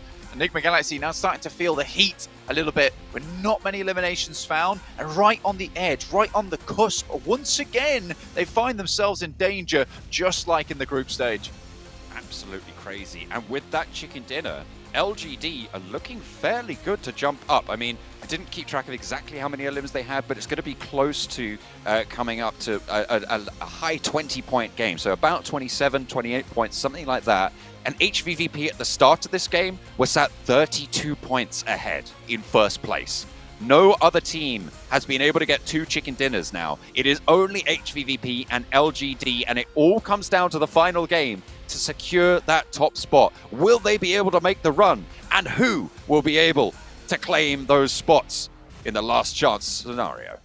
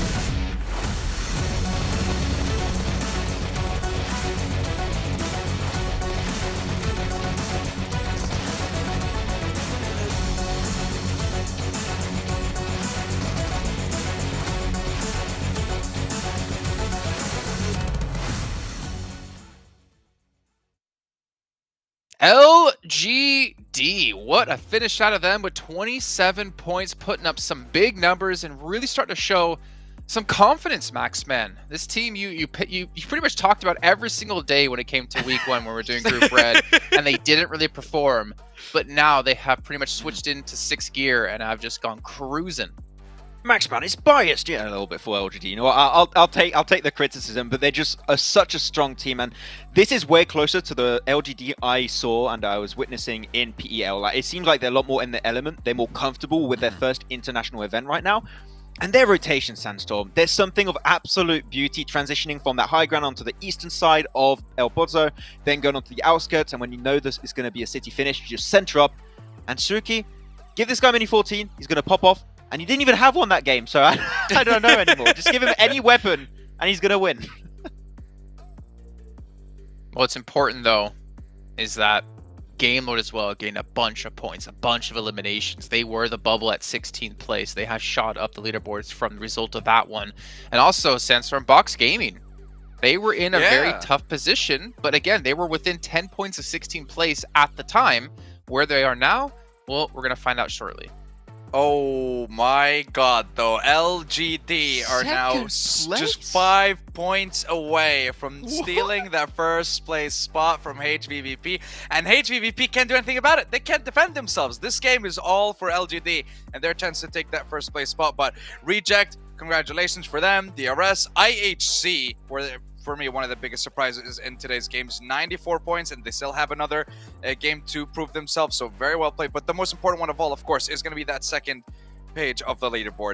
The thing I want to see is the big jump from Box, how close it is going to be between them and Vivo Key, Enigma Galaxy, all these teams. It is going to be ridiculously close, and there it is. 4 points between Enigma and Box. This is what Box did in the last day of Group Red. Is Group Red going to do it again? Is this what's going to happen? They were 21st place. They were 21st before this match at 50 points. They're now in 17th at 68. I mean, even Bigatron right now are currently safe at 76 and looking like they actually will be safe to make it into last chance. But I mean, just look at the spread though. Box Gaming 68, FaZe Clan 62, Vivo Keed 61. We know Skylights is already out. GK potentially have a chance. If you're one of these teams at the bottom of the table, like within that bubble, you are sweating bullets. You are freaking out, realizing this next match, they have to play so safe. They cannot afford to get aggressive. They cannot afford to lose people early on right now. And Max, I'm worried. This is a lot of pressure to deal with.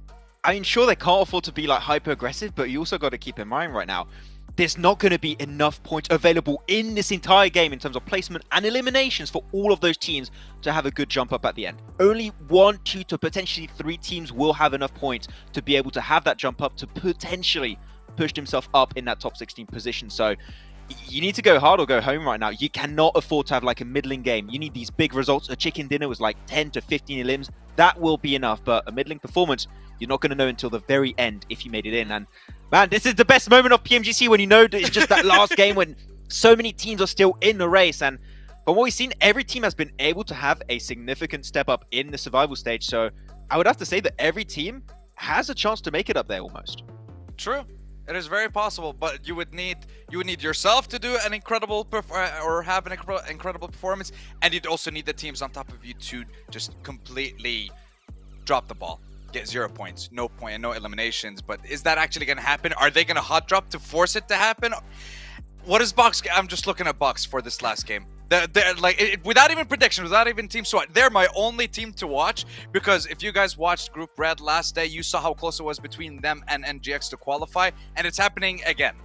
This is just stuck in my head now. I don't have them in my choices. You said forget teams to watch. You're only going with Box, and then I see 10 Entertainment, VK, and Game Lord. So I didn't know the result of the game. I will say this though. I think there's more likely of a chance of teams who are higher up and who are safe already to hot drop other teams that are lower towards the leaderboard to prevent them from getting into the last chance stage than the other way around. Right now though, Max, you have Game Lord. You both have Game Lord actually. I'm assuming it's the French in you that has to go for them. But Exactly. why Game Lord though?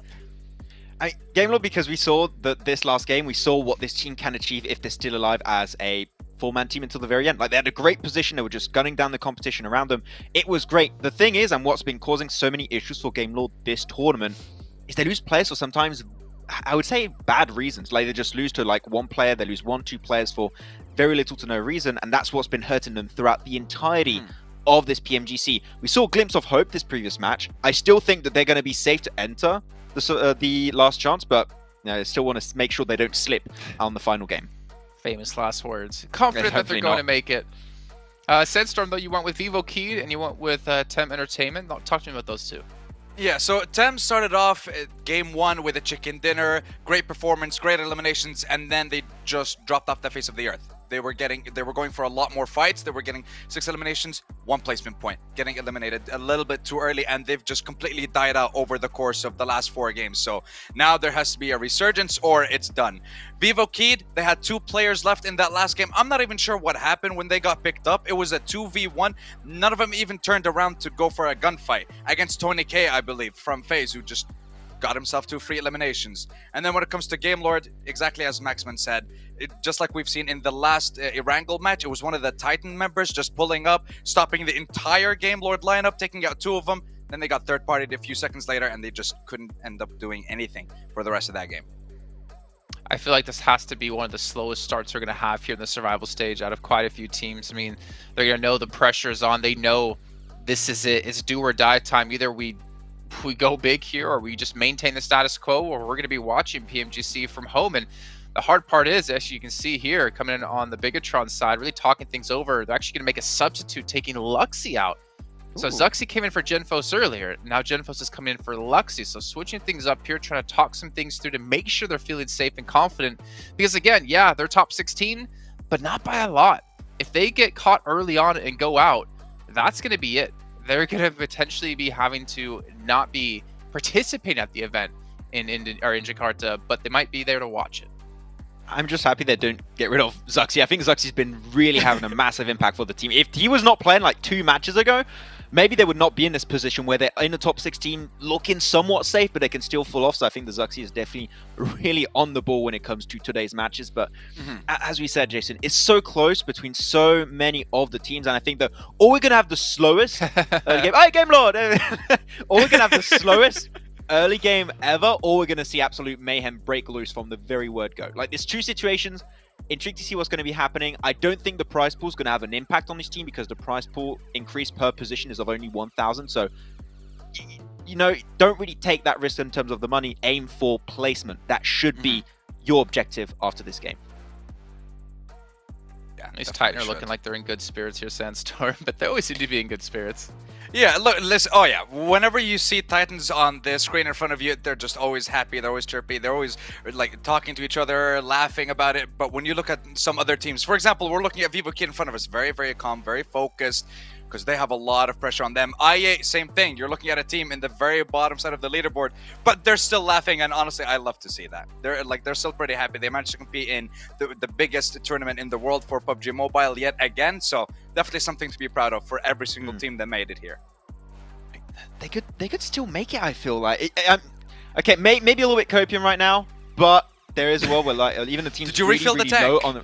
Yeah, I did. Like, it's fuel since earlier. I got multiple tanks. Don't worry about me, man. But they can still make it if they get like this massive pop-off performance. Like, we're gonna need a chicken dinner from your IA if they want to qualify. Same for Tem, like GK. The thing is, from what we've seen so far, it doesn't seem like a very possible future to happen for these guys. So the hope is still alive for them, but I mean, look at them. Like, for example, for Rivals, like they just okay, a little smile from Pimbaru. I'll take it. Thank you. Okay, I appreciate that. But I don't know if smiles and happy faces are going to be enough to get the points they need. I think what's scary is there's another team we have yet to really talk about when it comes to our standings. You guys remember who's in 16th place? I don't want to. Enigma Galaxy. Exactly. I think Sandstorm has the right answer there. He avoided the topic. 72 points. Oh, man. I don't know what I mean, okay, if any team out there has to play safe, it almost has to be for certain them, because they cannot, if they go out early, I would almost want to call it that they're done. There's no way they're going to make it through. They have no room to fall here unless it's just going to be out of the last chance. Enigma Galaxy, it's going to be tough times. We haven't seen the Enigma from before. You know, the Enigma Galaxy who got the fantastic result last year, the Enigma Galaxy we got to see generally throughout the year. The Enigma Galaxy we've seen mostly, though, Maxman, is the team who just doesn't really live up to the hype that we saw previously. Exactly. After we saw what they did last PMGC, I was like, yeah, my expectations were, yeah, Enigma's going to go to Grand Finals. Like, I initially went into PMGC with that mindset about Enigma Galaxy, especially seeing how they played in PMP Arabia. It was such a good amount of playstyle we saw from this team. Like, the roster stuck together. They're looking so strong as a whole. I really thought it was gonna be easy, smooth sailing for them, especially in their group red. But it hasn't been, Sandstorm. Really, they've been put to the test, and that just goes to show how good as a whole the entirety of all these different regions has improved them, been able to deal with the teams that in the past were these top teams that seemed so hard to deal with, but now they're just at the same level, and the competition is just so much closer right now. It really is, and especially with that change when it came to Sandhawk specifically. That, I feel like, hurt Team Enigma Galaxy more than a lot of the other teams. Oh yeah, and just to give you guys a little bit of a reminder, some stats from what happened with them in the PMGC last year. 33 points out of their 166, 20% came from 3 games, only in Sandhawk. You had another statistic in the finals of League East, 25% of their points from 5 games, only on Sandhawk, of course. They secured it through placement points mostly. You look at the grand finals as well, same thing. Almost 25% of their points. They all come from this one map. So it's just absolutely insane seeing that they're not able to adapt to that massive change. You saw in the Sandhawk previously, they were still carrying 10 plus first aids for every single player. The last member left alive tried to survive until what? I think he secured 7th, maybe 6th place with like 25 first aids. You can still see they're clinging on to a strategy that no longer works, especially in this tournament where you're competing for the top 4, top 5 spots. Yes, you're playing that now for the survival stage, but you're barely even surviving. What are you going to do when you're getting to that last chance qualifier, if you're going to make it to the last chance part of the tournament rather? So I'm not sure. Like, they started off well, but they're not ending it the same way they started off. We're seeing the same thing from Nigma Galaxy as before. Split for too long, not regrouping at the right time. Too many issues right now for them. Well, you know, it's tough as well. I mean, you see this when it comes to like traditional sports. This tech issue that we currently have, which is why we're on a little bit of a break here, it can really hurt some teams. Like if you're a team who just had a fantastic last match, all right, calm down. What's going on? If you have a fantastic last match, you just want to get into the next one ready to go. You want to be like, all right, we're feeling it, we're feeling good. Let's just go right in. And then you have that cooldown period where you start to get in your own head of like overthinking what do we need to do this match, and potentially messing things up for yourself. I mean, other side of that coin, though, you had Bigatron, for instance. They're sitting there talking things over. They're having their coach in, talking about drop locations, talking about rotations they could potentially pull off. You know, this is a part of esports that you don't really get to see too often. When you have tech issues like this, it's important as a player to keep mentally focused, to keep your head in the game, especially right now if you're one of these teams near that bubble. I thought you said you had something, Sanso. No, I was gonna say that I was looking at Freak and he was staring at pictures, I think, on the wall in front of him. I think they're like basically they're just looking at maybe the map drop cutouts. locations. Yeah, I'm assuming the map cutouts of the maybe drop locations of the teams as well, just to kind of give them an idea. Maybe, I'm not too sure, but he just seemed super focused. And Jason's right. Like there are some teams that are just laughing, joking. Some teams that have their coaches and. Definitely, if you don't have a coach or an analyst working with you, your IGL has to come up now, and he has to give the team that motivating speech to boost their morale going into this last game. I mean, you're seeing such a difference, Max, between like the composure of these teams, because you look at teams like IHC, Titan, they're relaxed, they're having fun, even I8, because either they know they're through or they know there's really no chance of getting through anymore. But the teams who do have that chance to be knocked out or getting into it, complete different posture out of them, realizing like this, we can't relax. You're not allowed to. I really enjoy that we're seeing these different like shots of all the teams, because you've got so many different approaches of like how we're going to use this extra time from the tech break. You're going to have some teams actively trying to use this time to like prep a little bit more. As you said, check out the map cutout to see exactly what we're going to do with our drops. I think some teams, especially close to that 16th position, their game plan might just be, what if a team hot drops us? That's PMGC over. Do we adapt? Do we change our play style on this final game? Because I think a lot of teams do come into this final day with like a secondary plan just in case it comes down to this exact situation. And then you've got some teams that are like, no, looking a little bit more comfortable, having some fun. Like you got so many different ways to approach by this, but man, Nigma is just dead serious. you can feel the tension in that room. I'm happy I'm not there. I would feel bad right now, but it's a tough honestly, spot to be in. I was expecting maybe Raouf to kind of be talking to the team, or maybe Hamoudi trying to get everyone back in the mood, but it seems so tense in there. And you switch over to IEC, they're focused on the game, you're still seeing some smiles, some laughs, but my god, is this game going to be extremely stressful for all those teams at the bottom side of the leaderboard. I want to see some of the teams from the top. Well, Nick Galaxy's case, right? How do you place third at PMGC last year and then come into not even qualify for the finals, right? I feel like if we look at all the teams, they have probably some of the most pressure on them to do well here and to close things out, because they're going to be letting their fans down, they're going to be letting themselves down, and honestly, they're going to be kind of in that same boat as like Bigatron became, where they had their reign of supremacy, though obviously a lot longer than Enigma Galaxy, and then they just pretty much dropped off the face of the earth, and that's not a fun position to be in, to not reach the heights you were at before. You want to keep improving every year. The problem is, when you're improving, so is everyone else. And some are improving even faster and better than you are. Another team we can look at here, Game Lord. I mean, they had their fingers crossed before as we looked at them. Now I think you can see like the pressure and the situation in their faces and how they're sitting. I mean, it's stressful as hell. Clearly, I've been looking out also. Of course, I mean, I've been putting likes on Instagram, Jason, for Game Lord socials a little bit. I have to support the boys eventually. But it seemed like they're just having a grand time over there in like the really cool Pullman Hotel. They're having a fantastic time. But I think also this experience is like a just overall great time for them, because they've never played at this type of level before. And I think that it's just like a lot of pressure, but I think they've adapted well for a team that is for the first time playing in an environment like this. So I got to say, huge respect to Game Lord. I do believe they will be making it into the last chance. It will be tough there, of course, but every team that made it here, it's so good to make it in the first place, and hopefully a long-term experience that you'll remember forever. I've learned from the past from you, Maxman, that when you say a team's through, they're probably not going to be through. I'm a little bit worried now for Game Lord, but they are currently sitting 6 points above the bubble. Just for some information for you guys as well, remember, this is just a survival stage. We have 2 days of last chance stage happening tomorrow and the next day, so Saturday and Sunday. And at the end of that Sunday, we'll know the remaining teams, 5 from the last chance stage, will be going through into the finals, kicking off in January. And honestly, teams already have qualified through. This, I mean, every year it's going to be like this, so it's kind of redundant to say, but this is going to be the closest finals I think we've ever seen in PUBG Mobile history. 100%, 100%. Like so many regions are just performing on an incredible level. And I you know what? I know Maxman's been talking about them a lot. I'm going to talk about them a little bit. LGD, just for you. You picked them from the very beginning. It looked like they were very uncomfortable coming into the first international tournament that they're ever competing in, and they're just doing so well. And it's nice to see that. But knowing that they come from the strongest region in the world, I expected them, or we should expect them to do this well.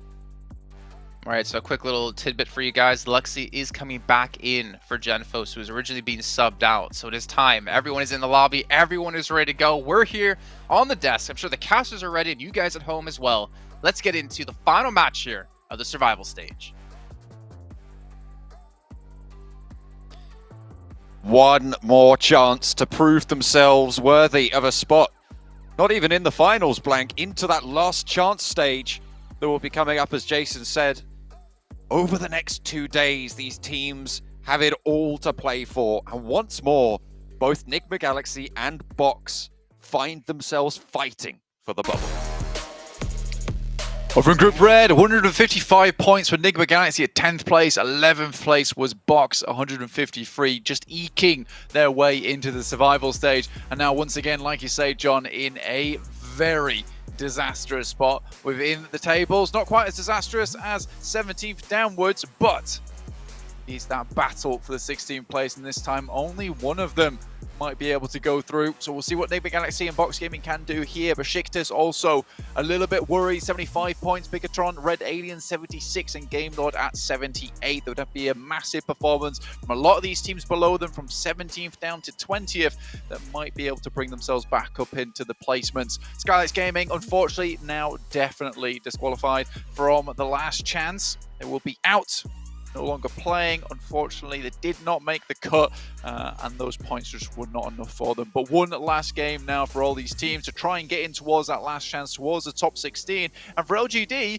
currently 138 points in second place to perhaps take over HVVP, take home the first place prize. As it stands, they are 5 points behind, and with a 2-point placement deficit behind HVVP, they would lose the tiebreaker if they got 5 limbs and took the death at that stage. Because of course they both have two chicken dinners. What a way to close it out, Blank. A military circle hard shift. We are in for some fireworks, some desperation, and some blood, sweat, and tears, I'm sure.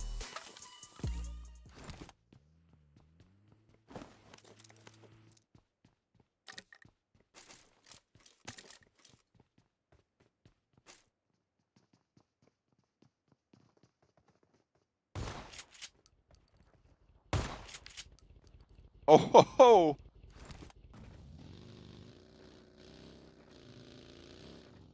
Four points now between LGD and HVVP for the top spot, both of whom already surely qualified and probably top contenders, you'd imagine, for those 5 spots into those finals later on over in January and next year. Jakarta. What a good way to start off the final game. LGD taking a point off Reject. IHC trying to control this bridge. Titans. Both of these teams already in. Titans looking across. Teak suppressed, but not quite finding the damage needed on the Tommy gun. Again, a third opportunity. This time around, third time's a charm. Picks it up there. Ziol takes a bit of damage, but he's already out the way. Titans taken down. 10th place, pretty safe there, 89 points. It's a big drop down to Game Law with 78. Game Law won a few more points this game to see themselves extremely safe coming into this. The Western Bridge. Whoa, reject! The Western Bridge is really starting to pop off. I mean, Rejector trying to go through. Nigma Galaxy looking for this cross. This is a crucial team. 16th place right now, Blank. Nigma Galaxy. 3 players remain on this crossing. Aegon XIA also managed to make this cross. You got Box making their way through as well. The same rotation for the 2 teams currently sat either side of the bubble. Vivo Keyed making their way down south from the northern side. IHC and Titans both secure on the eastern side. It is just all blasting off right now. Titans taking a heavy amount of damage from the guys from IHC. Down to 2 players now. Besiktas, 2 players, 75 points, 15th place. Definitely not safe as of yet. Still a chance for Box and Vivo Key to jump above. FaZe also looking for a big game here. They have a fairly easy rotation from Mill to Power, taking the boats downwards. Venturus hasn't quite grouped up as of yet, and BTR looks as if they're looking to see if those boats are still available on that coastal side. So many teams already pumping their way down into Sosnovka immediately. Game Lord gets across very much unscathed here. Not a scratch on them. Looking pristine, looking clean. They're good to go. We're thinking as well about Power. 78 points right now in 12th place. Sat just ahead of Game Lord winning the tiebreaker. How many teams will be able to jump up on over that? It would take 5 teams surpassing them, Blank, in order for Power to not make it to the last chance stage, into the next phase of the tournament. It's 4 rivals. They got cut short in that last game, and Aegon XA looking to do the same to them again. Hui spotted. Happy low will be shut down as well. Shots from across the bridge. 2 players for the 4 rivals remain. Pemburu and Voki wanting to get in. This bridge camp could be highly valuable for Aegon XI8. That nade over the top does rebound off one of the girders, crossing and straddling the bridge, but in comes GK at the back as well. And shots over towards Pemburu's position. Gonna be brutal. A bank off the top there, not cooked quite long enough, but hops up onto the bonnet of the truck, shut down. Pemburu's on the swivel. They're not gonna go down without a fight, but the fight in them might not be big enough. Already up to 5 eliminations so far. 47 points, by the way. 23rd place. Still an opportunity. A big win down here could see them up towards the top of the tables if they wanted to. Get towards that last chance. And here it is. Offered up on a platter as they decimate the players and the teams running through this bridge side. Unfortunately, Ghost has gone down, which will leave them at 3 if Pemburu gets this flush. First aid will be popped here, but I don't imagine Pemburu is going to be able to get too much further. Has to drop down, play on these staircases, and now it's the fight on the underneath. Moving in is UZM as well. Ghost still bleeding out, but very much alive. Shots coming through, and Pemburu is shut down. 4 rivals. They will draw their run to an end. We knew it was over for them last game, but now it is fully confirmed. Eliminated. 4 rivals. Last place on the tournament, 24th. Going out now, but I8 still have a further way to go. All players extremely low on this side. More smoke's been sent in towards GK's position. Nice nade from I8, though. Beautiful over the top from IQ. This guy has been marvelous with the nades throughout the entirety of the PMGC stage. Hope the last standing. 6 eliminations as well, John. This is really good for them. For GK, also 21st place. They were definitely in with a shot before this, but 53 points, 1 elimination. Only the 1 player stands. Nades from Hope. Over towards Satan. But not going to be able to get the denial just yet. Spray is good for 1 onto Ghost. The M249 swapped over, but it will not be brought to bear. GK down and out. Our 3rd team confirmed to not be going through to the last chance stage. 8 eliminations now for I8, up to 55 points. That's 7 behind FaZe. Still a long way to go, but that's a lot of points on eliminations already found very early into the game. At 7 minutes, there's a lot more players in the lobby to pick up those eliminations from for I8. This could be a gargantuan game from them to see them back into the last chance. What a weird way to go about it here. Over down towards Sosnovka. They took their chance. They ran with it. They went to the bridge. They decided to go for the camp. It felt like there was nothing left to lose of how far they were down the rankings, but it has paid off massively now. BTR swimming ahead of FaZe seemingly, although FaZe do have an outpost already landed, not in the water anymore. Do they know that Bigatron are ahead of them? Have they been tracking those swimmers? You'd imagine that they have caught sight of them once or twice at least. Tony K rolls on up. I think they know. I think they know that Bigatron are here. And what can you do when Tony K's on the roll? They know, yeah, they definitely know there's swimmers nearby. But do they know how close they are? Do they know that they've made it so far? I think Liquid, yeah, does get spotted. Bigatron going to have to swim further north around the headland. Luxy still all the way out at the back. They actually have a boat there. They did roll on up in, but they'll have to go along the big, long dock. And look at that. Tony's just putting those nades in up into the sky. Just checking behind it. Close them out. I mean, now for the guys from BTR, a difficult push in. High and low. Was Ventoras. Just Tony K and MR5 holding down this position. Liquid will be finished off here. Zuxi steps up onto this platform. Most likely will be shot out by MR5, but Icy might just give them the chance. Tony K caught out in the open. They spent so long following those Bigatron players. And IHC have come to play. 4 players alive for the squad that has been blasting today. They've already got 3 eliminations. Their scrap on the bridge went well. They keep it on going, moving on through. And you've got to think as well, do IHC know there's players out there? You'd imagine that they've been researching those movements, thinking about it. They would conclude that there is a team out in the water, which is why FaZe were playing so close to it. We saw Enigma Galaxy lose yet another player blank, so they're now down to 2. Already in the military base, however. We are down to 46 players, 14 teams at 10 minutes.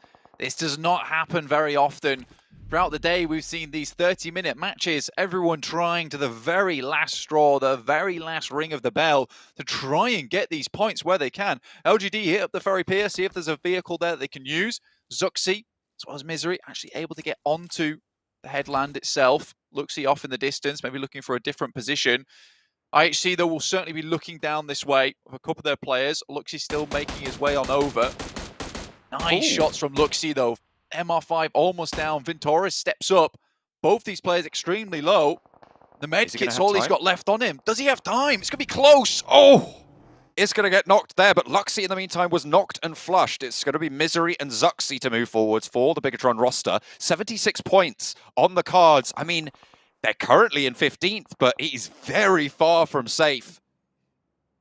76, you really want to put a couple more on the board. I mean, sure, they got the knock-on to Ventoras, but MR5, can you even move out that way? I feel like you've just got to abandon it. So potentially another point going over to Bigatron. Falls back and actually really wants to commit for this res. Has got the side and actually has the cover. But do Bigatron take these shots back on over? 2 points. Sees them at 78. Tied with the guys from Game Lord. For Bigatron, maybe it's a case of just getting over there. Getting those points on board. 2 might just be enough, honestly, John.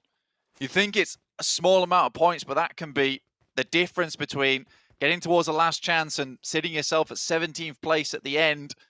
Big heal there comes through for FaZe. You do not want to be those bubble busters. Oh no, Bigatron caught, potentially Ventoris. Did he spot him? He did. Misery takes one down, but there's another player waiting. It's MR5 further down the way. Will be spotted. Misery should see him there. And Micro Uzi in hand, peeks out wide, does get knocked, but there is an answer coming through from Zuxi to pinch it on down. There's those 2 points you were talking about. Blank, remember, 78 points. Not only is it Game Lord, but it is also the team sat ahead of them Power. They leapfrog both of them. 12th place now, a 13th place buffer, and Game Lord still behind them. And more importantly, FaZe, 18th place, one of the teams with the chance to leapfrog over the top of them, eliminated there. Will not see FaZe over in the last chance. Our 3rd team to drop out. And BTR might have just saved themselves. Done the deed exactly when they needed to. Reject roll across. This time around, Aegon XI8, they've got 9 eliminations, Blank. At the start of this game, it looked fairly hopeless for them, but with their bridge camp, with the circle falling as it did, They've been able to pick up a lot of points here, bringing themselves up to 58 and within striking distance of Nigma Galaxy in 16th place. As long as Box go down ahead of them, as long as Vivo Keyed fall, this could be a run. This could be a run, but it is still very far from over. It's going to be one hell of a run if they're going to make it, honestly. Very, very difficult indeed. I don't know how it's going to happen. But I hope it does. What they need now, though, is an additional 20 points on the game to sit even tied with Besiktas at this point. Besiktas would have to go out at 76 points. An additional 20, a chicken dinner, an extra 5 eliminations, sitting them at 14 eliminations, as well as a chicken dinner. You want ideally more than that, though, so you can secure the game itself. But already, a fantastic position within the circle set up for themselves. They just have to go further beyond than they've ever done before in this game. I mean, Nigma Galaxy, that barrier to entry, right? 72. Box and VK stand ahead of them, though. And that really, for me, is the main challenge for this roster. If they can take down Vivo Keyed on these hills, they're both quite close by to one another. If they take this fight and win it, it's very much in the possibility, in the realms of possibility, that they could jump up. Absolutely. It's so good for these teams underneath, probably not for those teams that went out, that they did go out so early and their run was ended there, because it gives so much more chance now for I8. There's an excellent compound set up towards that northeast side that they could easily take, but look, Vivo Keyed already on the move in the vehicles, instantly sending out that way. Game Lord, Besiktas, Nigma Galaxy already moving as well, but might be spotted. That would be a great team to take out if you are I8. LGD try to make their way in, struggling. Again, this is a team looking for that first place spot. 6 points ideally needed to get past the guys from HVVP. The good news, the great news even, from Aegon XI is that both of the teams sat ahead of them on that challenge. In fact, all three of them are having to move north from that military area. Box making their way on up, gonna come into contact with the reject, the duo that remains there. Break rolls up, Soaz is there as well, immediately takes down with the Bison of all guns, finds 1 and 2. Soaz pulls it from somewhere, and Box, they do not want to go down without a swing or two into this fight. They are now up on 70 points blank. They get themselves a southwest peak, but the next circle will be still moving away from them. DRS on the northern side take a player from Vivo Keyed, and they are down to 3. DRS were a great start to this day, secured their position. 60 points gained on the day, 59 if you want to be accurate. Really, really good stuff for them. We're 95 now. Nigma Galaxy, a pretty strong spot actually. This is the compounds that I was talking about that perhaps I8 might have wanted to move over to. It's going to keep them fairly safe for a long, long while. Not many teams can crash onto this one without taking too many casualties, but that's with a 4-man team holding it. With just the 2-man, might be curtains. Cielo, though, up to bat versus DRS. Might not even be needed, has to hit the deck there and then. Getting shot at from, I believe, Aegon XI8, who are taking fights on a couple of different fronts now. They got a knock over towards Box, one of their main contenders. Great news for the squad. Cielo still surviving behind this buggy, by the way. Killer really hesitant to go for a wide peek on this. Seemingly cowering behind it. Cielo actually goes all the way around, finds Killer himself, looks for a second, but the drop shot is good. Blade might be looking to pinch this one away on the flush, but no, it does go their way. DRS pick up the point. In the meantime, LGD, they've been brought down to 1. Remember, they were 5 points behind HVVP with a 2-point placement deficit. 1 player remains, and they've only got the 1 point on the cards. Maybe a placement point if they go down soon, but looking pretty shaky. IHC looking to put an end to Thames' run. It started well, but they could not keep the coals burning. 1 player remaining outside in the blue, likely to go down soon. 53 at 23rd place. I don't think we'll be seeing them in last chance. See much further the last player can go, but I think that is it now. Tem will be leaving us. And that's 4 out of our 8. Already determined. With that 5th as well of Skylights. Leaves only 3 in the fight. Aegon XI8, they are making their bid for it.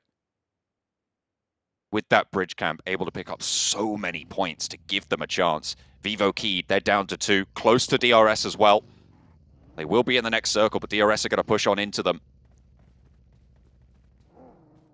You've still got Enigma Galaxy fighting for it. Titans moving in from the eastern side. Really, Aegon have a massive advantage here in this circle. A huge opportunity now for Aegon I8 to correct a lot of the wrongs that we saw at the start of the day. Unable to bring back a similar kind of performance we saw from them over in PMGC. They did not do badly at all. 210 points, a 5th place in Group Red. Rivaling LGD. Something terrifically wrong has happened in the meantime, though. They're finally finding their bearings here. Right at the last hurdle. Not the best place to find it, but as long as it is found. Box, though, they are on the tear. This is a big challenge. So as immediately dispatched. Aegon XI8 looking to try and pick up the points, but DRS take that one back. Oh, that is unfortunate, but Aegon XI8 just happy that Box will not punch a hole straight through their defense. Sure, they did the majority of the work. They won't reap that point reward. That could come back to bite them. Shots over, coming on through. It's Box yet again to enter on in with a really good start to it, but the knock is in cover. Might be possible to get this res through. Bigatron taking shots, and they will go down. 13th place, eliminated.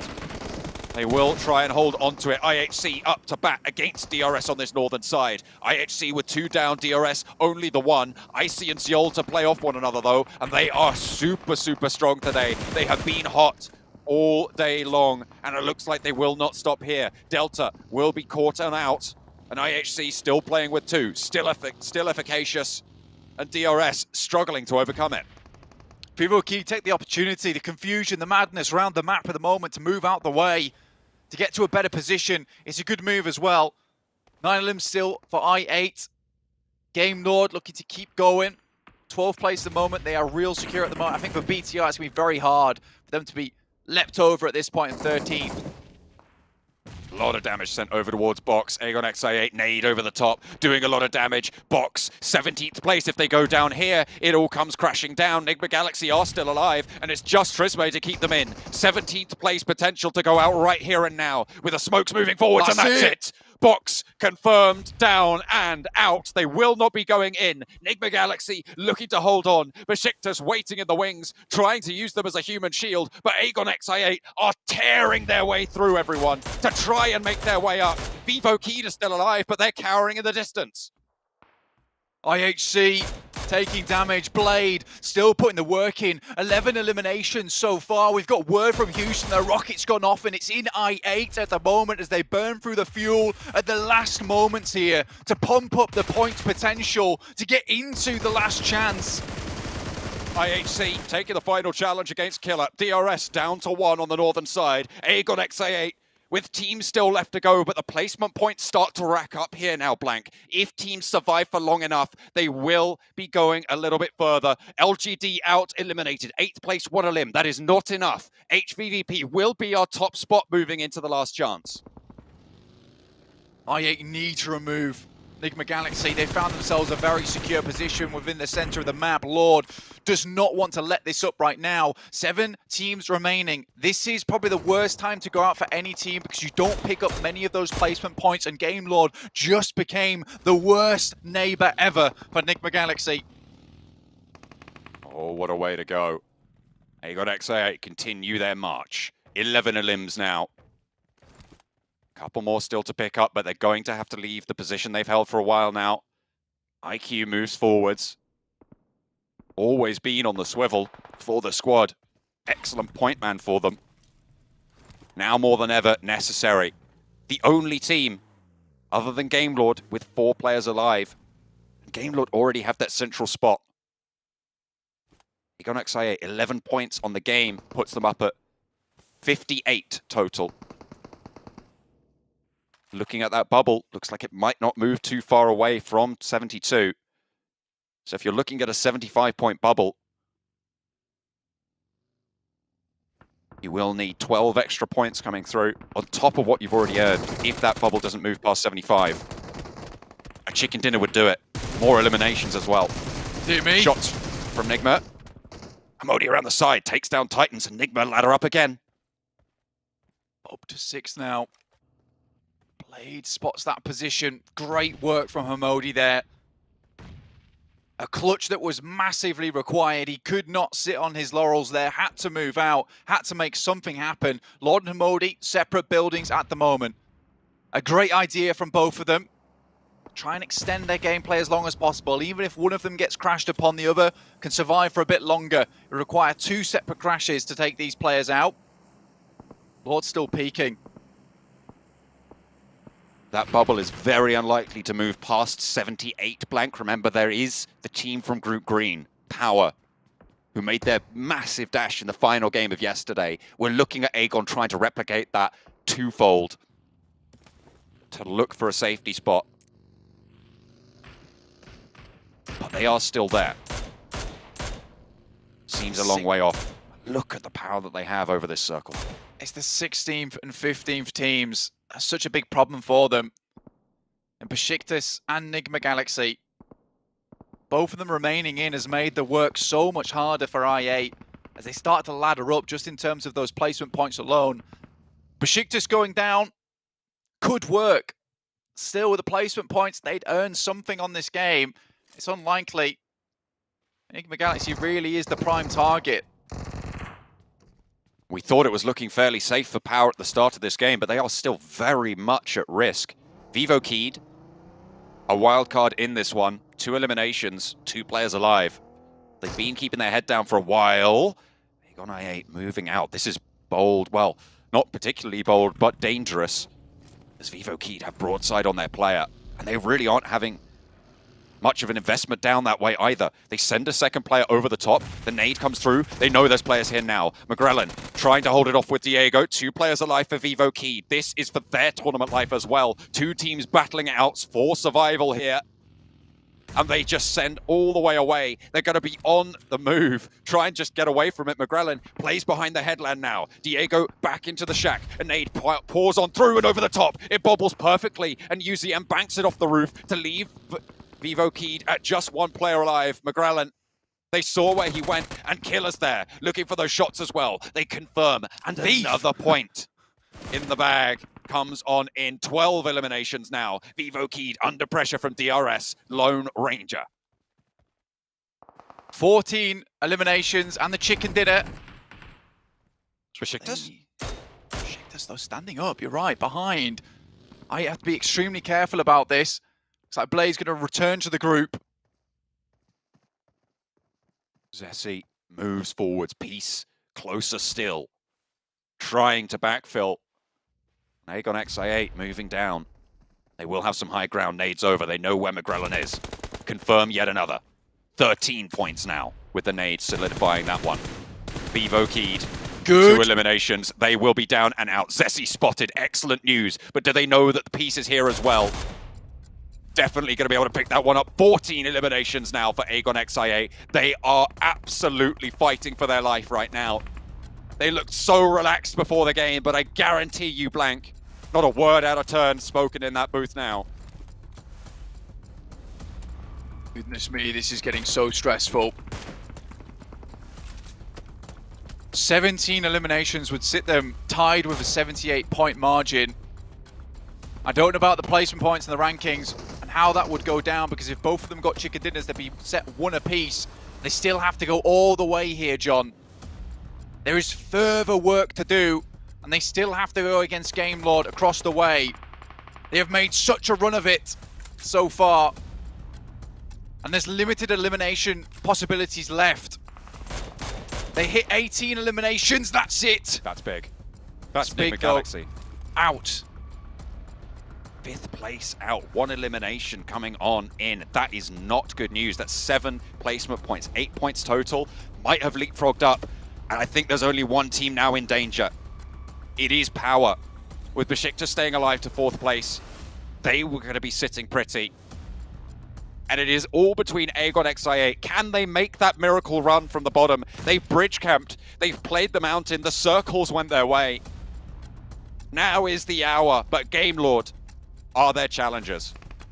regardless of what happens, even if Game Lord are able to steal this elimination off of Killer, i8 still have it in them. If they can go toe-to-toe with Game Lord, pick up all 4 of their members in the end, that is still 18 eliminations found and a secured place towards last chance. First nade is good. One is sent back. Another over the top. Akashi should be down off the back of that one. i8 begins it strong. Brilliant opening move there. IQ rolls on up into the high ground as well. Victor spotted, and Killer plays a pivotal part in this final set of circles. The final phases come to close, and another elimination flushed away for Aegon XI8. 15 eliminations, a rampage to close down the tournament. Aegon XI8 making furious bids. Over the top yet again is Besiktas to fall, but Killer's still here for DRS, and he's giving as good as he gets to both of these teams. Moving on in, Blade is there, and Robs falls. It is Aegon XI8, 18 eliminations, Blank. They want to put that 19th up on the board for a first place chicken dinner and a shot at the grand finals. They have their chance. They need to seize it. On the outside, they are there. 3 players are alive, and it's Killer, the last standing. He's out in the shack. He's survived to second. He's done so much dastardly work from that position, but finally it'll come to the close. He will heal. He will challenge on out. Museum has the angle, looks for the spray, and Aegon XI8 want to shut it down, but they are not taking chances. Finally, it is there, and what a way to close it down. Aegon XI8, a miracle made. The bridge camp to the mountain, and relief across the faces of Aegon XI8. Sharp as a blade, ethereal as a ghost. These guys come through and they are smart with the high IQ. They do not lose when it comes down to these final moments. What an unbelievable performance coming through from them.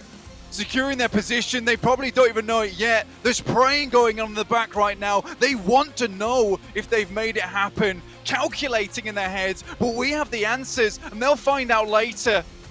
What an unreal game from the bridge camp all the way to the ending. Look at these numbers. These guys have taken it to the absolute maximum. There is no limit. 1,000 damage from Blade, cutting down. Teams stood in their way. They stayed as 4 till the very end, Blank. A phenomenal showing to close out the tournament, and we've said it so many times. No matter where you are, no matter how many points you have, there is always that chance, and Aegon XI8 have proven that today. Incredible stuff coming through. This does not happen without some absolutely unbelievable gumption coming through. The determination to play all the way through to the end. Even when it looks so dark, so dreary, they still find the light at the end of the tunnel and they walk towards it. They'll stamp their place towards that last chance. They opened it fast and loose. They were thinking, you know what? Let's just bridge camp it. 9 eliminations. And from there, it only got bigger. What a way for Aegon XI8 to close us down.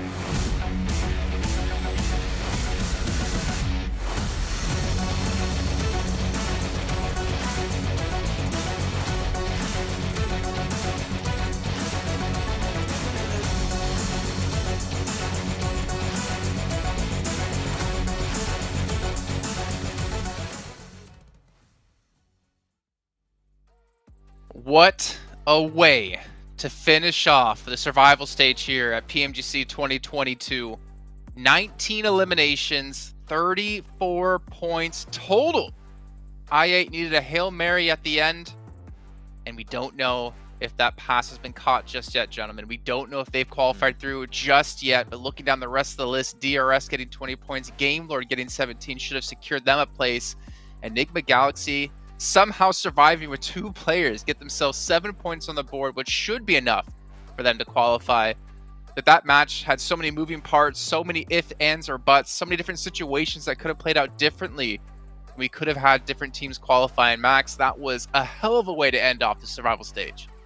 As you said, Jason, there's so many moving parts. We will not know until the very last second who's going to make it. Checking out, of course, the top limbs of the entirety of the survival stage, it is going to be Schweppes that just shredded the competition for the side of Vampire and Suki. I mean, once again, don't give this guy a mini 14 or you're in trouble.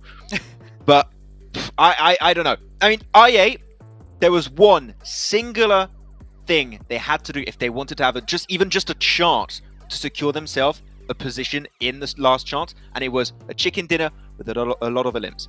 Has it been enough? I'm not sure, because as we said, a lot of moving parts, a lot of the teams that were on the cusp, on that top 16 position, got a few extra points. It might not be enough. I just want to see. I have no clue what to expect.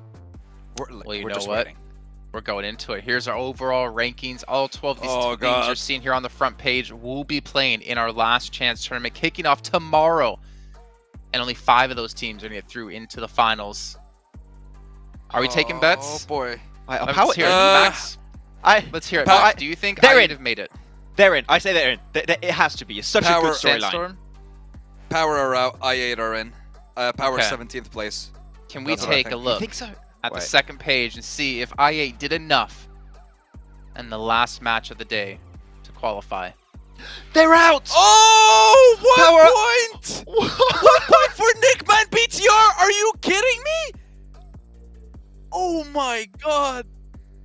If you think back to how that match happened, if IHC doesn't attack FaZe Clan guarding off Bigatron, then there would be no way Bigatron would have made it through, because that would have been FaZe Clan clearing them up, and FaZe Clan could have potentially qualified themselves. IHC saving Bigatron. That is so close. Why is it that the teams from Group Red do this to us? Huh? Why is it that They teams from found Group out they Red does it? qualified. They were unsure at the end of the match, and now they know they've made it into the last chance stage. They can celebrate now, gentlemen, but the problem is it doesn't get any easier from here.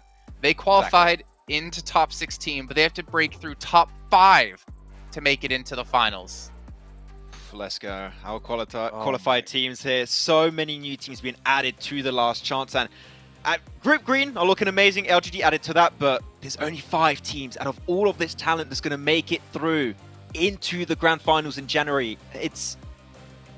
I mean, we got some ideas of who's going to make it, but really this storyline has just been insane at the end. And I really hope that IA are just going to look back on that last game and use that as a really good, launching point into these next 2 days, because this is the type of gameplay that can secure you a top 5 position for IA and hopefully all the teams that barely qualified. But I keep on saying it, Jason, this is the best PMGC ever, and it just keeps getting better. Really, really does.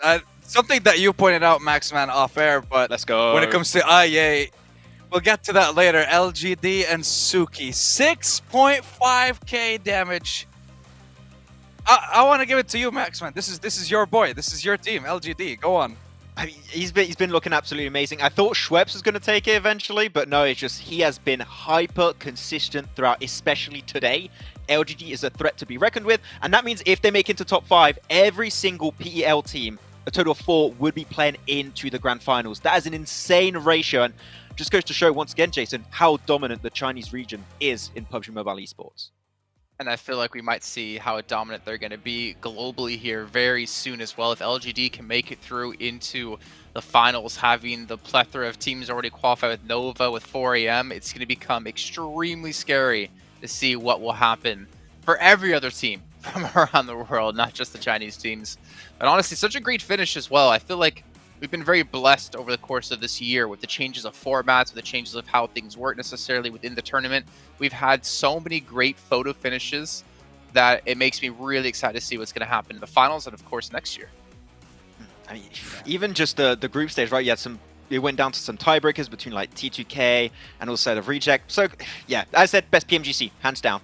All right, let's set on the stage for an interview with LGD and their thoughts about their second place finish.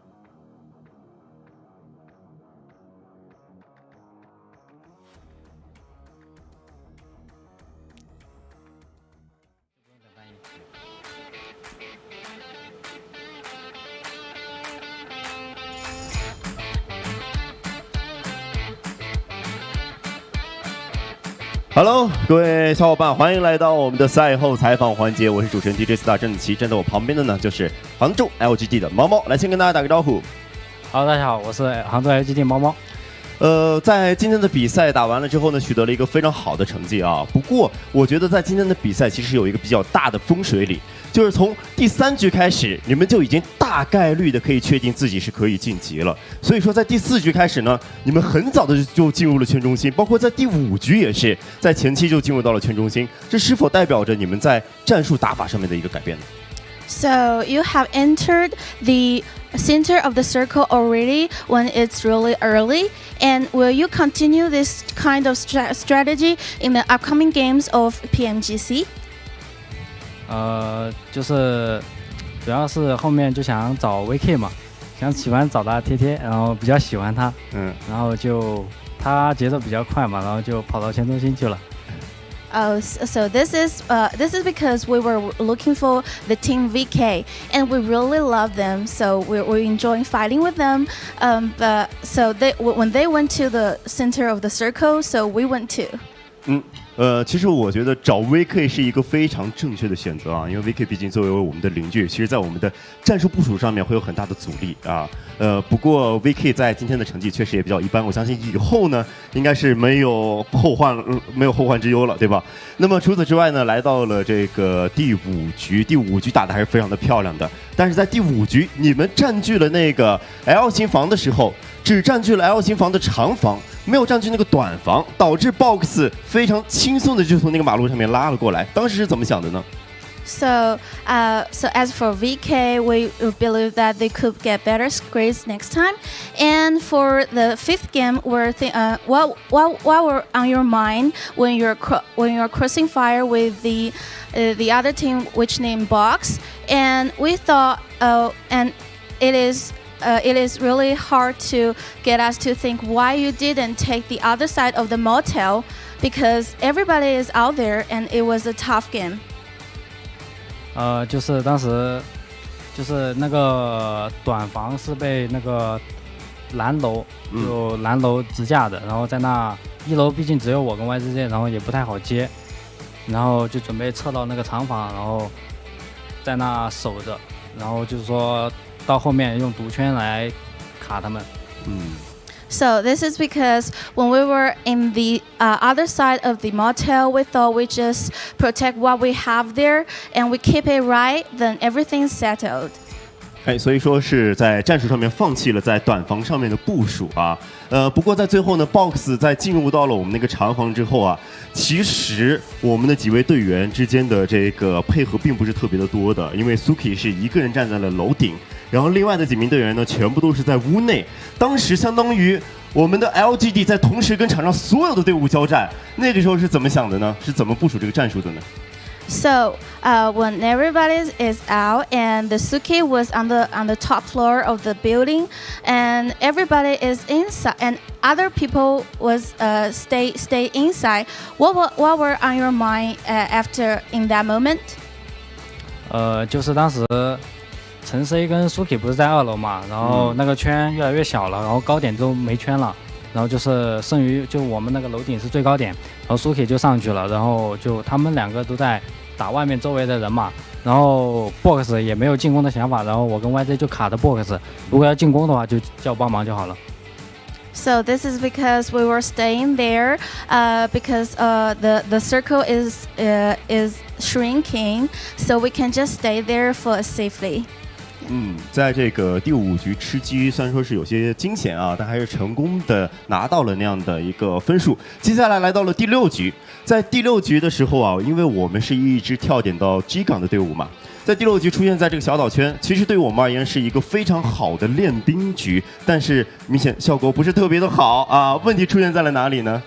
So when we come to the finalist game, you as a team who jumped into the point of Georgapo, and it was perfect for practicing in the military base, but you didn't play well then. What was the reason and how to improve it? 就是前期的状况没有布置好，就是前期掉了个人，然后呢，剩余3个人的时候，准备说开船过去，但是去的时候已经就是前期节奏比较慢了，就是去晚了，然后导致就是独轩就紧跟屁股，然后就没时间做其他事情了。So this is because we already have lost one before the stage. So when we just head over there, it was already too late. 但是总体而言，在今天的分数还是拿了非常多的，也取得了一个非常好的成绩啊。所以说，希望你们可以保持这样的一个手感，在明天还有后天的比赛结束以后，成功的杀入到我们的总决赛，好吧？好的。So this is they're doing a really great job today, and we hope that they'll keep this up until the next 2 days. 好，那么各位小伙伴啊，我们的采访环节在这里就告一段落了，让我们共同期待 LGD 在明天、后天给我们带来的精彩比赛。接下来把时间交还给解说席。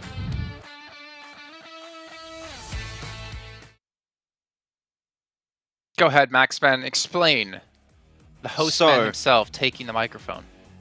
If you shake his hand, apparently there's a curse that exists over there in the PL. So you want to avoid that at all costs, especially when they're going into the last chance. So I understand it. I respect that from Momo. Good choice. Very good choice, actually. So is that the Chinese version of Maxman then? The curse in human form? I think so. It's like, I feel like it's even more powerful. Like it's really, really bad over there. It's like if you combine me and Zute into one person, it's him. With some, so yeah, it's a combination. It's hardcore. Now I'm thinking about what you and Zute would look like if you pulled off a fusion. I don't know how I feel about that one, but honestly, it was a crazy day, really, and I'm so happy to see things end off the way it did. Obviously, some teams not make it through is a very sad thing, but for me, it's all about the competition. It's about how close it's going to be at the very end, and it really couldn't have been much closer. Max, before we do head off today, any final thoughts on the day, man? We still have 2 days of play left to come. The last chance, 5 teams through to the finals, but we do have to close the door on some of the teams here today. So I'm going to repeat myself for the 3rd time. Best PMGC, hands down. I think what we saw in this last game has already been fantastic, but we saw just so much talent. And if I could, I would have easily 10, 12 teams make it into the grand finals, but you only got 5 slots right now, Jason. It is going to be so close between these teams, and the storylines we had today were great. I can't even begin to imagine what we're going to have in the last chance, and even more like the grand finals. So I'm sold. It's a fantastic time, and I'm hyped for tomorrow. Well, Max, you better start imagining, because the last chance is kicking off tomorrow. I mean, we're going to have to use your expert analysis and your analyzation of everything. Sandstorm, what about you, man? I'm surprised by some of the starts that we've seen in today's games, and this gives me hope to expect a lot of special plays coming out from some different teams in tomorrow's games, starting off definitely with game 1. Like, I don't think we're going to be able to expect or predict who's going to be able to take that game, how those teams are going to be playing, what drops to even expect for them, just because of how many hot drops that we've had over the course of the last couple of weeks for all the groups. But very happy with what I've seen from every single one of those teams. Proud to have seen, I guess, some of the teams kind of get better and better over the course of the tournament. And I hope that they all manage to learn something from participating in this tournament.